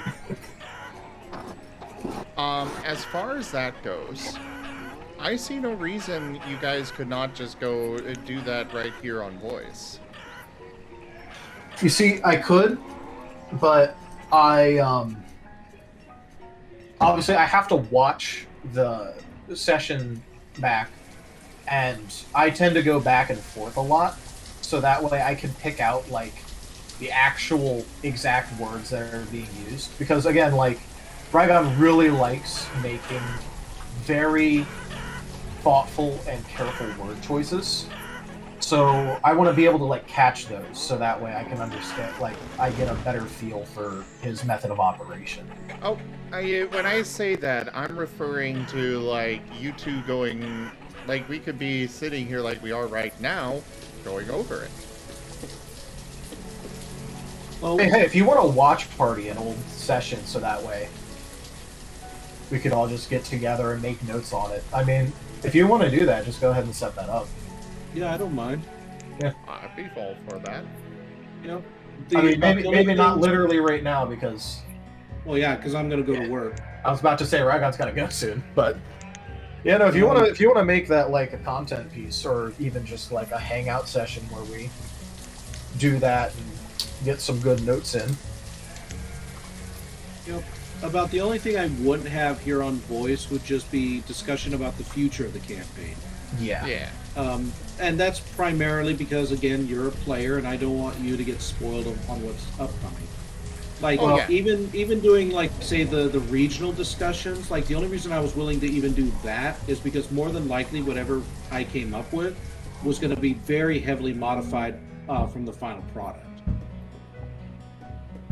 Also, if he's doing like a regional discussion in a region that you're in, it stands like it passes the sniff test.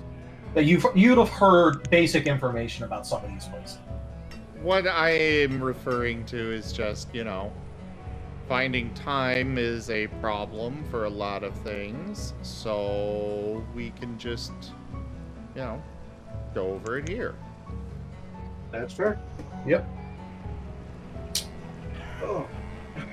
My job with these games is primarily making the job for the DM as easy as possible. Yeah, you're a facilitator.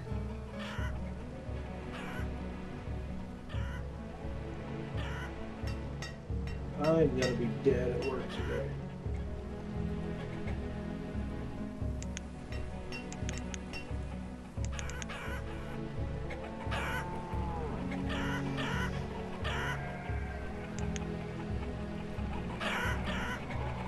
Yeah, we can definitely do that. I mean, I'm going to be working more than likely on more notes tonight, so if that's something we even want to do tonight or within the next few days, I'd be game for it. I mean, the only thing I really have to do today is I have classes today, which obviously is going to be annoying considering I haven't slept for like 2 days. But you know, today I have Guild Tales D&D. Tomorrow, there is... So tomorrow, I don't know when I'll be streaming. Because I will be doing a.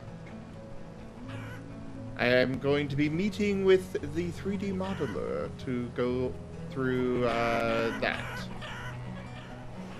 And that's a very kind offer, Sume. But, yeah, I mean, the thing about, like, tabletop RPG games is that it's a collective storytelling experience, and the story is the story, the adventure, and the fun are the three most important aspects. The system itself doesn't matter if you don't make a story with it. You can have the best system in the world, and it's never going to be as good as a bunch of people all sitting down and having fun, even if it's not a perfectly balanced system or a perfectly made world. You can have a lot of fun just derping around. That's why homebrew rules are so common and so heavily used. Because it's like everyone sits down, they look at something, and they go, I don't agree with how this works. How about we change it? And everyone sits down, they have the discussion, and they go, yes, no, fair enough, hey, let's change this.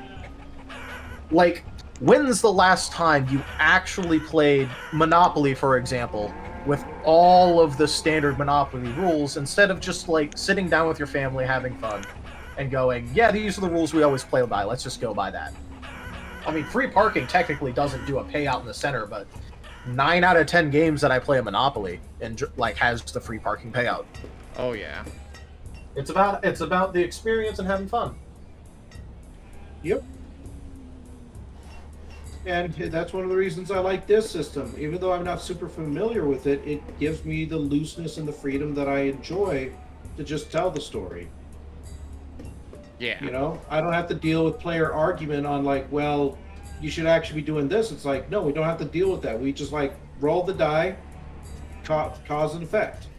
There was an entire discussion that I had on stack resolving in 5e, which isn't exactly the system you think would have stack resolve issues, but it does.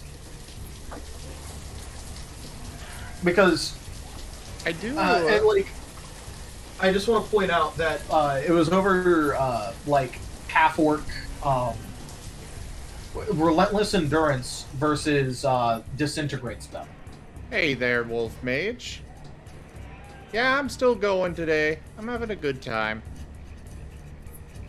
And it's like, it's such a niche like situation to even like bring up, but it's like, you know, instead of sitting down and coming up with like a fun ruling, there are a bunch of people out there who would like want to sit there and like argue about how the stack resolves. And it's like, I've had games literally grind to a halt because of stuff like that, where like the session was going great, and then like one itty bitty like rules detail gets brought up, and like the entire rest of the game night is just spent arguing over rules instead of sitting down, having fun, and enjoying the game that we all wanted to play. If you noticed, at one point we kind of had, well, I don't know if you actually did see that, but at one point we almost had that happen, and I'm pretty sure I had to use my substitute teacher experience and just say, this is how we're operating, we can figure it out later. Yeah. Yeah. I will say that I can be a little bit of a stickler for the rules. I mean, I agree. I'm pedantic, but it's also like at some point you have to realize, like, you know, it's about the experience. For me, though, when I am the stickler about the rules, it's more of a, I want to make sure that we have that consistent experience, because it's like, suddenly somebody's trying to do something different, and it's like, that's not something I was aware that could be done. Or, you know, something along those lines of where I just want to make sure that it's like everybody knows this is something that can be done, or that's not how that's done. But I'm also more than happy for the DM to sit there and be like, okay, this is how we're doing it. And then I'm like, okay, I'm good with that. Yep. As long as I mean, it's a lot consistent. of it. Yeah, a lot of it is just the entire party having a consensus on what's going on and how it should work. Exactly. That's what I want. So long as you have that, and so long as like you have that reasonable expectation and system already laid out, a lot of the time, like even when you reach those like hang-up points, there are moments where it's like you hit the hang-up point and you go, all right, let's just do this, and everyone basically agrees because like you've kind of already established not how the setting works, but the tone of the game. Because whatever the tone of the game is sort of however it ends up flowing whenever you have to make one of those decisions. Because if you're going for like a lighthearted experience, you know, you'll lean more towards the tone is, yeah, this is pretty cool, let's do it. Versus if you're trying to have like a nitty-gritty, like, grimdark game, then it's probably going to be more of a, you know. So it's like the tone of whatever game you have going sort of leans it one way or the other. Black Silver, yeah, that's exactly my point, is consistency. And if there's something that has not been homebrewed or ruled on by the DM, that is something that, you know, everybody should be... I'm a stickler for equality on things. And it's like, if somebody's trying something new, or if they're doing something that is not how the rules state can be done, like, I'm okay with it as long as the DM says, you know, this is how we're doing it. Because, and whatever the DM states, I'm okay with that, but we need that consistency. Because otherwise it just devolves into complete chaos.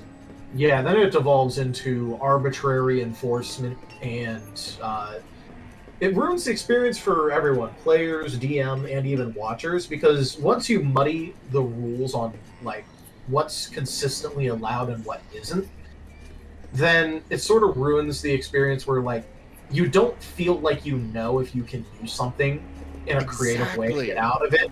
And not to mention, it also ruins the audience experience, because a big part of like audience experience is one, just, you know, interpersonal interactions between the party members. But the other part is also that, you know, even subconsciously, a lot of them are thinking, man, what would I do here? What would my decision be with this character?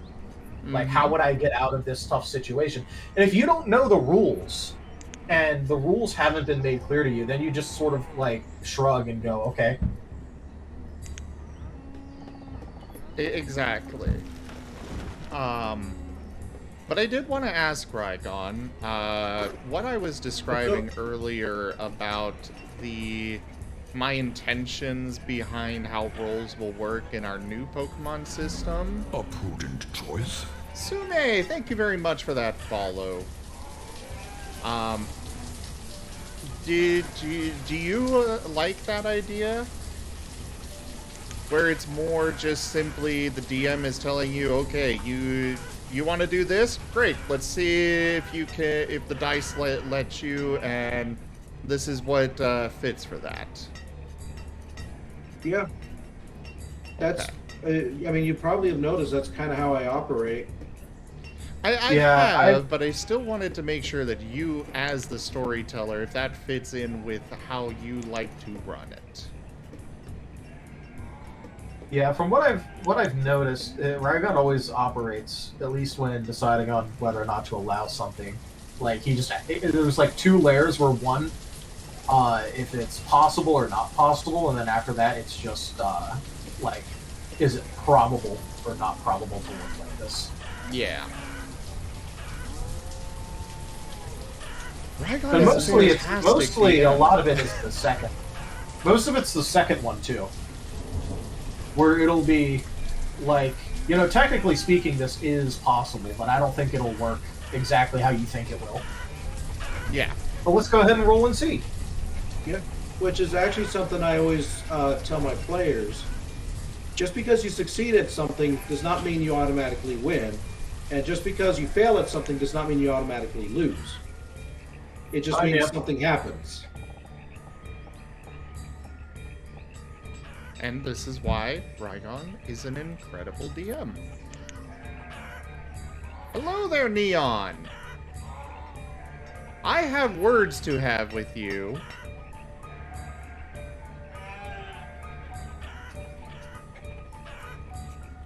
Get in the waiting room.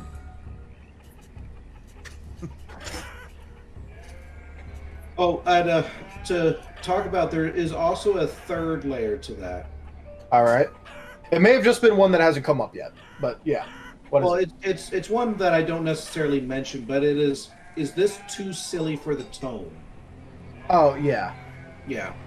Well, that's I sort of like included that in the possible, not possible, because Fair. That's fair. That's a lot of that actually has to do with how much like toon force you're kind of allowing into the rules. I have been so thoroughly enjoying everything so far. Alright, Neon. Yes. I heard about a message you sent last night about why I'm not excited about your game like I am with Rygon, and we're not talking about your game and stuff. Oh no, did I send that? Rygon saw it in chat from you. I think the message was, I wish Zim would be excited for my campaign or something like that. I can't remember. Oh. It was like all the way Something back along when those lines. Zim was like washing. Uh-oh. Well, I can't lie and say that I haven't thought that thought. So yeah, I probably sent that. Neon, how many sessions, canonical sessions, have you run? 2. Oh wait, 1. Canonical. 1. What do I have to be going on about with that one session?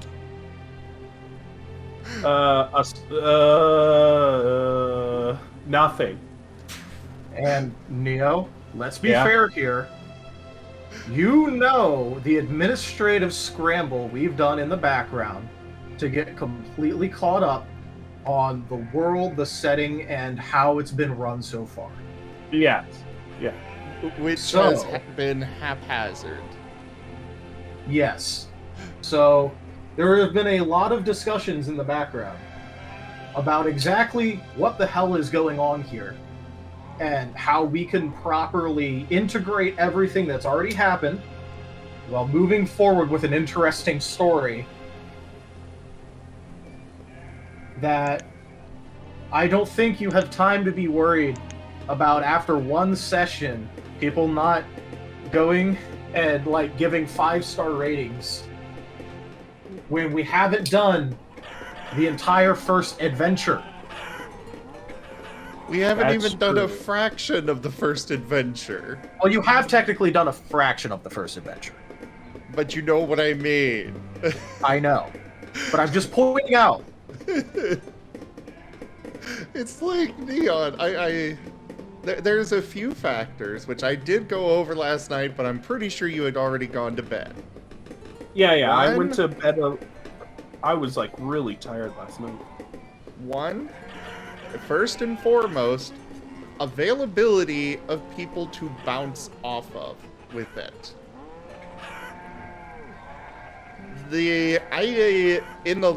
This year, I can count on 2 hands the amount of times that I have had Timber, Tanya, or Toshime pop into voice with me. And just hang out and chat. Same goes for Moriarty. Over the entire course of this year.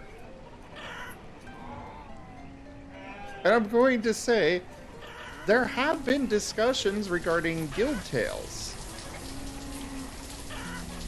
Like, but I can't exactly just be sitting here to my viewers and being like, yeah, guys, so about guild tales, so yeah, this, or this. Or, yeah, about ascent to ascent. No, I need somebody to bounce off of with that. Like I get with Rygon and Arzi and Linden and others who come and hang out outside of Pokeroll with me. It's true, Rygon's very available. And again, we haven't gone through the first adventure.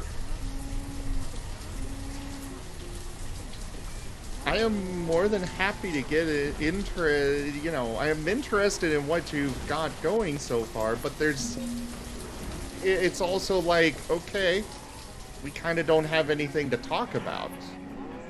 Yeah, there's nothing to really go off of right now. It's mostly just like the players silently cheering as the administrative side is like worked out. Where it's like, hey, we hope this continues. There's not really much else that the players can do right now. Are you sure that Shelled Out Forest wasn't like completely amazing? Just describing it? You want my opinion? Okay. You should have them do some river rafting. Oh, jeez. Oh, yeah. I'll to be fair, Rygon, we this is a seafaring adventure. Yeah, they have a boat. And they have a member, and they have like party member that's like actually competent with the boat. That is perfectly fair. But there are a few tricks that you can do even with these initial sessions, so if you need any help, let me know and I can toss a couple your way. Like, there's just some basic stuff that you can utilize to operate to get people pumped up and excited and to get them banded together. Yep. Mystery for sure is a key thing. The problem here is, honestly, it's Timber's story. I mean, yes, right now. That has right been now, yeah. Okay. Look, we have had many. I'm just going to let you know. Me and Neo have had many a conversation already about how to develop other parts of the world without like Timber. Well, look, Timber is like legitimately a great guy, and like he's very forthcoming with information. Like if anyone asks, but it's also like we need to be able to figure out how to develop the world around what he already has. And it's like, it's a bit awkward when obviously we haven't had time to develop it. Like, yeah. He just started, I just started assisting him. But like, the most developed part of the world right now is a player-made faction. So. Yeah, and it doesn't help that that faction is already in play. I'm really not happy with Moriarty having put that in there. It's like, this is an endgame faction. We should not have run into this yet. Now look, me and Neil completely agree, but they're already there, and we're setting up the situation so that way there is a reasonable path forward for the party. Yeah. I understand that, but my point here is we've had one session. Yes.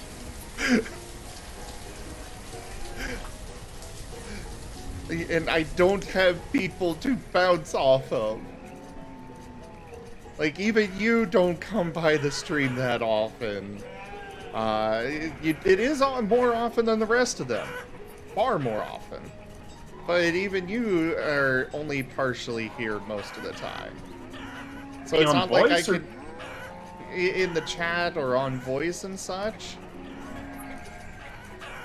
You're only here for a small percentage of the time, and it's like I can't be even... You want me to be excited, I need something to get excited about. I'm interested, but there's nothing that to get excited about. Excuse me. Yet.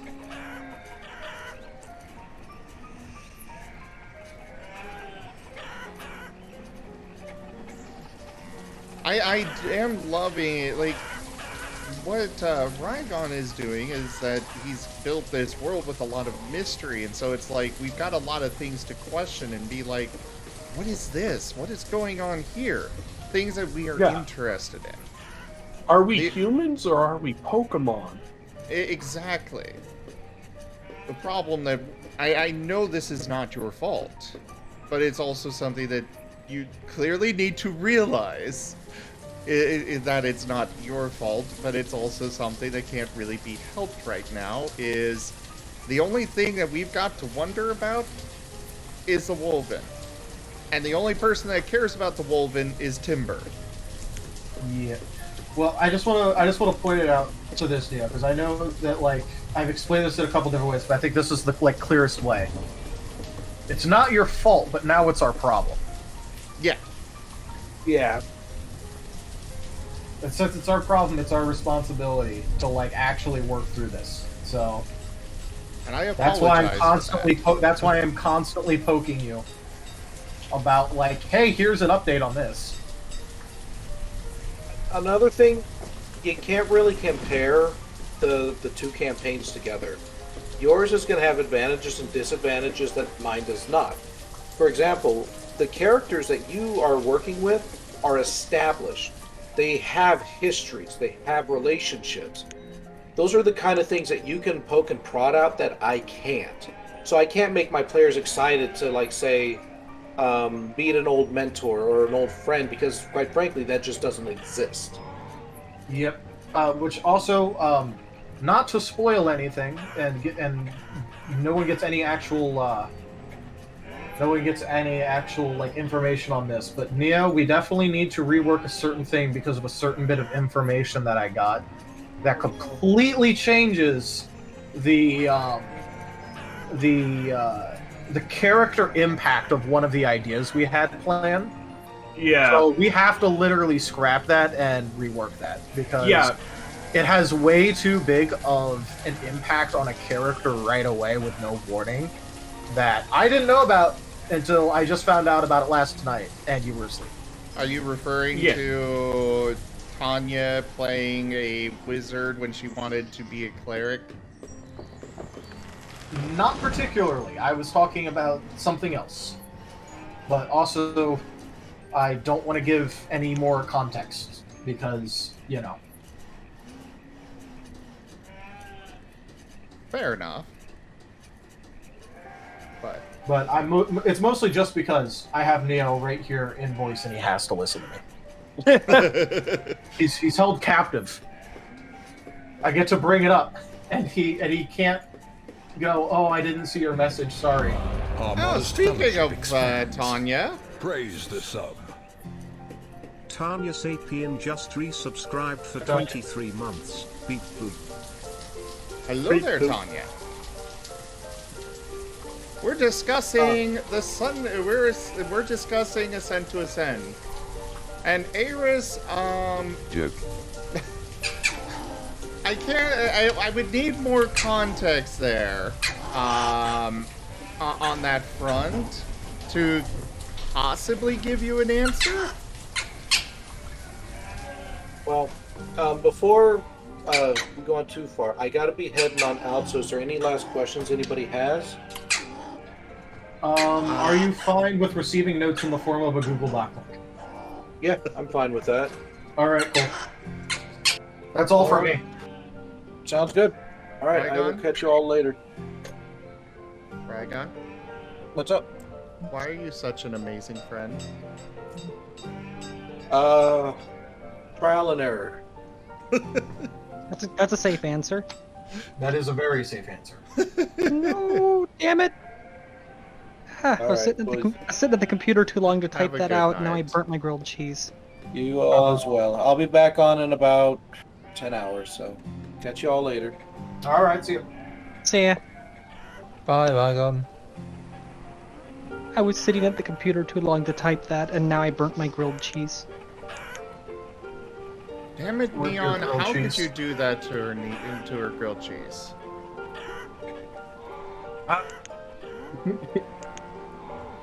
Trial and error. It doesn't work here.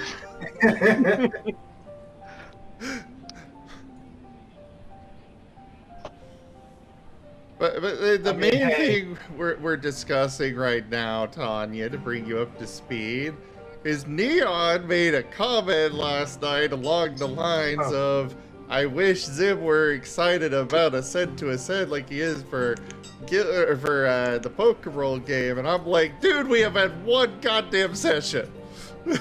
Yeah, don't worry. I, as his wonderful, helpful assistant, have been very nicely putting it together for him about why. Totally not lambasting in any way, I swear. About why what? About why what?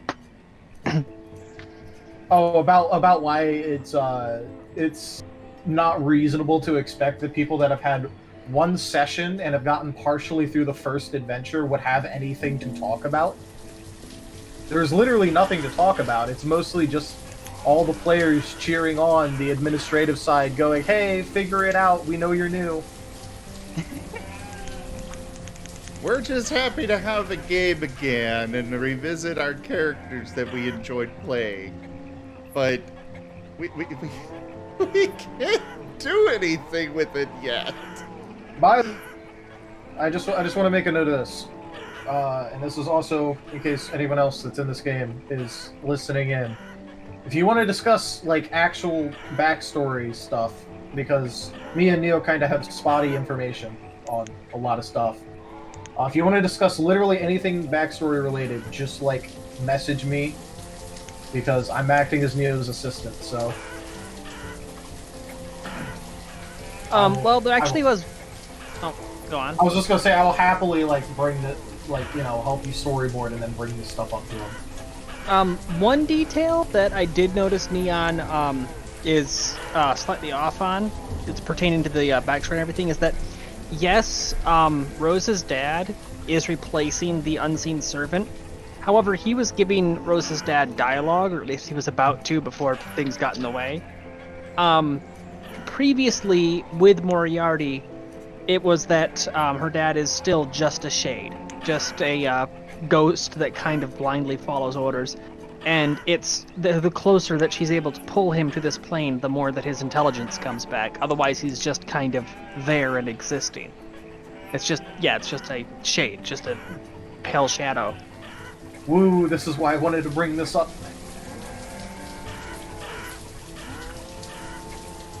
But no, like seriously, we are kind of working on spotty information here. Like, please bring up anything backstory related that you want to. I'm gonna I am gonna be honest. The Marten twins have a very basic backstory, and I know that's not much to work with. They also, they're the only real goal I have with them that they have is they want to become gods to establish the Marten Talkie and Talkie network. Well, see, one day, a telegraph operator, he had these two matching phones, and he wished really hard for them to be real boys.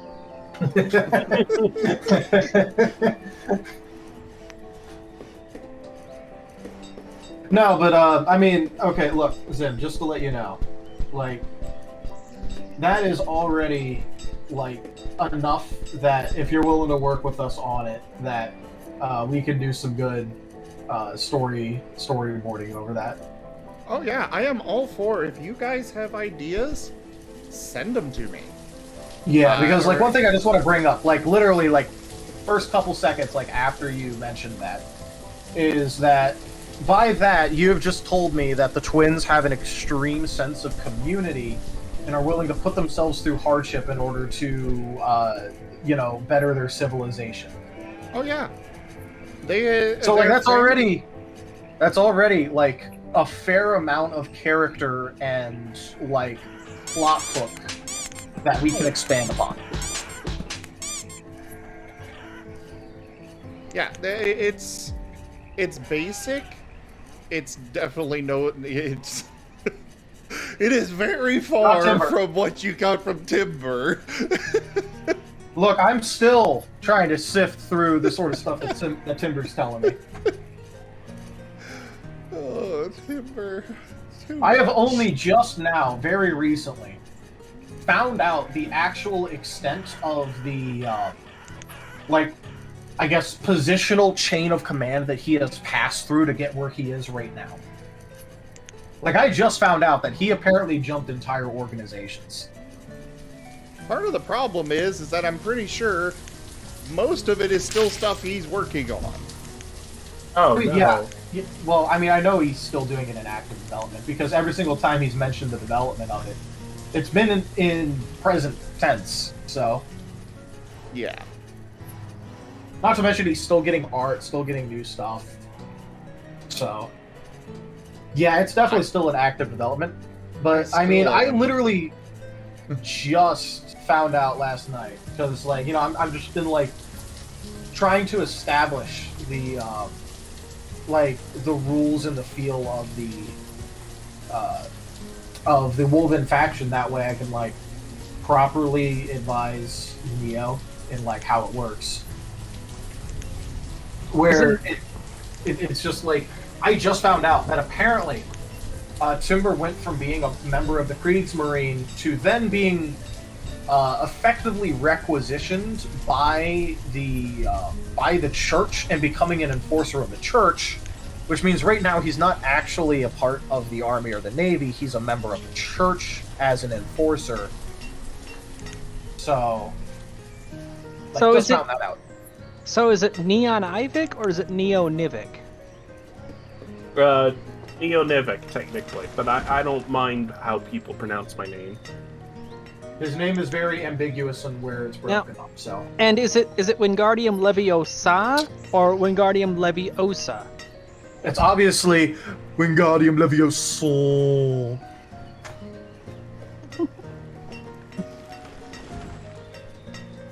You're all fired.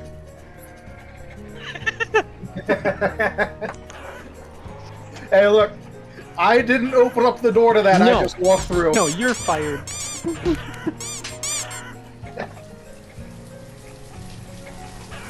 But quick, everyone jump! Quick, everyone bullies him.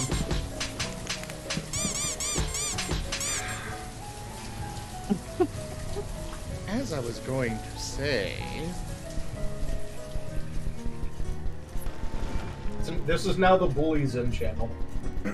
exactly, Syria. That is exactly what how I feel about things. Is it's like you can put a huge amount of stuff into your character, and still, yeah, and then it just becomes hard to make it feel right. Which is why I prefer a more basic. Yeah, this is the basic premise. Let's build something off of that together. Yeah, I mean, that's why I always work by is just making a basic premise and staying true to that basic premise core of the character, and like any extra fluff that I end up making is just like, hey, this is like a weapon that the DM gets to use against me and my character while I roleplay. Here you go, here's all the ammunition you could ever want, have fun. Yeah. Oh, I hate, I shouldn't say this, but I don't like it when, like, players think, like, in such strict player versus DM rules, and they're like, okay, well, I have no family or friends. I basically poofed into existence one day. That way, the DM can't use my family members against me. I win. That is a very adversarial mindset. Yeah. Dude, I literally made a character one time who was, like, a politically exiled prince, and instead of it being a part of the character arc that he needs to go reclaim, like, the throne from some evil man who killed his father and his older brother are still both alive, but part of, like, the conditions for character death was, if he ever had to actually, like, take up his title, he would leave, like, the party. So, it didn't give, like, it didn't give, like, a lose condition where, like, if you use my family against me, like, my character, like, loses. It's literally, hey, my character has to, like, legitimately watch out for his family because he cares about his family. And, like, you know, instead of it just being, like, massive thing where it's like, oh yeah, his family's just out there somewhere doing stuff. Yeah, but as far, yeah, that definitely does work. But as far as the adversarial stance against the DM, I can kind of see where it is that some people get that. Because I actually, one of my friends over in another group, one that I do not play games with, apparently when he DMs, he takes great delight in finding all the best ways to kill off the people's characters, and he considers it a failed campaign if at least half of them didn't die. And my response to that is always exactly the same. Why? What do you gain from this besides a power trip? Besides, you're not even torturing the party correctly as the DM if you do that. You're supposed to make them make tough decisions in character. As far as I'm concerned, the only time a TPK ever happens is when the DM has failed at their job. Agreed. Like, the biggest concept here is this is a collaborative storytelling, which we have said that over and over, but it's the fact, it's the truth. And yeah, exactly, Sirio. A good DM, if you have a family, you should be fully able to tell the DM, hey, I don't want you to touch my family. And they should listen. Like, for me, when I've got an actual home in character, I do not want that invaded and robbed. Putting it frankly, I have had that happen to me in real life, where my house, where my personal space was invaded and I was robbed from by a former roommate, and it does not sit well with me. And that was respected by the DM. Really, a good way to put this is the red rule from Exalted. It's just, the red rule applies to DMs too. Yeah. Never played Exalted, so what's that? The red rule basically is that any acts of seduction or manipulation that are carried out by one player against another player, that recipient player has the option of just saying no. This is not happening. Yeah. I love that for in-player fights too, where if you attack another player, they're allowed to say, no, you just don't hit me. Yeah, that's the purpose of the red rule. It's to prevent people... Literally, the wording in the book is, it is to prevent people making rape characters. And that's pretty cut and dry what they've got in mind when they make that rule. Yeah. By the way, Neo, I see you have learned from the boxing incident.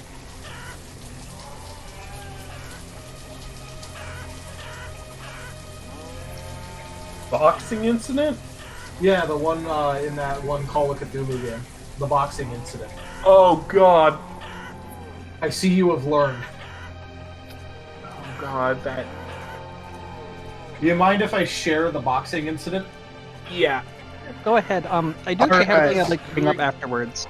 I was going to say, you kind of have to when you drop something like that. You don't get a choice on that. Yeah. You threw it on the table. You have to open it. Yeah, well, okay, so, me and a couple of my friends were playing in one of Neo's games. Like, I mentioned a couple times I've known Neo for a bit. And it was in Call of Cthulhu. So, we had various characters. One character, for example, was an underground boxer. Another one was just a veteran from Dunwich in Call of Cthulhu, so, he was kind of messed up.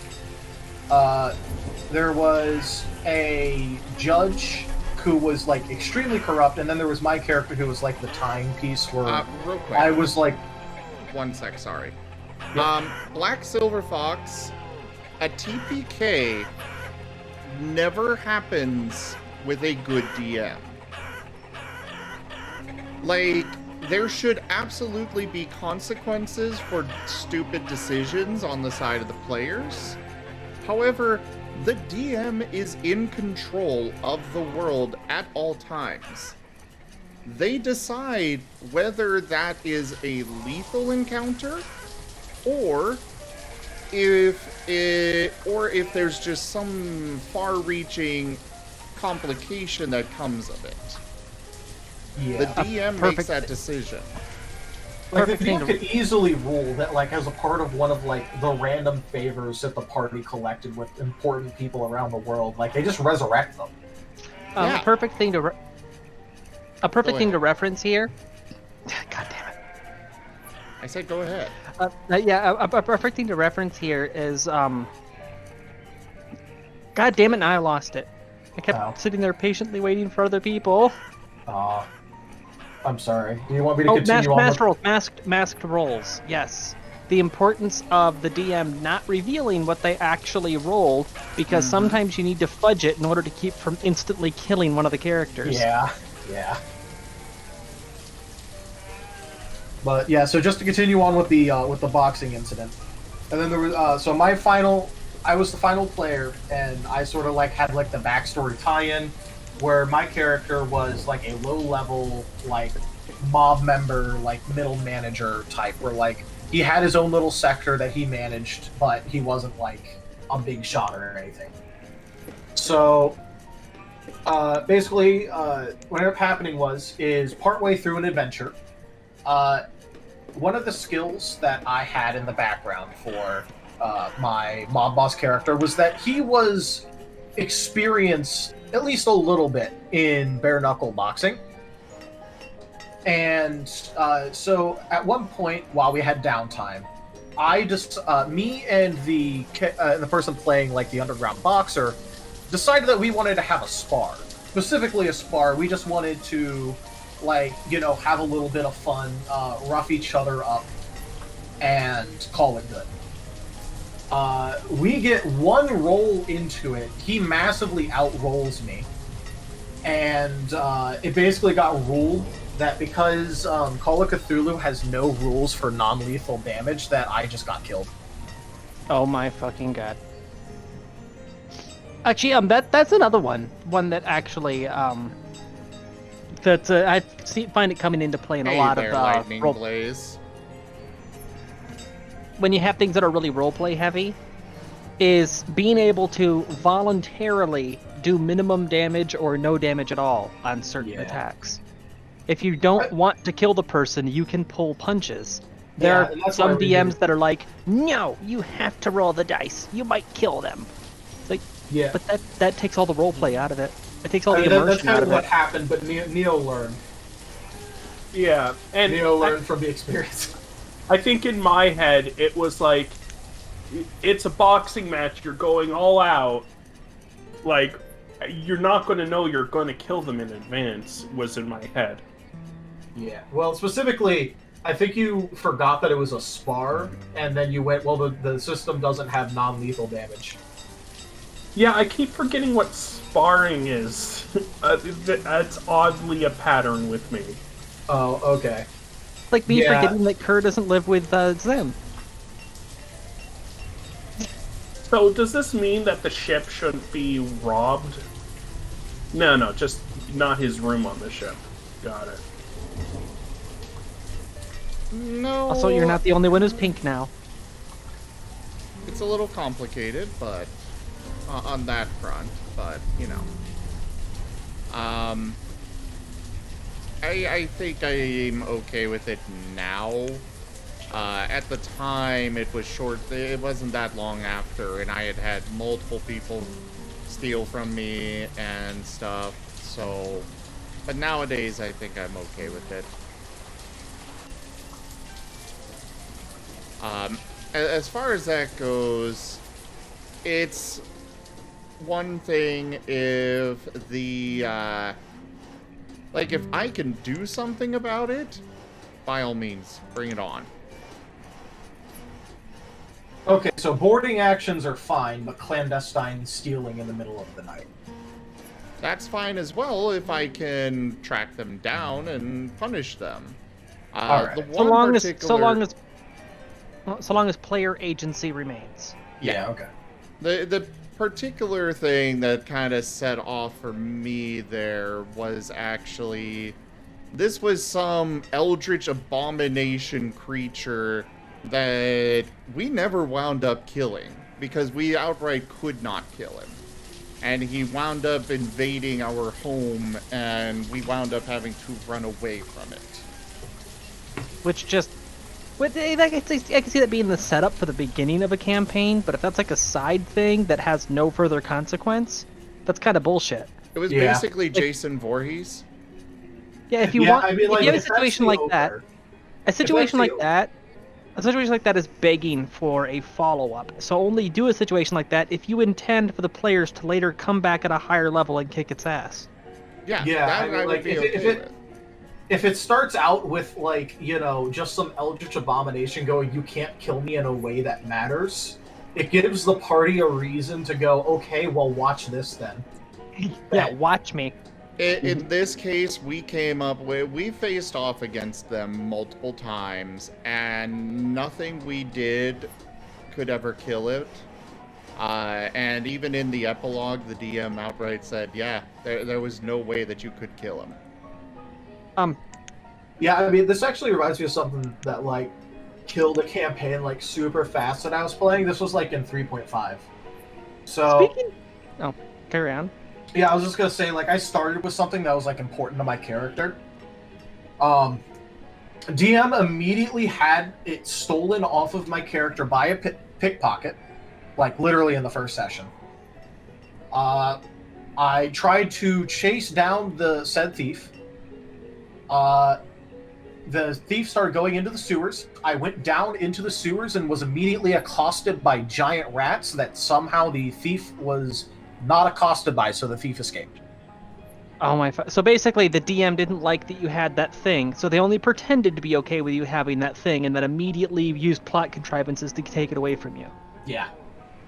So that basically killed the game on the spot, because the entire party at that point was just invested in... We're getting this back. Yeah, that DM needs to be hit upside the head.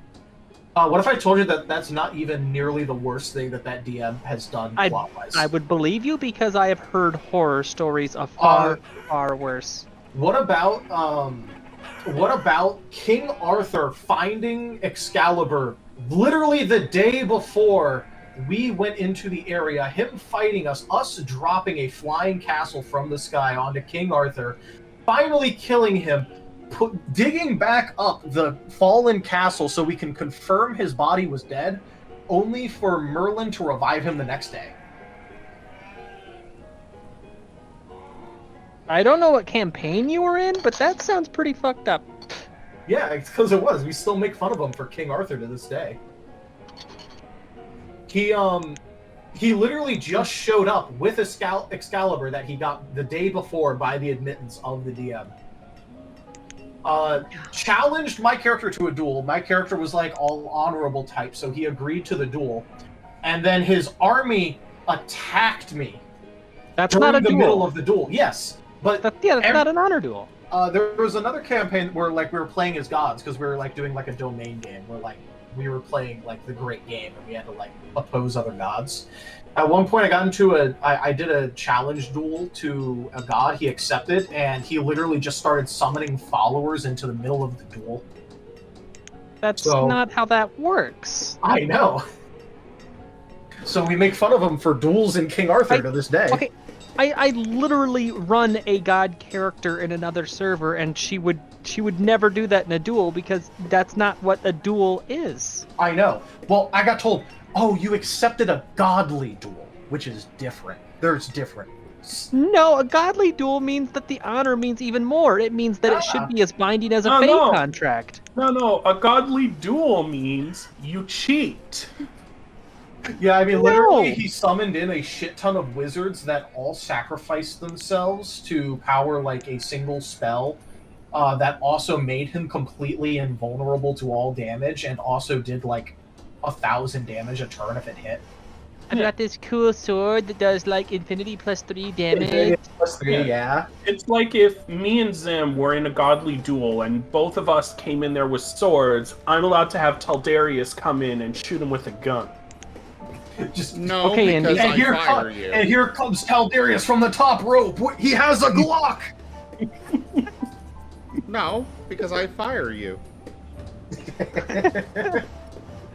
But I wield the ultimate weapon, the ban hammer. Something I wanted to bring up that is a bit of a segue from that. There's actually a perfect tie-in, but I don't remember what the tie-in was. As far as the Ascent to Ascend game, I did listen to the VOD for the game that I passed out in. Yeah, it was a bit of a fluke that I did not have enough rest for that game. Just some scheduling bullshit, and I wasn't able to actually get a proper nap beforehand. That's why I passed out. But moving forward, I did actually type out a lot of what I've been thinking about regarding the character build, and me basically writing myself into a corner with it. Right now, where things stand, the way that I'm seeing out of that plot hole that I wrote myself into would be for her to switch gears from wizard to cleric, which means I'm still going to be held behind by the multi-classing, but it helps build the character, and it will give me all of the stuff that I need in the long run as the characters level up over time. So, as far as that goes, who's to say we can't go, perhaps, instead, Rosalia kind of realizes and goes on some kind of journey to, give up the wizardly powers and go for cleric. Because if I were to lose any levels of wizard, I would lose my current necromantic abilities, which are essential. The problem is that as clerics have all the same necromantic abilities that wizards do. There's they get create undead, they get raise dead. Really? Yeah. I'll have to look into that then, because that means that I actually could just when I do the whole oh, there he goes, he poofed. Who poofed? Oh, Caldarius. He wouldn't have left headset died. Oh. Anyways, so what I was planning on having happen is, well, I was wanting to bounce this off of everyone else, which is why I posted it in Ascent to Ascend chat. That golem core that was acquired is that her agreement with Hades, that her worship was towards, and her pursuit of the wizardly arts, that was for a way to bring her father back in a corporeal form. Obviously, like, fully resurrected is an absolute pain in the ass. If it was easy, everybody would do it. But that golem core being in their path, she could make a terracotta mock-up of him, bring that to life with the golem core, and then all it needs is a coat of paint, and it's basically as good as the real thing, is it not? So she would see that as Hades fulfilling his end of the deal, and she would fully commit, and that would be when I switch over from wizard to cleric. Hello there, Artie. How are you? Yeah, I wonder if you ever realize that it would be very likely that Hades has his own tower. Ooh, that'd be interesting. Hey, boss. We're hi. We're here to steal your shit.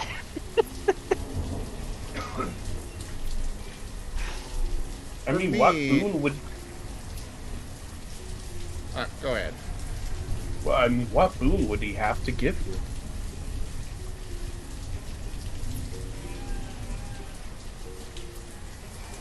Well, Hades already knows the one thing that she's after, so...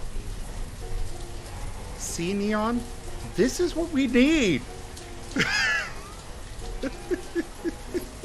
Hey, he had first night jitters. Leave him alone. And, you know, the real question is, what will Timber get out of this? Oh, no. Okay, what I'm would out. Timber get out of Hades' tower? I quit. I'm done.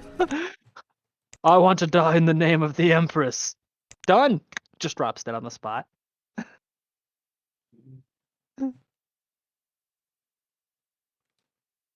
Yeah, but what were you saying, Zim?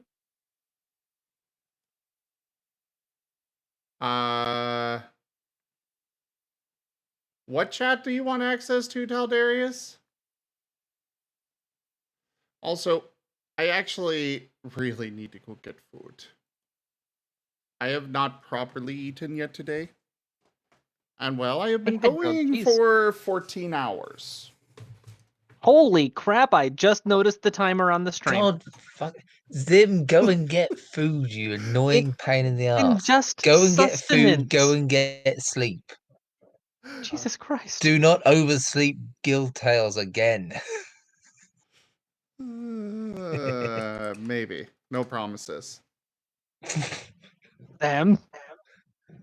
Zim, I won't go eat and tonight. eat. It's okay. Go sleep. Go and eat. Go Go and sleep. eat. Go I'm gonna sleep. sit here and talk at you then. Go Food eat. and rest. Food and rest. Food and Food rest. and rest. Food and rest. Food and rest. I think we have the raid message, lads. Every minute you're still here, Teldaris gets an extra plot point. I mean, not Teldaris. Timber. Thank you, everybody, for joining for Banished today. Check out our website, zgfgaming.com. We've got links for our Discord, Telegram, Twitter, Patreon, and more there on the website, as well as down in the description below through our link tree. Thank you to my patrons, donators, and subscribers. It is because of your support that I'm able to continue bringing these streams to you all. I really cannot do this without your guys' help and support, so thank you. Consider becoming a patron over at patreon.com/zgfgaming. It's one of the best ways to support the channel, though you can also do so by simply sharing the stream around. But for now, thank you all so much for joining, and I bid you the most fondest adieu. One last thing. One last thing. Yes. Them? One last thing. There we go. Just one last thing.